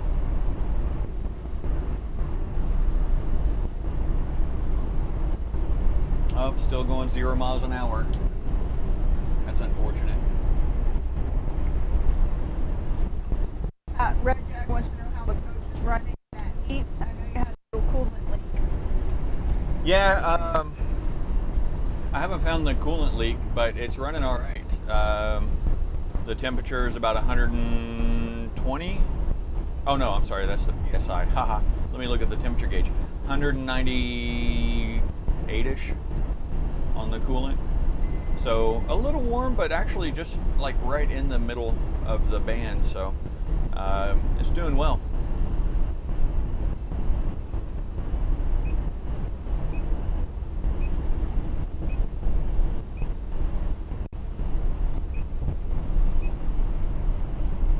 The real problem here in the desert Southwest is because of the extremely low humidity. It's probably only 8% humidity outside right now. The air conditioners are not efficient at all, so it doesn't feel right at all. 199.91. Yeah, Deanna has a lag. Hi, Deanna. Welcome. You might want to reload your screen. Or your stream. We've been having some problems with some lag. We already filled up, and we spent 90. I forgot now. I don't know. Oh. Just shy of 100. Yeah. So when we filled up, we had 5/8 of a tank. He says it was $1.59 a gallon, and we paid. And it's a 150 gallon tank. Yeah, and we got 61 gallons. We paid $97.27 with a saving of $67.33. What's 61 divided by 150?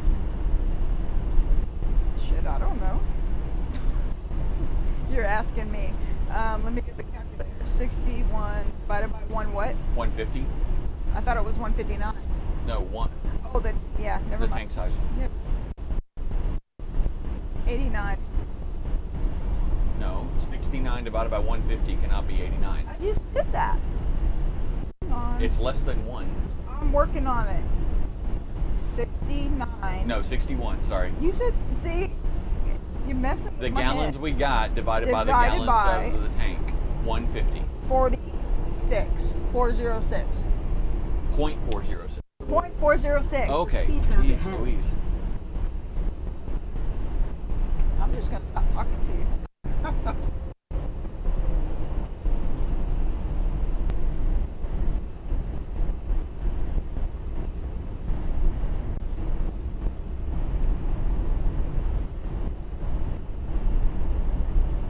I think I would have had to go with the name game if Deanna had won. And being easier. It would have way easier. I think you should just let everybody who played just sing one for everybody. Oh God. I don't know that I'm up for that. Not right now anyway.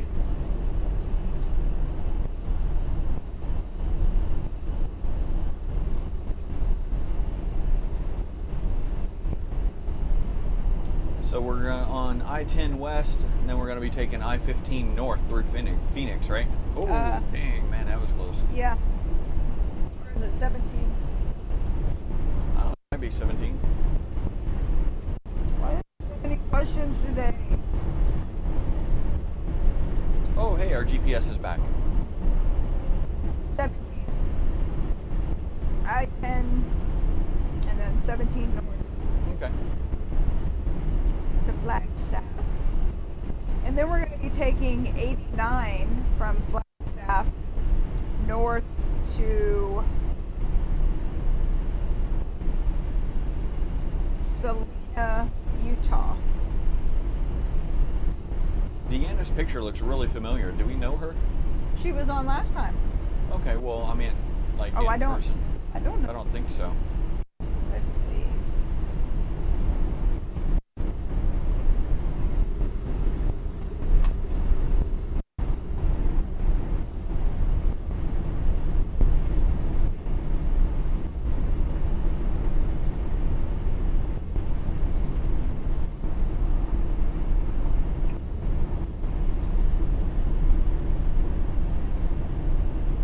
So we're 44 miles south of Phoenix.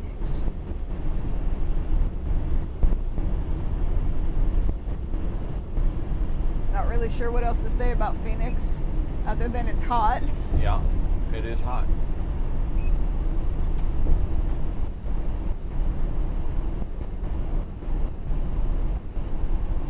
I kind of felt like that person was closer behind us and wanted by.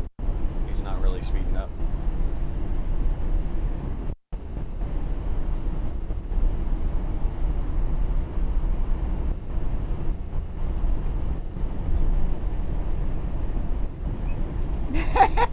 Right.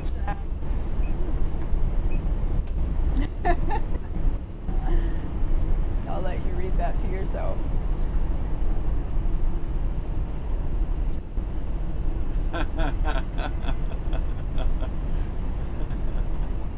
I try not to. Oh, it's held for review. Yeah. You have to. I have to let it go. Huh? Yeah, you have to approve it.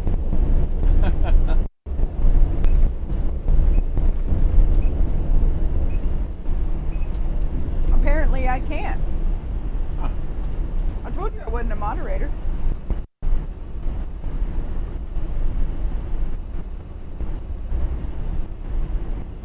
Switch accounts, maybe it'll let me in now.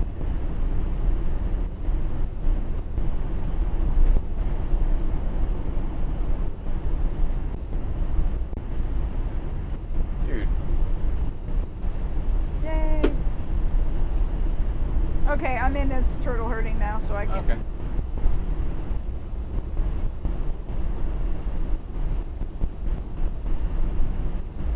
Yeah, I'm not really known for Holding back. holding back anything. I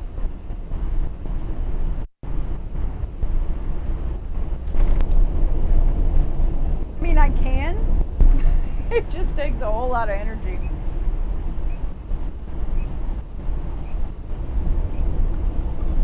And there are just some things I can't fake anyway. That lane Arizona sucks. roads.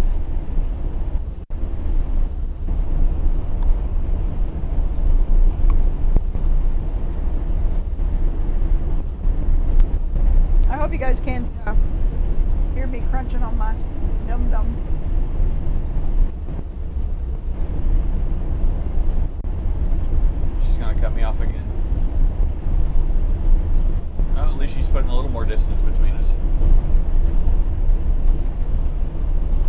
pretty audible. There's another dirt devil, but it's kind of oh yeah, it's right really up there. loosely formed. Yeah, Michael's one of those crazy people. He wants to go storm chasing. Yeah, I'd love to go storm chase. Not in my own vehicles. Not at all. I don't relish having damage to things I own. But in someone else's vehicle. They lost the feed. Oh yeah. It should come back shortly.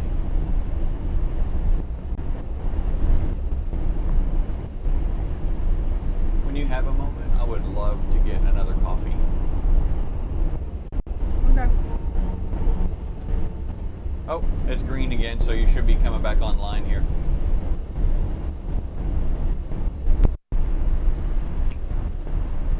Wow.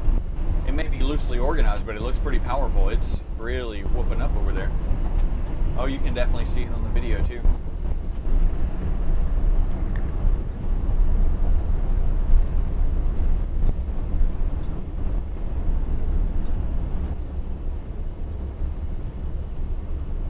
I think Red Jaguar, I think we're back now.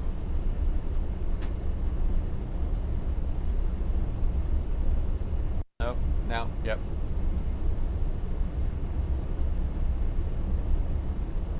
Soon, within a year's time, I predict, we will be on Starlink. And then we won't have any dropouts like that. Say maybe going through an underpass or a tunnel.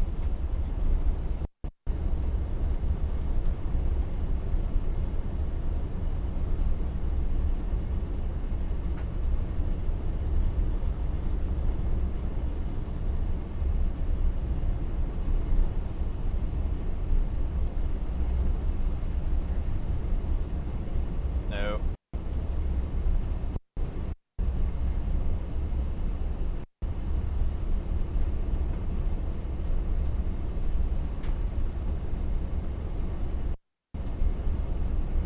We only got 5 viewers right now. Holy cow. We dropped off in popularity. 5, yeah. Yeah. Bye-bye.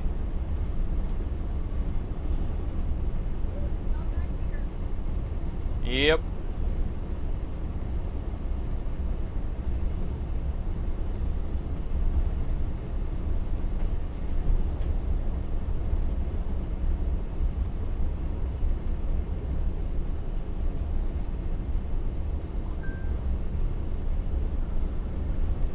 Looks like we're still having intermittent connectivity issues.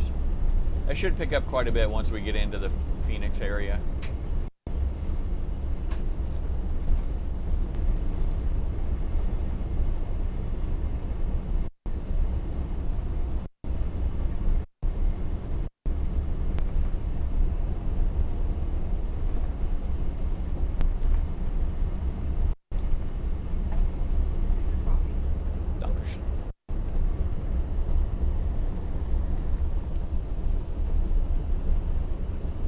Ooh, this tastes good.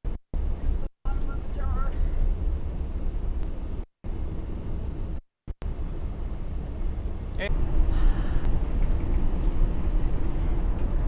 Effie's still here.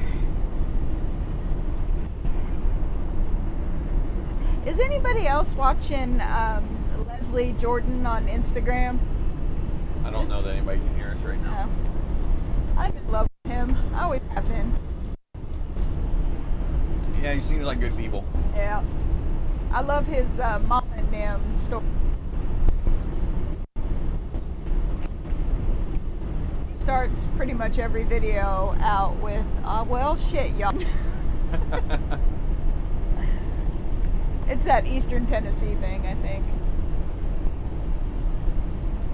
Is that where he's from? Yeah. Just outside of Knoxville. Which is where Daddy was born. He was born in Tennessee? Yeah. He was born in Knoxville, Tennessee. No kidding. I did not know that. Effie says, I can hear y'all. I see the ones people send me. Oh, yeah, for Leslie Jordan. He calls everybody hunker downers. Are y'all hunkered down? He reminds me of Daddy with the phrasing, the things he uses.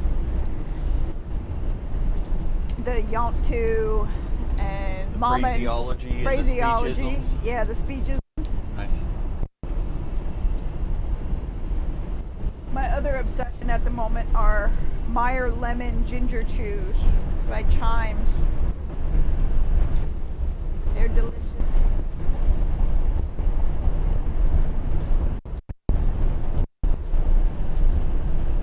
I will say, having the mic on, I'm not snacking as much on the road trips, which... Really? Yeah. If the mic wasn't on by now, I'd probably gone through a bag of the popcorn, cheese sticks, and...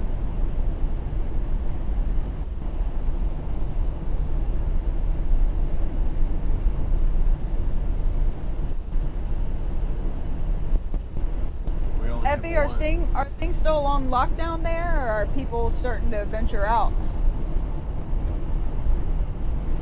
Who's Effie? Alicia. Oh. Effie Bruja. If you say so. Yep.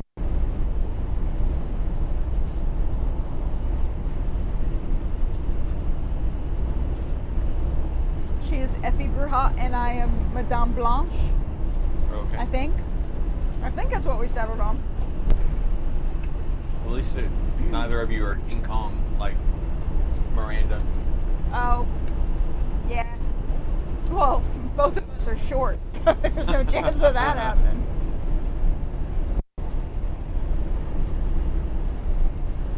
Oh, she's another one during the lockdown that I love. She does, on her feed, chat rambles, and she calls them chambles. Welcome back, Red Jag. You'll have to approve Felicia. Yep, I'm going now. I need to find that TikTok though. That's So Red Jag, thanks for your work, buddy. You got us back.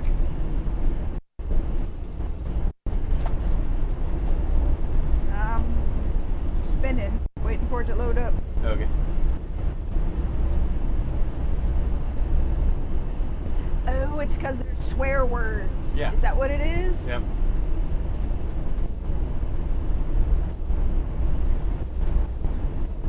I thought Vegas was bad for people just going out and doing whatever it is they do.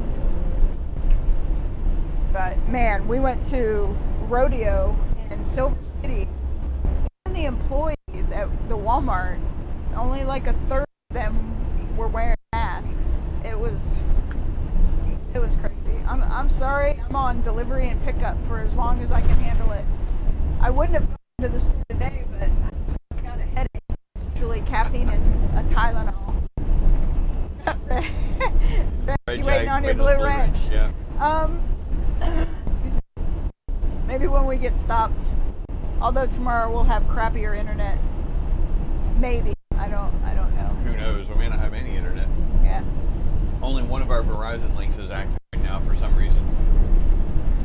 Well, he'll tinker with it tonight. Yep. Well, come on. Come on, Venus. It's weird. You think you get everything. Hey, good. I am doing 78. It was right. You think you get everything squared away and just perfect and ready, and then you quickly realize the morning of you've got another half hour of the crap to take care of. And I just try to encourage him to get it all squared away before we get down the road. Yep. But sometimes things pop up that we have to fix. Or a cat will go fall asleep in a litter box after drooling all over herself, so you have to, pull over and clean her up. Poor baby. She's asleep in her little crate now. That's good. Yeah, it's definitely just a one-off. She has those the mornings, and then we're good. Yep. Maybe her dose just didn't kick in quickly enough for this morning. Yeah, I don't know, but she got dosed last night too before bed, so. Yep. That would be no one.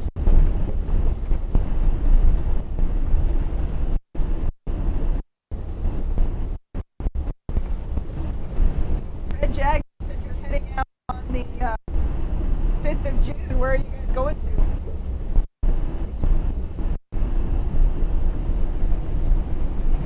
And where are you now? He's Pennsylvania now. Oh, that's right. Yep. Sorry. Yeah. Yeah, I'm hoping when we get stopped in Montana, Effie, I'm going to be making some snazzy Bob the Drag Queen style face masks. He's got one that's purple glitter. That's, you got a truck on the side of the road up here. Danke. Bitte.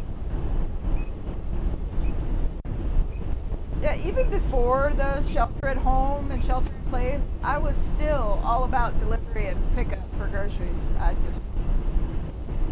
don't have time for people. And I hate grocery shopping with a passion. I don't mind it if it's like a local co-op or something. You always find something locally made or some. Yeah. Nope. I am not a grocery shopper. I do like the local sections whenever we're someplace new, because you never know. I've discovered some really great foods. Now I can't remember the name of them. Those little crisp things we found when we were in Colorado Springs. The everything bagel style and. I don't know. I don't remember exactly what you're talking about. The ones we used to put like the cinnamon and chocolate mix on them. The little cracker. Yeah. Those were really good. Yeah. Have you been able to find those? No, they're from. We found them in Colorado. I think we even smeared butter on some of them. Yeah, butter. We gotta stop talking about food. We just ate. Well, the good thing is it's not making me hungry. True.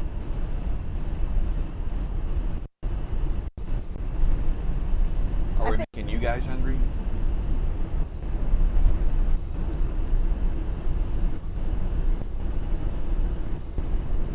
Danke.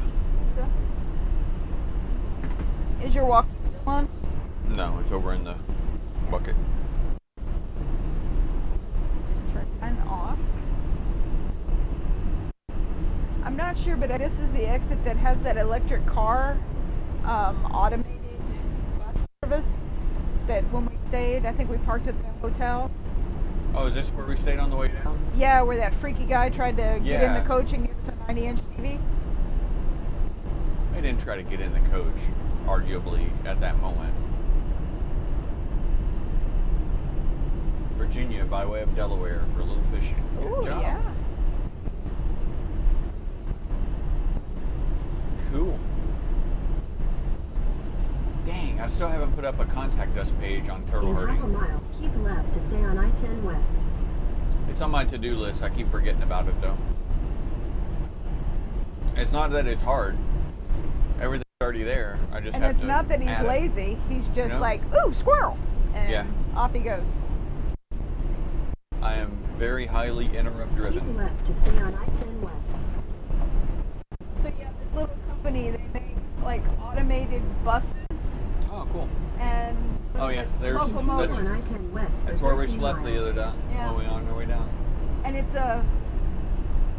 like a panel van or a cargo van size, but there's no driver. It's just a pod.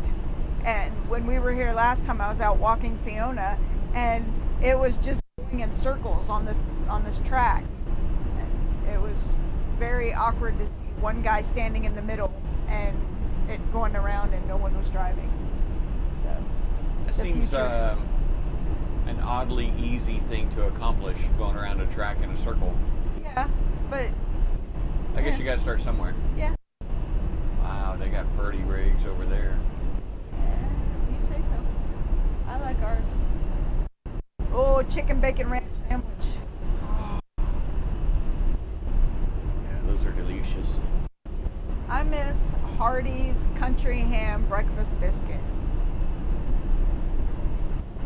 Even if you find a Carl's Jr. out here that has a decent biscuit, and we don't eat bread, but every once in a while, you know, you gotta have a Hardee's biscuit.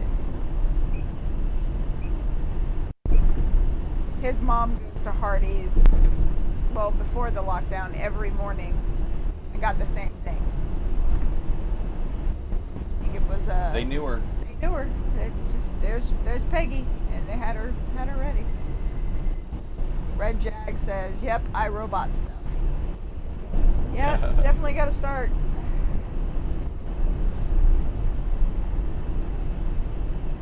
Ooh. So we are coming into Phoenix, which the only other place that we've ever been through that I think the traffic, the drivers are worse, is Atlanta. Yeah, go fast, turn left. Yeah, NASCAR. I never understood NASCAR fans either. I think they're just there for the wreck. That's it's got to be a large percentage of it. Yeah. I don't think LA, the driver, is that bad. We were in the best tacos in LA. Sorry, if you don't watch Letterkenny, you're probably going to miss a lot of our commentary. And why are you not watching Letterkenny? Right, I'm surprised we're not watching Letterkenny right now. That's the big question. What is wrong with you? Woo, she's getting thick up in here. Yeah, and these are the people that don't like that one. They don't have any spatial awareness. Even in LA, when we kind of got sidetracked, we were supposed to turn off the interstate towards Bakersfield and go north because we were going to San Francisco. This was when we had the Ram 3500 and the fifth wheel. It was our first long haul trip with that. And we missed the exits. So we thought, well, we'll just keep trucking, and all of a sudden we were in LA. And actually by the time we realized it, we were in the GPS LA. had already rerouted us. Yeah. Like it didn't even warn notice. us. Yeah. So we were, but even then, people, they drove like crazy people, but they all drove the same crazy. Yeah, predictably crazy. Predictably crazy. And in Phoenix and in Atlanta, it's like a ping pong in a room full of mousetraps. Just chaos. Ooh, IKEA. Look at all the cars at IKEA. Yeah. What do you need at IKEA? I don't know. A rug? They ship. A marm?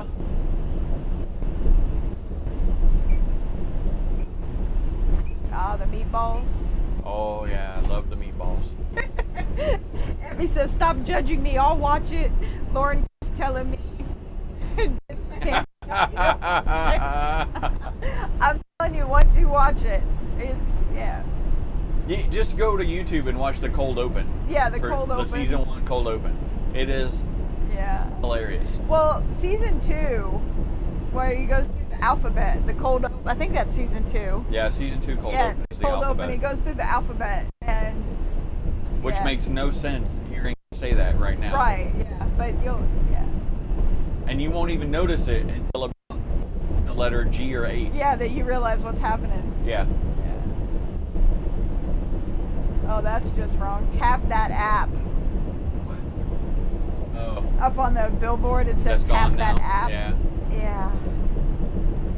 It's a little. What's the speed limit through here? Oh, 65. Well, I guess I'm doing all right.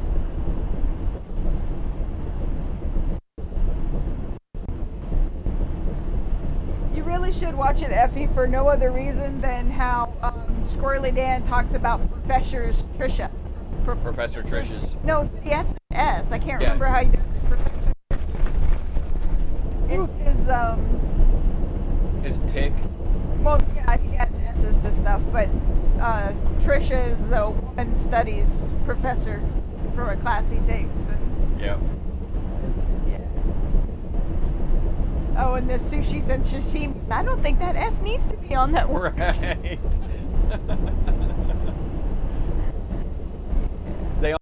They have so much vocabulary of things, ways to talk about, like everything. And it's very hockey centric too, so that's always a bonus.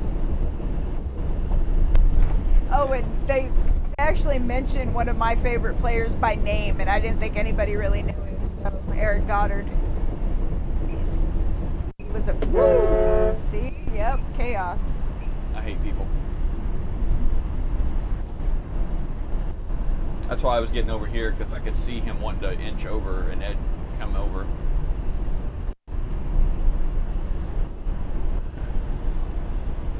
Yeah, and we're not even in downtown Phoenix yet.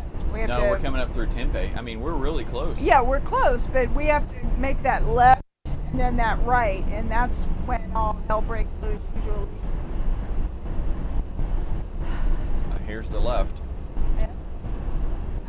Not to watch. Yeah, I close my eyes till we get to the other side of Phoenix. Yeah, he does. That's why I wear the sunglasses, so you guys can't tell. Red Jack says he's gonna have to write you a ticket, 73 to 65. Don't Oh, tell crap. his mom. Hang on, let me slow down. The Beastie Boys. Oh my gosh, this sound on the Beastie Boys. When they start talking about how MCA, and you know my face is gonna light up because Beastie Boys. They start talking about MCA and how he knew to do all these things that no one ever, like, he's like, where did he figure out how to run the reel to reel to loop a tape? And when they talk about his decision to do the heavy bass, they just blare the music and it's like being there. It's yeah, such a good documentary. She's talking about the documentary now. Yeah, the Beastie Boys story. Effie says she hates people too. I'm over people. Like it's the Tommy Lee Jones from Men in Black. A person is smart, people are dumb, panicky, and and if Tommy Lee Jones said it, you know it's gotta be true. Pretty much. Even if it was in character. I don't think he has a character.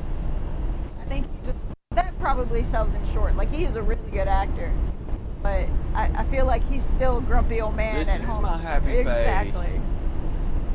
What's the thing about the Apple TV line? Lauren's dad got her Apple TV, so they're gonna watch the Beastie Boys story. Oh, that's where that came from. Okay. Because it's on Apple. Oh. I did not know that was the origin of that. We have no Apple products. No. Yet So somehow we have seen it. But I have given them lots of money. There's all these billboards for Montana that says "Discover the Moment." Like, Here? Yeah, tourists. I've seen like Montana? 4. Yeah, I've seen at least that was the 4th one. Ah, speed really dropped there.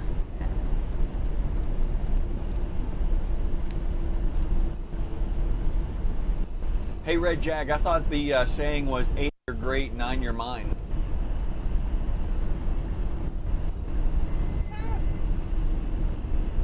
I questioned him putting the speed limit on there when we first started, just letting the front camera, because, you know, mom watches sometimes.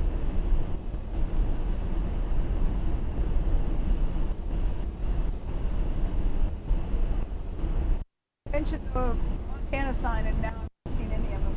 Yeah, I don't know what you're talking about. It just had the mountains that said "Enjoy the moment, Montana." North 17 to Flagstaff, truck route 1.5 miles, but this is saying to go keep west. But that doesn't list it as a truck, does it? No. I think we should just take whatever they say. Yeah, I think we're going to take I-17. Because it does fork off. It's like a sub-road before the road. Yeah. We got some construction and lane changes or ends up here. Yeah, I don't envy you, Red Jag. You're back there in a heavily populated area, which is why we're not, because it's heavy populated. Although I don't mind PA. You got the Penguins. We have friends there. Eating park cookies. See, and it always goes back to food. I gotta focus. I'll keep like, you really a lot. Dude. Put your foot in it. Not the brake side. Oh, I guess this is why we're not getting on 17 North right now. Oh, that guy Dude. is. In a quarter mile, You keep did left not before see Maybe not. all those signs, Right? the Oh, crossbars. and now he's gonna come back over. Look at you. Welcome to the club, buddy. Ah. Well, that's surprising. There's a lane closure ahead. You think? Keep left at the fork to stay on I-10 She's a little late to the game. Yeah. Red Jag says they can use it in court. Only calibrated speed camera are legal to use. Yeah, I feel like in the motor coach, as long as we're not doing a lot of stupid shit, they don't really bother.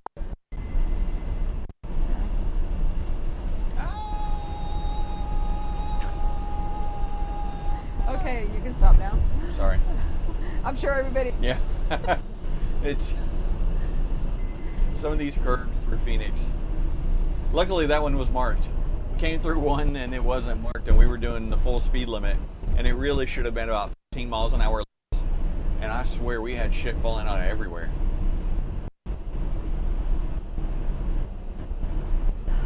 I think that's the airport that Aiden flew in? Aiden flew into. I don't know. No, this is downtown Phoenix. He was on the outskirts, I thought. Scottsdale. Maybe his first day on Earth. Yeah, it definitely felt like his first day in a car. He was ready to go for it too, like right on through the signs. Phoenix and Tempe are interesting. There's two downtowns. Like they started one, and then I can't remember what happened, but then they started another one, and like another business center. But the people who had already built there, they dug in their heels and stayed. So there's two downtowns. Two downtowns, yeah. Split by the interstate.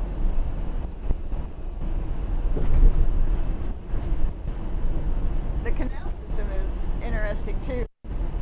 So, a lot of work went into that. $0. Next 4 miles. Yeah.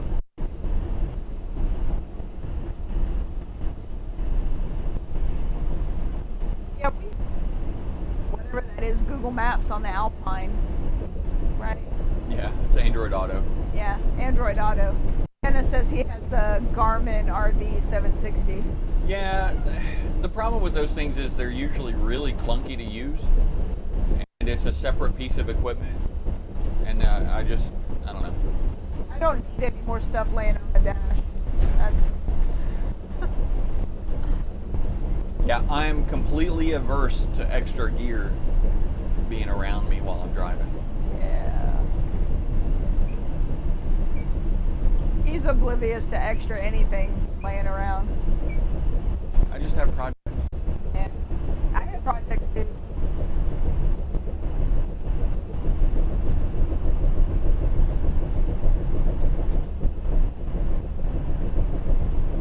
Ooh. Effie, another movie, if you haven't seen it already, with Chris Hemsworth is, help me with the evacuation? Extraction. Extraction. Oh man, yeah. Oh really my good. gosh. There is a 12-minute one-shot action scene that he did. It's just beautiful. And brutal. And brutal. But he said in several interviews that it was the toughest film that he'd ever done to date.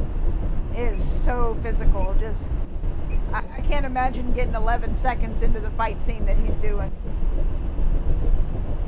And he's so beautiful. He's such a beautiful human being. Is he a good fella too? He is a good fella. Okay. He's a beautiful human. I'm going way too fast. No, I guess I'm not. That car, that truck or whatever is... There's a lot of brakes. Yeah. I don't know, it looks like one of those brush bin trucks. Like where they chop up the trees. It just looked like it was stopped completely. That was awesome. The speed limit sign where it tells you your speed, as people were coming to a stop, you can see it just counting down instantly. Oh, we're going to a tunnel. Maybe the temperature will drop. In 1.5 miles, use the right 2 lanes to take exit 143A143B for I-17 north toward Flagstaff.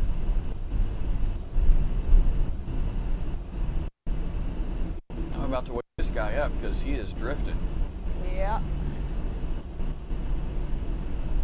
That lane ends in 1/2 mile on my side. Okay.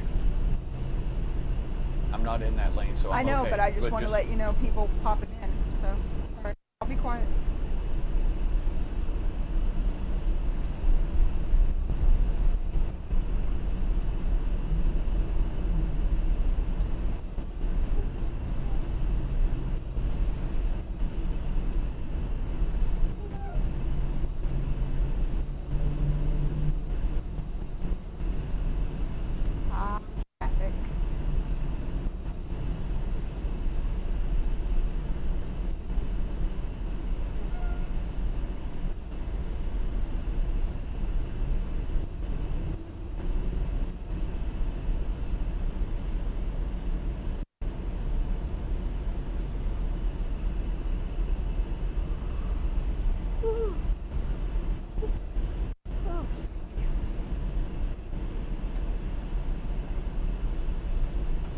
cooking me, baby girl.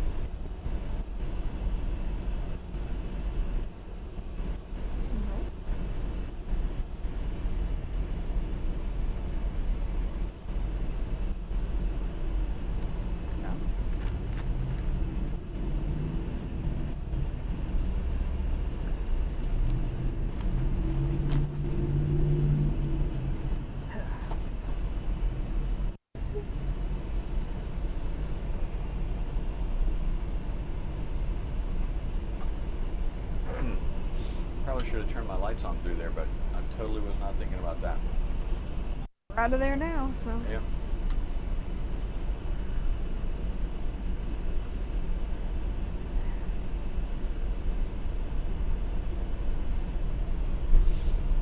Somebody lost their mattress.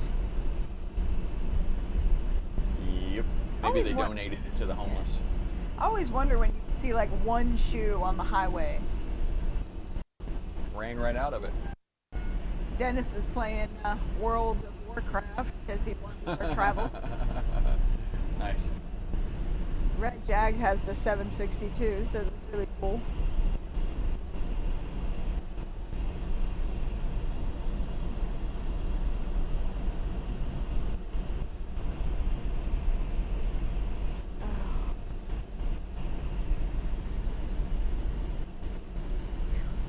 It's warm. Yes, it is.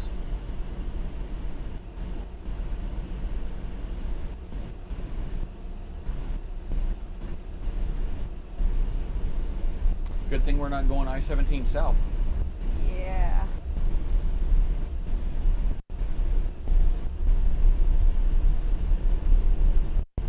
My sinuses are all kinds of dry. Yep. It happens. Anything coming racing up through here? Not that I can see, but I can't really Okay. see. Yep.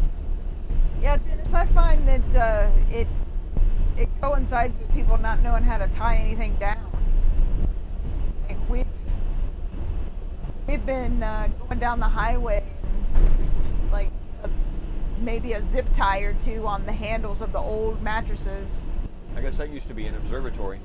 No, it's a mosque. Quarter-mile, use the right 2 lanes to take exit 143A143. Well, I mean, it is now, but maybe it used to be an observatory. I don't know. Just an idea. Yep.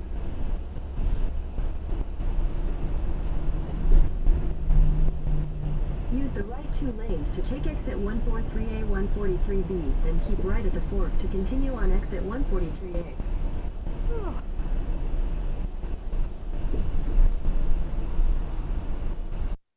Keep right at the fork to continue on exit 143A.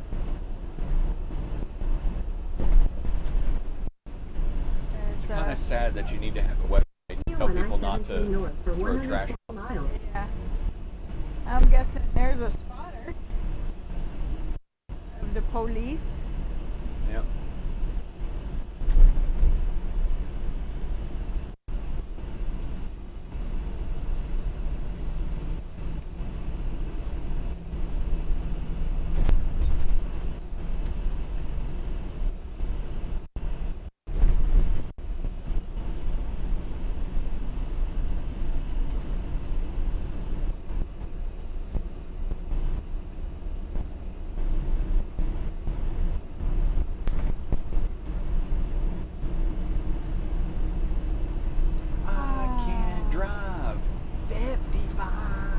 All right. How's your water? Needs ice.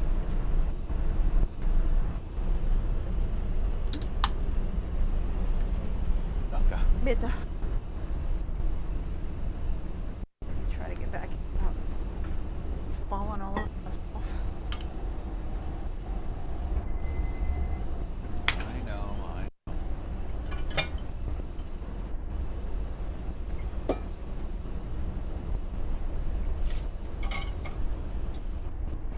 All right, so we're through all that mess so far. Don't believe the map. It is not up to date.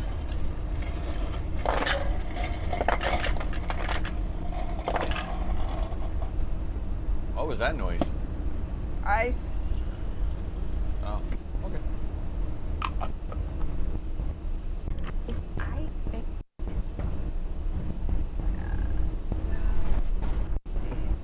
Oh, I didn't even check those squeaks while we were stopped. Oh well. What did you not check? Huh? What did you not check? The squeaks. Oh.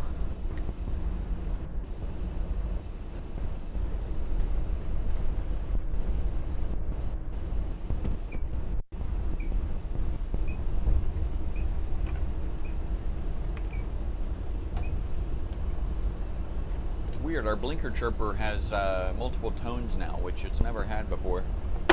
Kind of making me lean toward maybe a ground issue.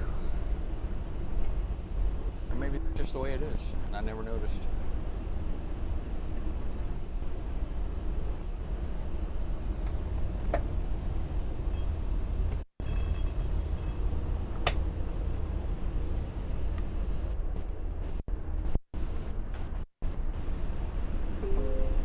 With the lane closure ahead.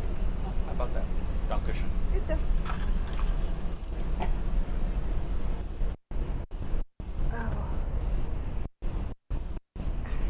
We don't have any of those popsicles. Nope. Dang. Any idea what the temperature in Flagstaff is? I can look. What's the temperature in Flagstaff, Arizona? The temperature in Flagstaff right now is 83 degrees Fahrenheit. That's going to be marvelous. Yes. Magnanimous. Plus at night it's going to be Yeah. hopefully a little cooler. Whew. Is it way higher altitude? Is that why it's so cool? It's a little higher, yeah. Couple thousand feet difference.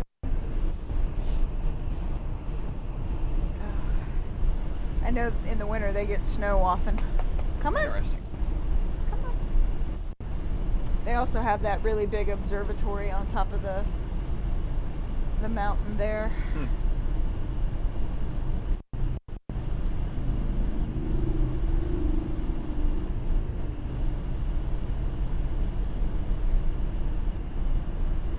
Yay, you're back. Hey, Twyla, how was Duncan's vet appointment? Is everything okay? He's good to go for a while?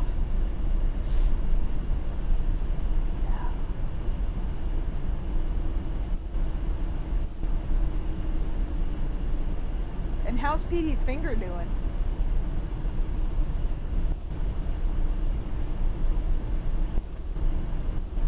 And was it Petey's shooting finger? I think both of his fingers are shooting fingers. He's only got two fingers? Yeah, he's Where'd only I got miss? two.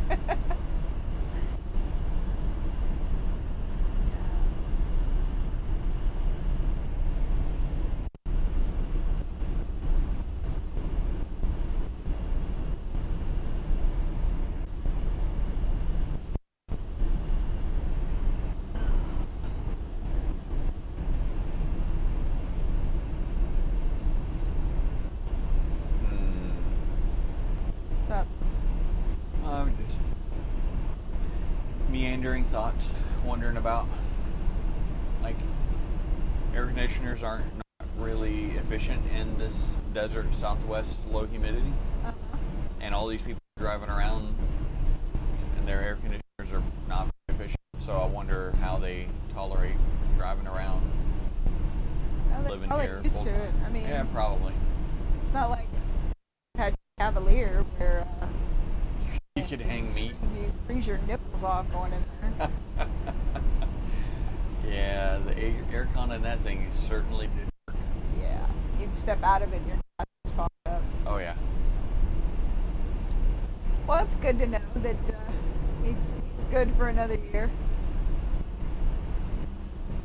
He's a big boy. I think his head is bigger than Fiona's whole Oh, yeah. existence.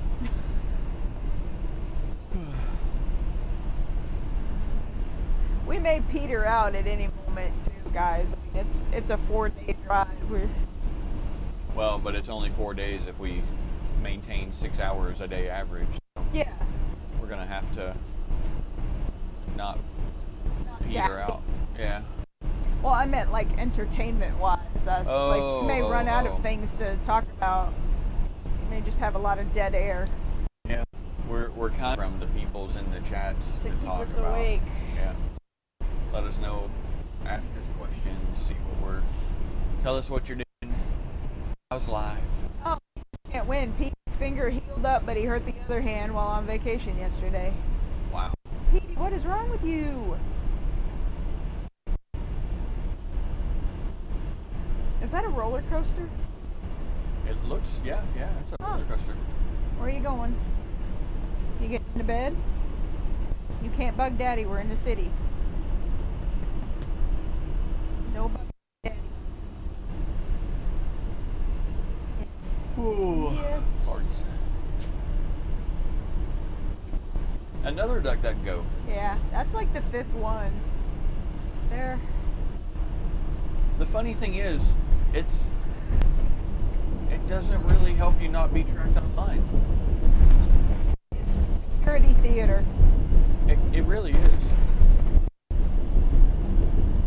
Dennis said in the old days we put a bag of butter in front of the grill of the car. Very popular in the 50s. Was that to cool or? Oh, interesting.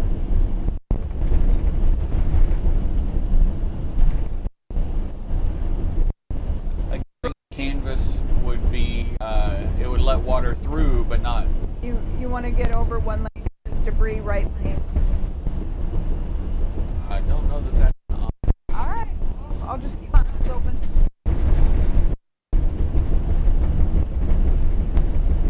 Felicia's, she's busy getting important stuff done. That's. Nope. Hey, Bye-bye. come here. We're in the city. You can't do that.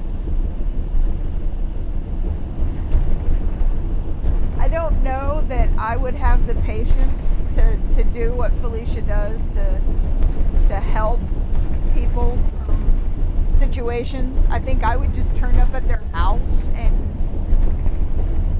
beat the snot out of the culprits.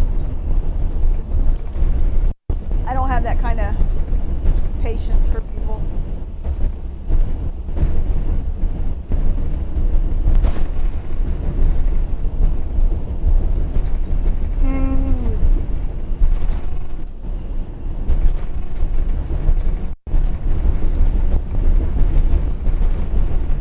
Ooh, yeah. Arizona roads. Almost as bad as Arkansas roads. Yeah. Louisiana. Oh, Louisiana. But yeah, the north side of Louisiana. Oh, big bumps here. Oh. Too bad.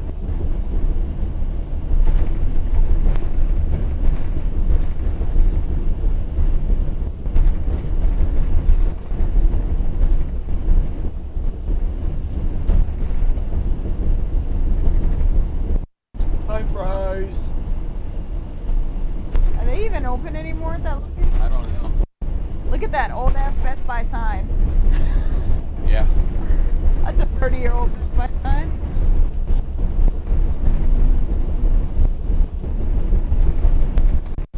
More bumps. Oh, yeah.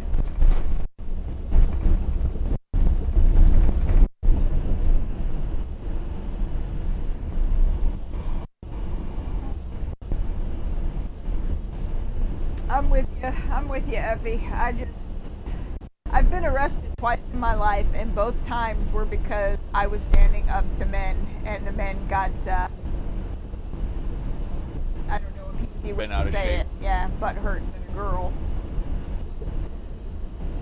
Both times the charges were dropped, but apparently bully men don't like it when women smack the shit out of them, so. Woo! Great googly moogly.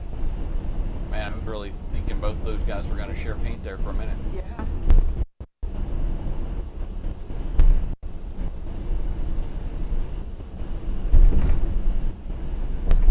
Last I saw, it was still 55. Oh, evidently it's 65 now, according to the Goog. Dennis worked as a police dispatcher. Huh. I did not notice him doing about that. Didn't either. I did Midnight shift dispatch in for Beaumont, animal Texas. control when I worked at the municipal shelter, which was really weird to me because I would use like the known breed shortcut SD for German Shepherd dog, and guys that had been on the job for 10, 20 years had no idea what they'd have to call me and go, "What kind of dog?" That was not a good job either for somebody like me. Nope. Apparently when you work at a municipal shelter, loving animals is not a requirement.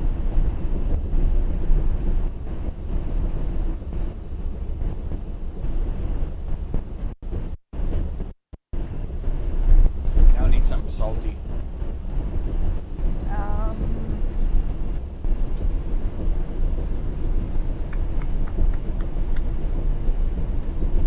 Cashew, smokehouse almonds. Smokehouse almond sounds good. Do we have some? Yeah. Cool. What is this bump you have on your butt? That's a bump. That's my lady bump. You got lady bumps? Yeah. Yeah. She's had that for a while.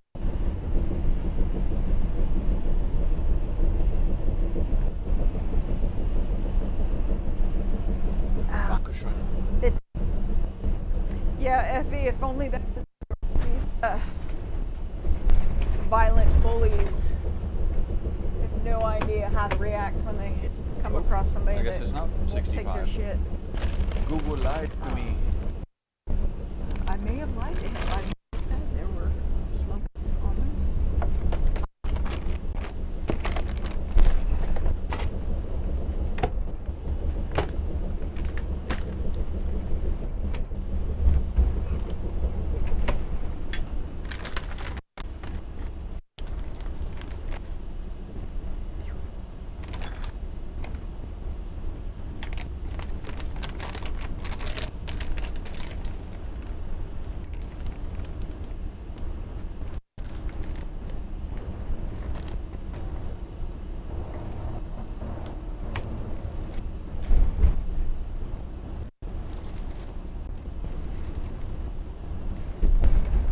So Felicia, the high turnover, is it fatigue due to exposure to crimes that are being committed, or is it fatigue due to the high, the rapid fire nature of the job, or what do you think the trigger is or the cause of the high turnover for police dispatchers? Bitte.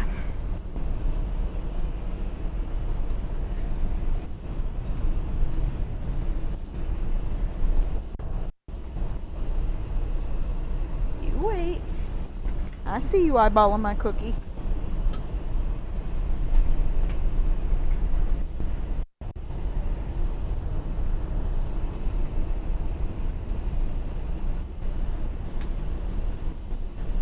Wow, had to do a whole file on stolen cars every night. Where did you do that at, Dennis? Beaumont, Texas. Oh.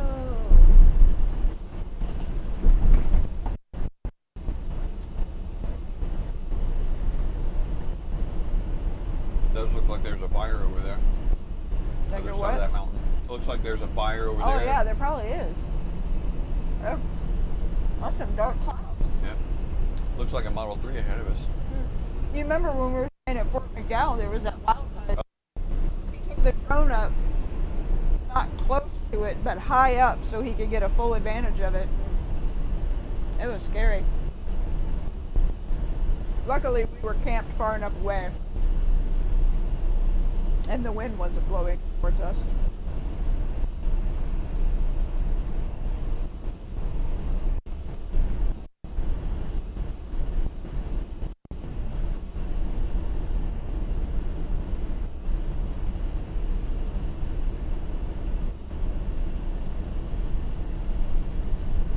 Yeah, I would imagine that working any dispatch job, the trauma, it's very real. But I think if you have any sort of highly sensitive person traits, it becomes really part of who you are, for sure.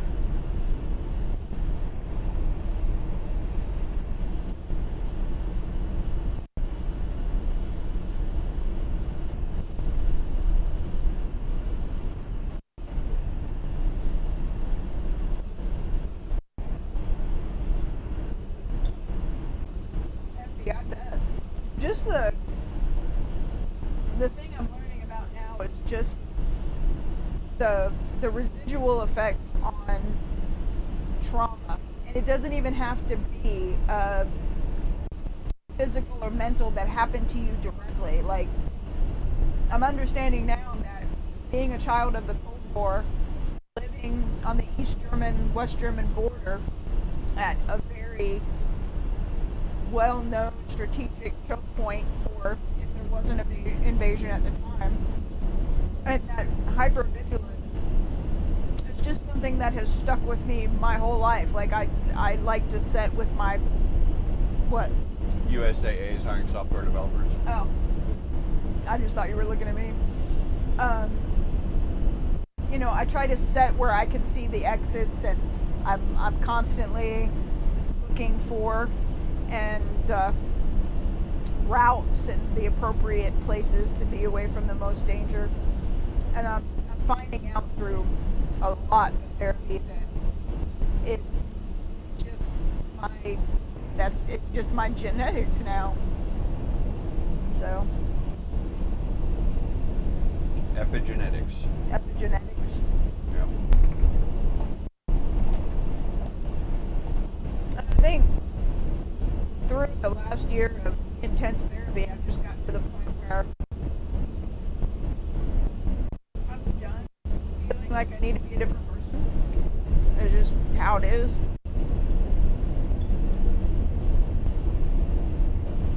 Come on.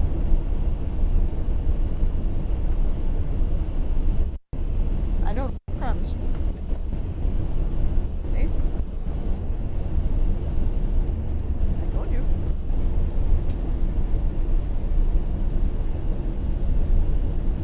Yay, finally back up to 65. Woohoo!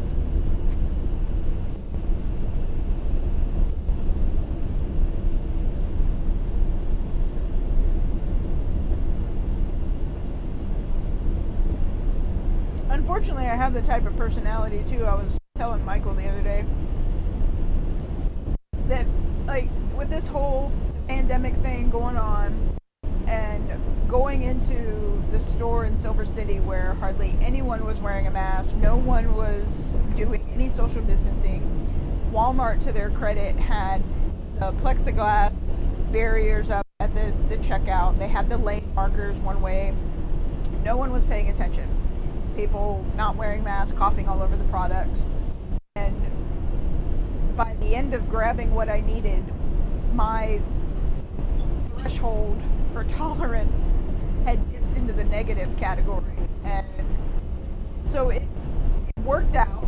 I said some things I should not have said and realized that afterwards, but I was telling Michael, there's this thing, once I get to the point where I cannot take it anymore and someone is not doing something that's, I don't know, what's the... You have a short tolerance for stupid people. Thank you. And there's this little voice that says, do you have bail money? And that should be the least of it. I wish it was more, and I'm getting there, to be, you know, it is what it is, they're going to do them, whatever, it's not causing me any pain or violence, and no one is in jeopardy right at this moment. But I'm very judgy for stupid people and stupid things.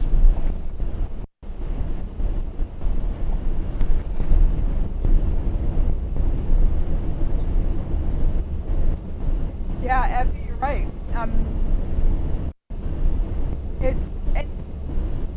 I know there are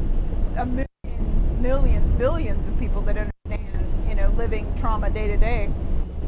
I think one of the things is that when it becomes not a day in, day out thing, you realize how much it messed with you. And it takes a while to work through it and not be so tense and ready to go. Just set that there. Okay.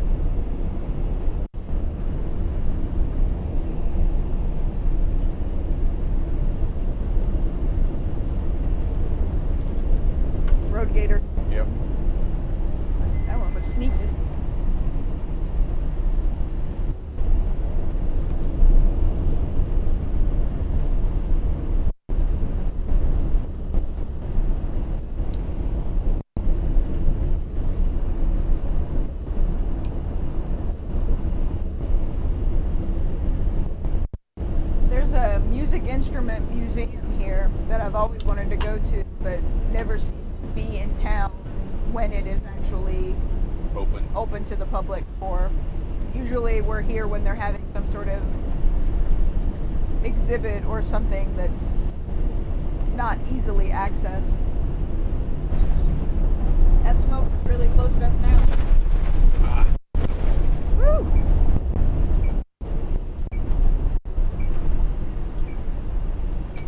The smoke is really close to us now? Yeah, it's just right on the other side of the bridge now. Oh, wow. You can actually see before it dissipates in the air, I can see the poopy clouds. Yeah.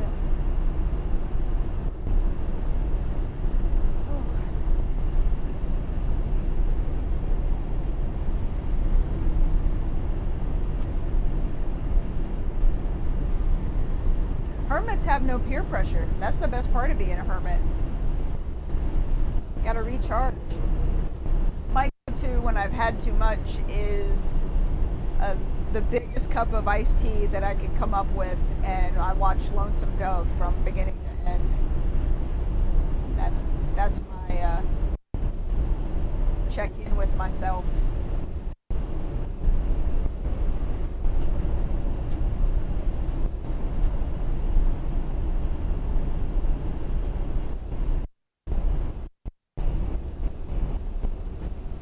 Emma's passed out now doing fancy kitty.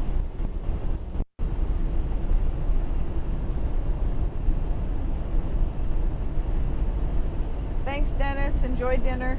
We'll see you probably tomorrow or next day if you join us. I forgot what day it is already. Saturday. It's like we've been on the road for a week already.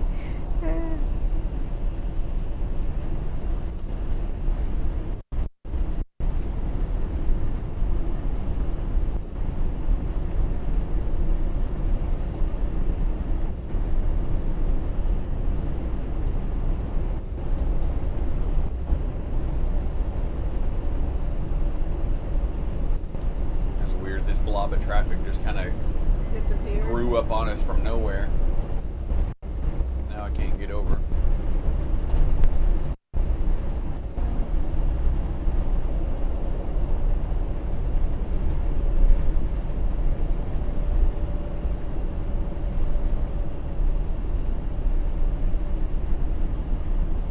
It actually looks like a couple of little smaller fires in the same. Could be.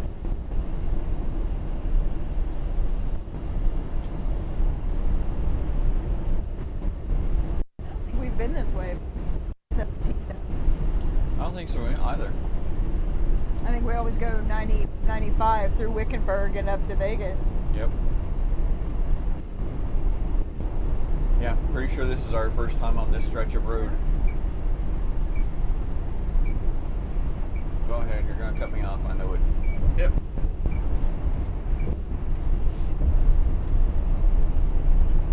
It's hard to see all the road gators because of the lines. Yeah, the lines, and then what do you call it? The heat, where it looks like heat water. Waves. Yeah, heat waves.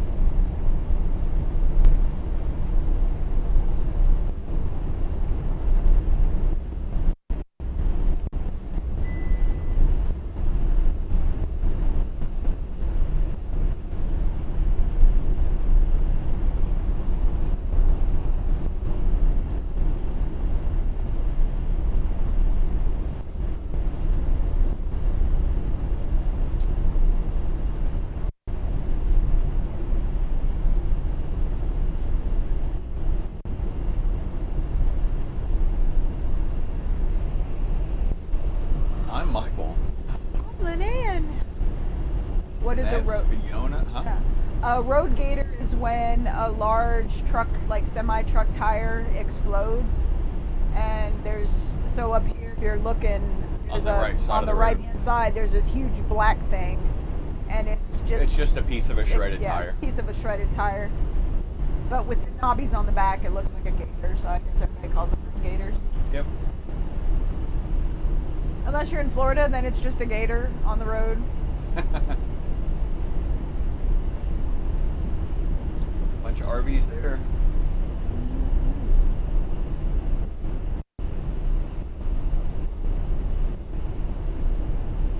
I'm Michael. I'm Lehnanne. That's Fiona. That's Louie, and Emma's back there asleep. I don't think you can see Louie. Yeah, probably not.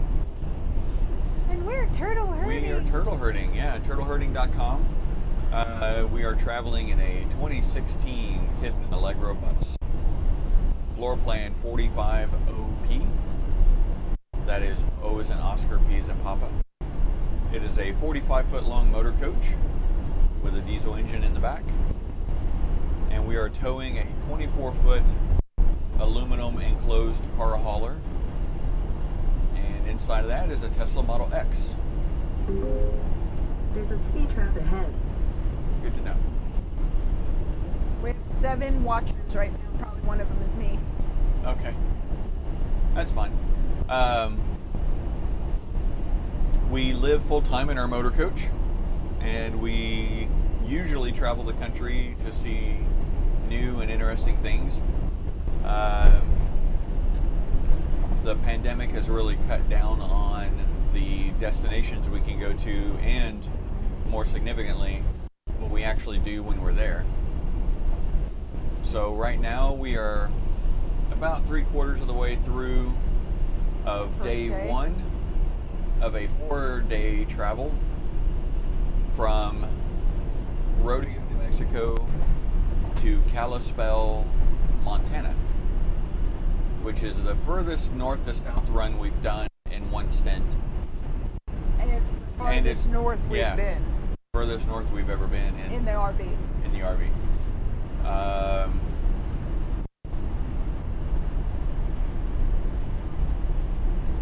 Hey, Mark. Mark's been watching off and on. He's been checking in. How you doing, buddy? You gonna let Rudy watch us? Yeah. Mark is Rudy watching. Hi, Rudy. Hi, Rudy. Hi, Rudy. He's a good boy. Mark's a good boy. Oh, wait. Let her, Kenny. Mark. Through? No.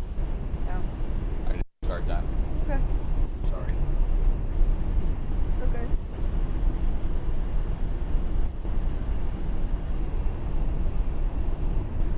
I mean, the security system is recording it in postage stamp size, but that's about it.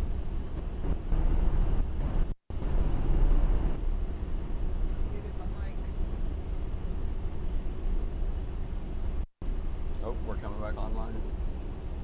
A little bit. I think it's going to be sporadic because of the. Yep. There's a lot of iron in the mountains, so.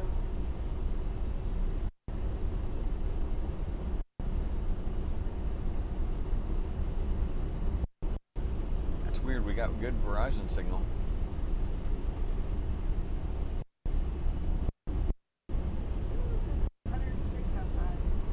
Damn.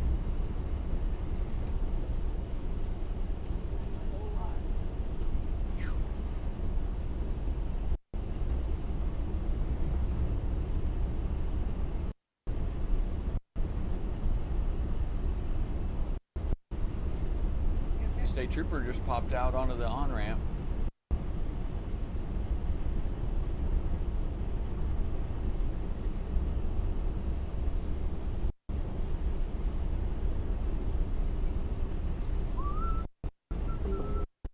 There's a speed trap ahead.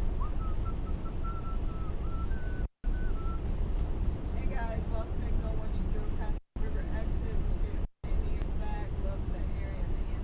Thank you for living there. Cool. How's it going, Michael? Good to see you online. Nope.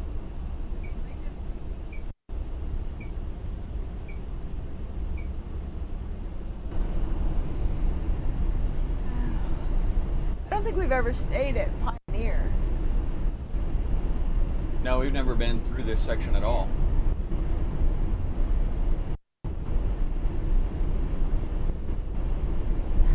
It's interesting because it's beautiful. Yeah. Well, it's a donut, but there wasn't really any place we could find that we fit to get to Sedona without it being a thing. Again, one of the drawbacks of having a big coach. Yep. Red Jag says GPS signal acquired. Good. Oh yeah, we like homemade pies, but they don't like us. So We try to Well, skip it when we're on a relatively strict diet compared to what most people eat. yeah. Oh, here comes a white Tesla Model S, old version with the big cone on the front like ours had. I think we might have just passed the place with pies.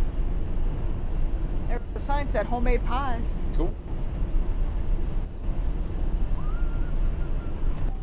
Yep, there goes Yep. P85.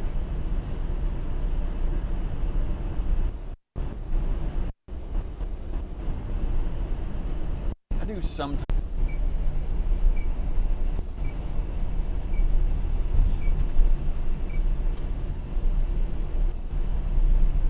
Yeah, it's Sky. It's spotty. It's everywhere.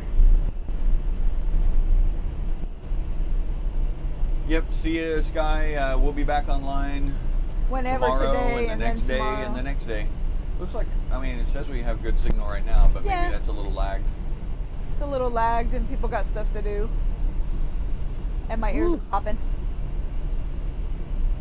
Wow, this is a climb I had not anticipated. Yeah, and the temperature is climbing on the, just settle back down a little bit.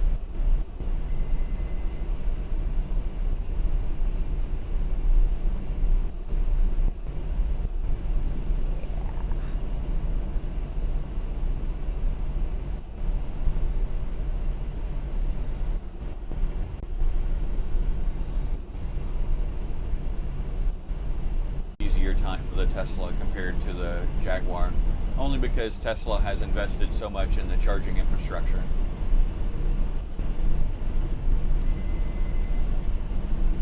Regarding Pioneer, I'll put it in our campground list, and next time we're in this area, for sure we'll look into that side of the road. Get ready for And that one to hit you. 110-degree heat. Woo!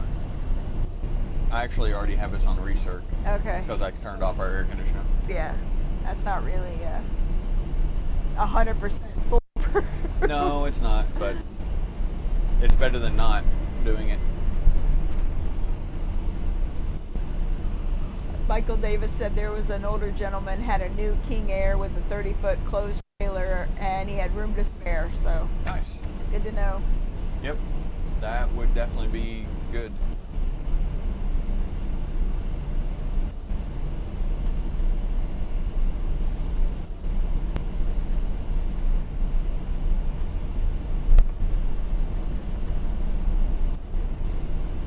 This is like the desert version of the West Virginia Turnpike with all Right. the ups and downs and curves. Yeah. The road is better than West Virginia. Yeah, current temps about 220, 225 maybe. 3,000 feet elevation here. There's a Swift truck up here going really slow with hazards. Yeah, no, I saw him up there. I don't think we'll be able to pass him with much gusto. Yeah. We're down to 40 miles.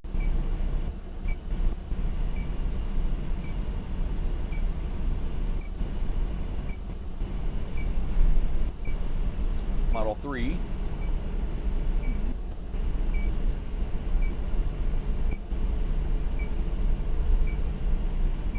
Looks like we might level out and start heading downhill here in just a minute.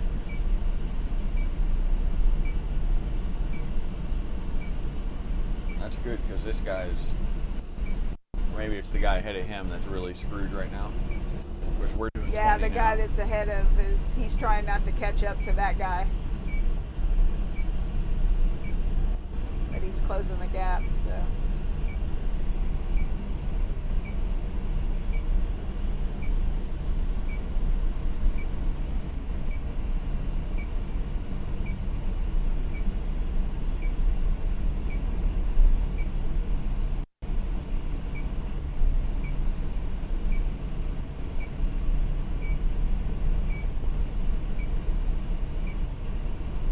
And now it looks like the plains outside of Colorado City.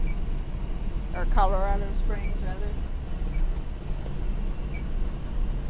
Grassland.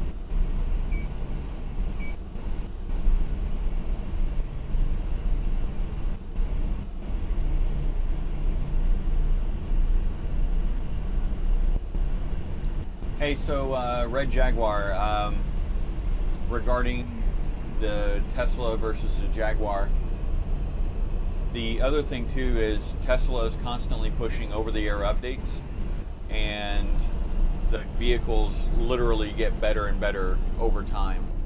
The autopilot is really, really impressive, and it's only going to get better as well. They're doing things the way of the future, and Jaguar, while it's an electric vehicle in the I-Pace, I don't think they're doing over-the-air updates. I could be wrong on that, but I also don't think they have autopilot, like assisted driving type stuff. Again, I could be wrong on that too, but anyway, I'm very, very happy with Tesla vehicles, and yeah, I definitely think it's better overall.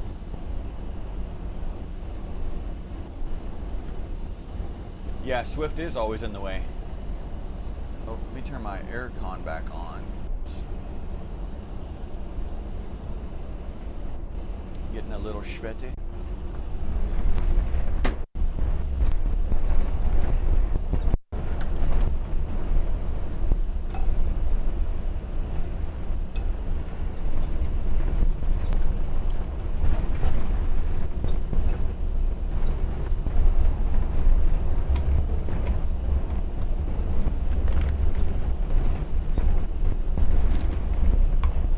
Bumps.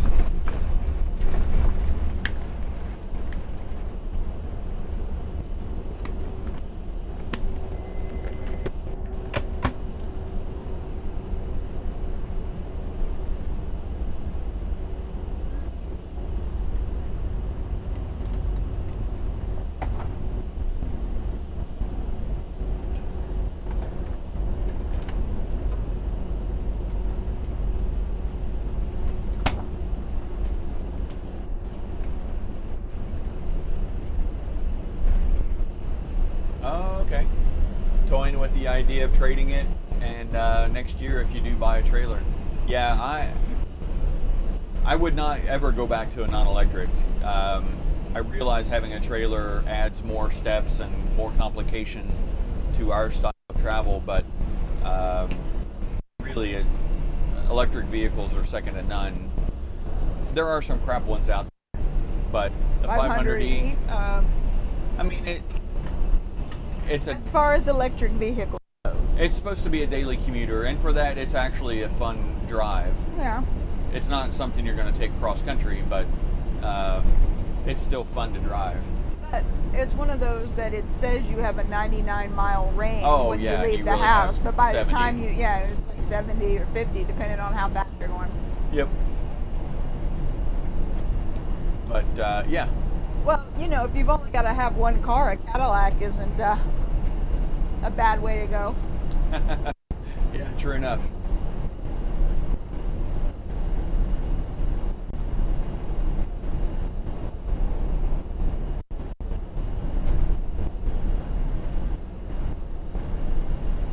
Oh, now we got a downhill stretch coming up. That just means there's an uphill stretch.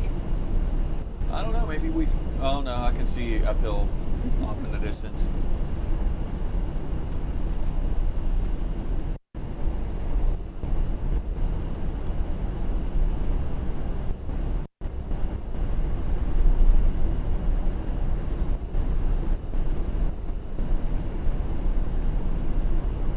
Badger Springs Road.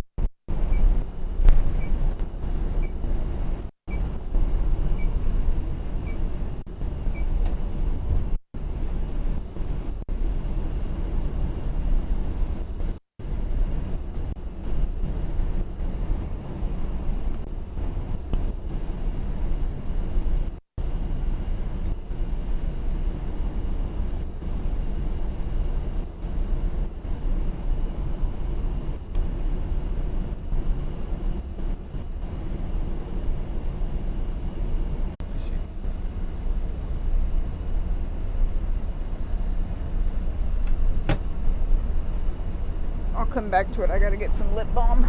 Okay.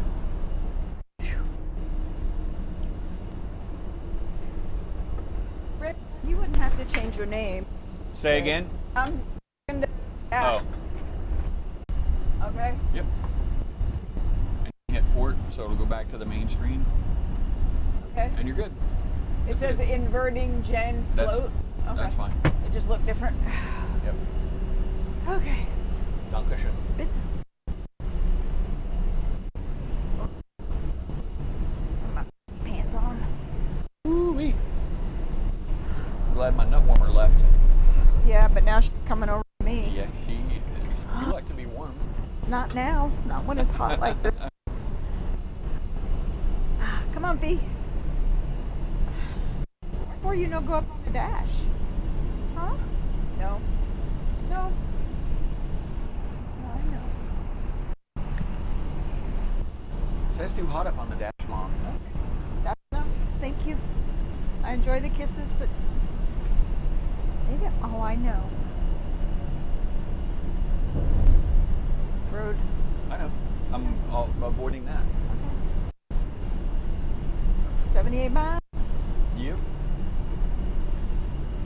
87 miles to our stop. Yeah.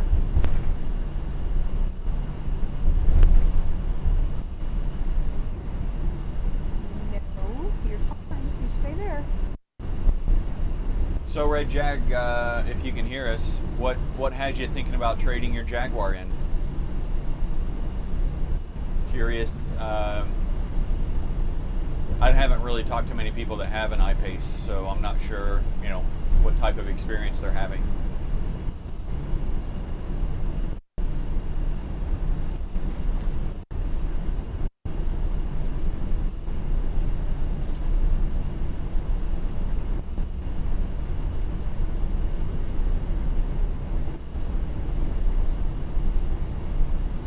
Fiona. No. Bye-bye.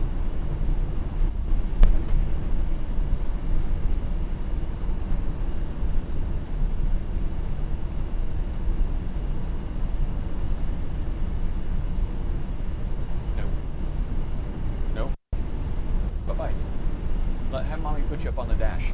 I got absolutely no signal. Fiona, come. Fiona, come. Come on. Here.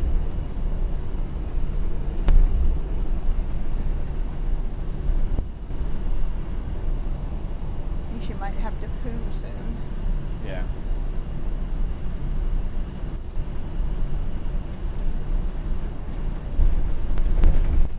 I got no signal. Says I got almost full bars on my Google. phone. Google is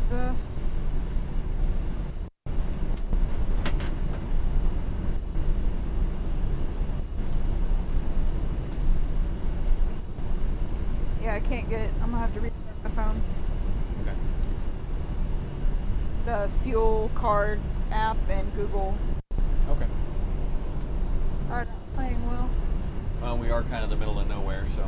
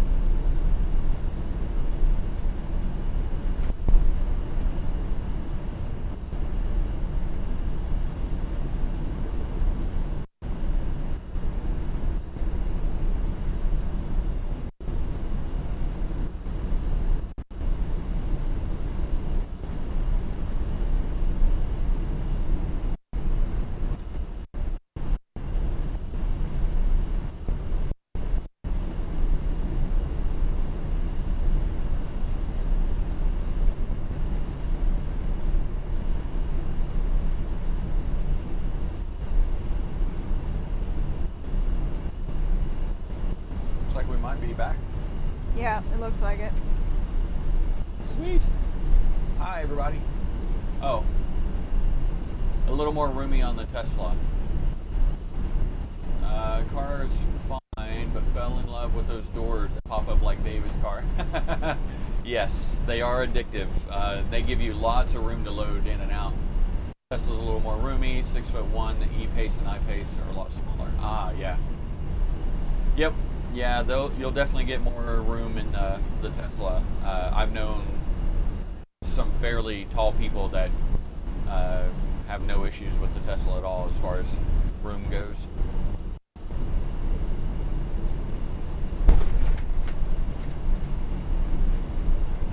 More bumps.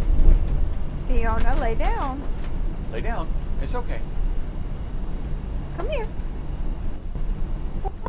Pee-pee. What's the matter? See, it's hot.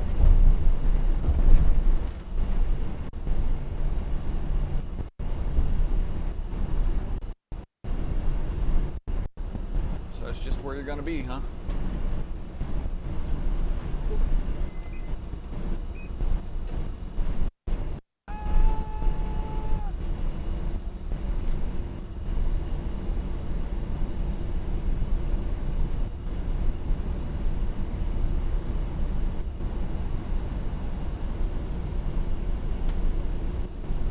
So they claim they've streamlined the U-Haul, honey.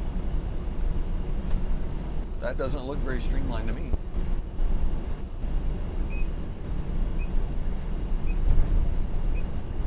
What's the matter with you? It's got poops. Well, we passed a rest area back about 10 minutes ago, and it said their next one was in 45 minutes. Continue for half a mile.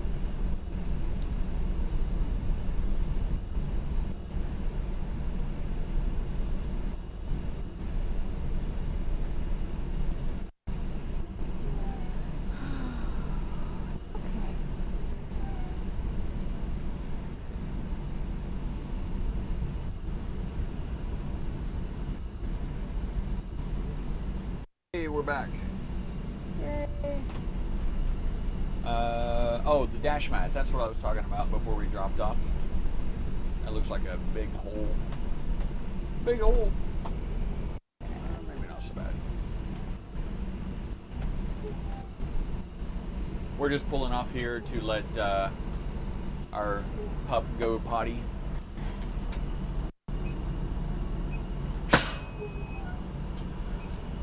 Me take her or you? I thought you were going to. Yeah, I'm gonna going work to. on something here. Okay. Yeah, the dash mat. It looks really good. It's Sure Grip. S-H-U-R Grip. Oh, shadepro.net is the website for it. This is the one that David got for. I think he and I both had the one from somebody there local in Red Bay, and it needed Velcro adhesive pads stuck to the dash, and it was fine for what it was, but the material, it was kind of like I don't know, it was an interwoven material, but it would come away from itself. It would pull away and pill up.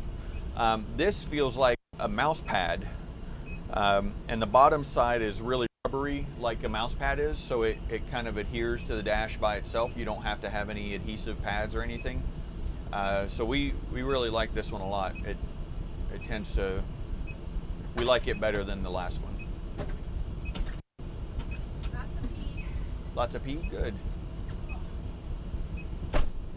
I'm going to check another thing or two here before we start rolling, and I may need to go make lots of pee too.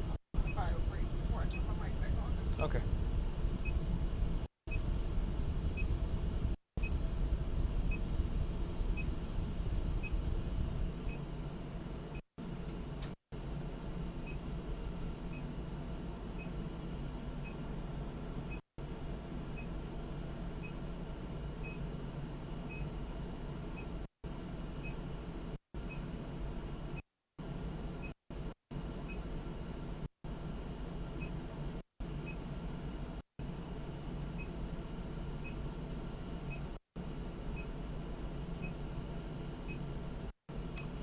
One of my motives fell again, I think.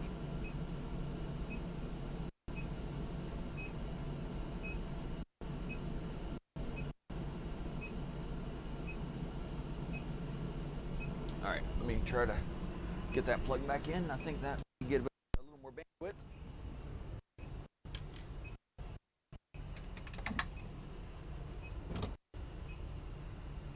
Oh, it's all up here.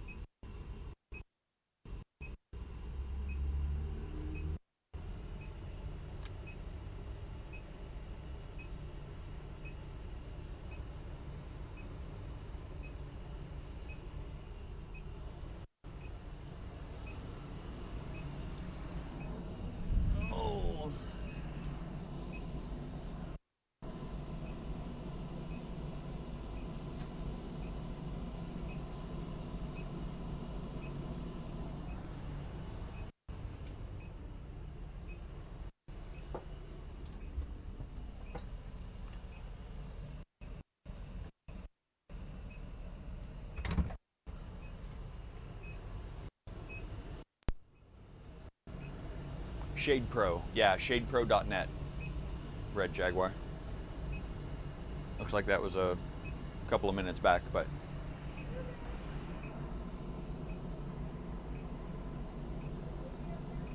yeah, he's jumping up onto the dash.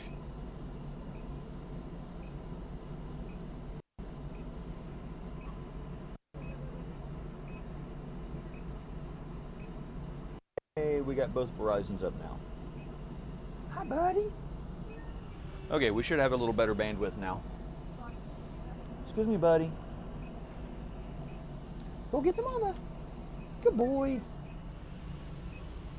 All right, quick bio break. And then we will be right back with you.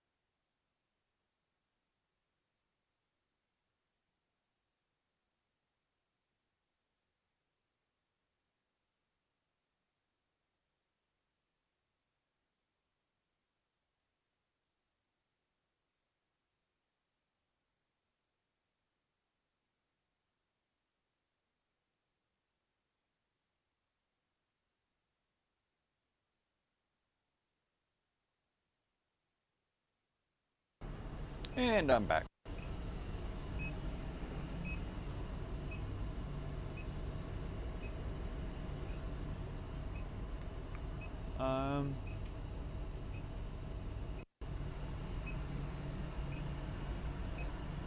I don't know, I got a hankering for something, but I don't know what. Probably ice cream, but yeah. Yeah. I mean, I need something cold is what I'm hankering.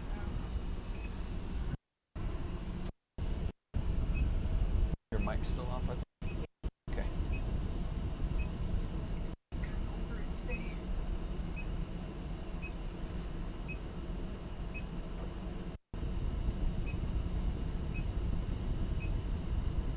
All right, everybody. I think we're going to call it a day for the stream. We've still got about another hour to go to our destination for tonight, but we're losing signal a lot through here and everything, so we'll end on a high note, and we will see you all tomorrow. We will put up a post so that you can get reminded tomorrow morning, and we will see you then. Thanks, everybody. Bye-bye.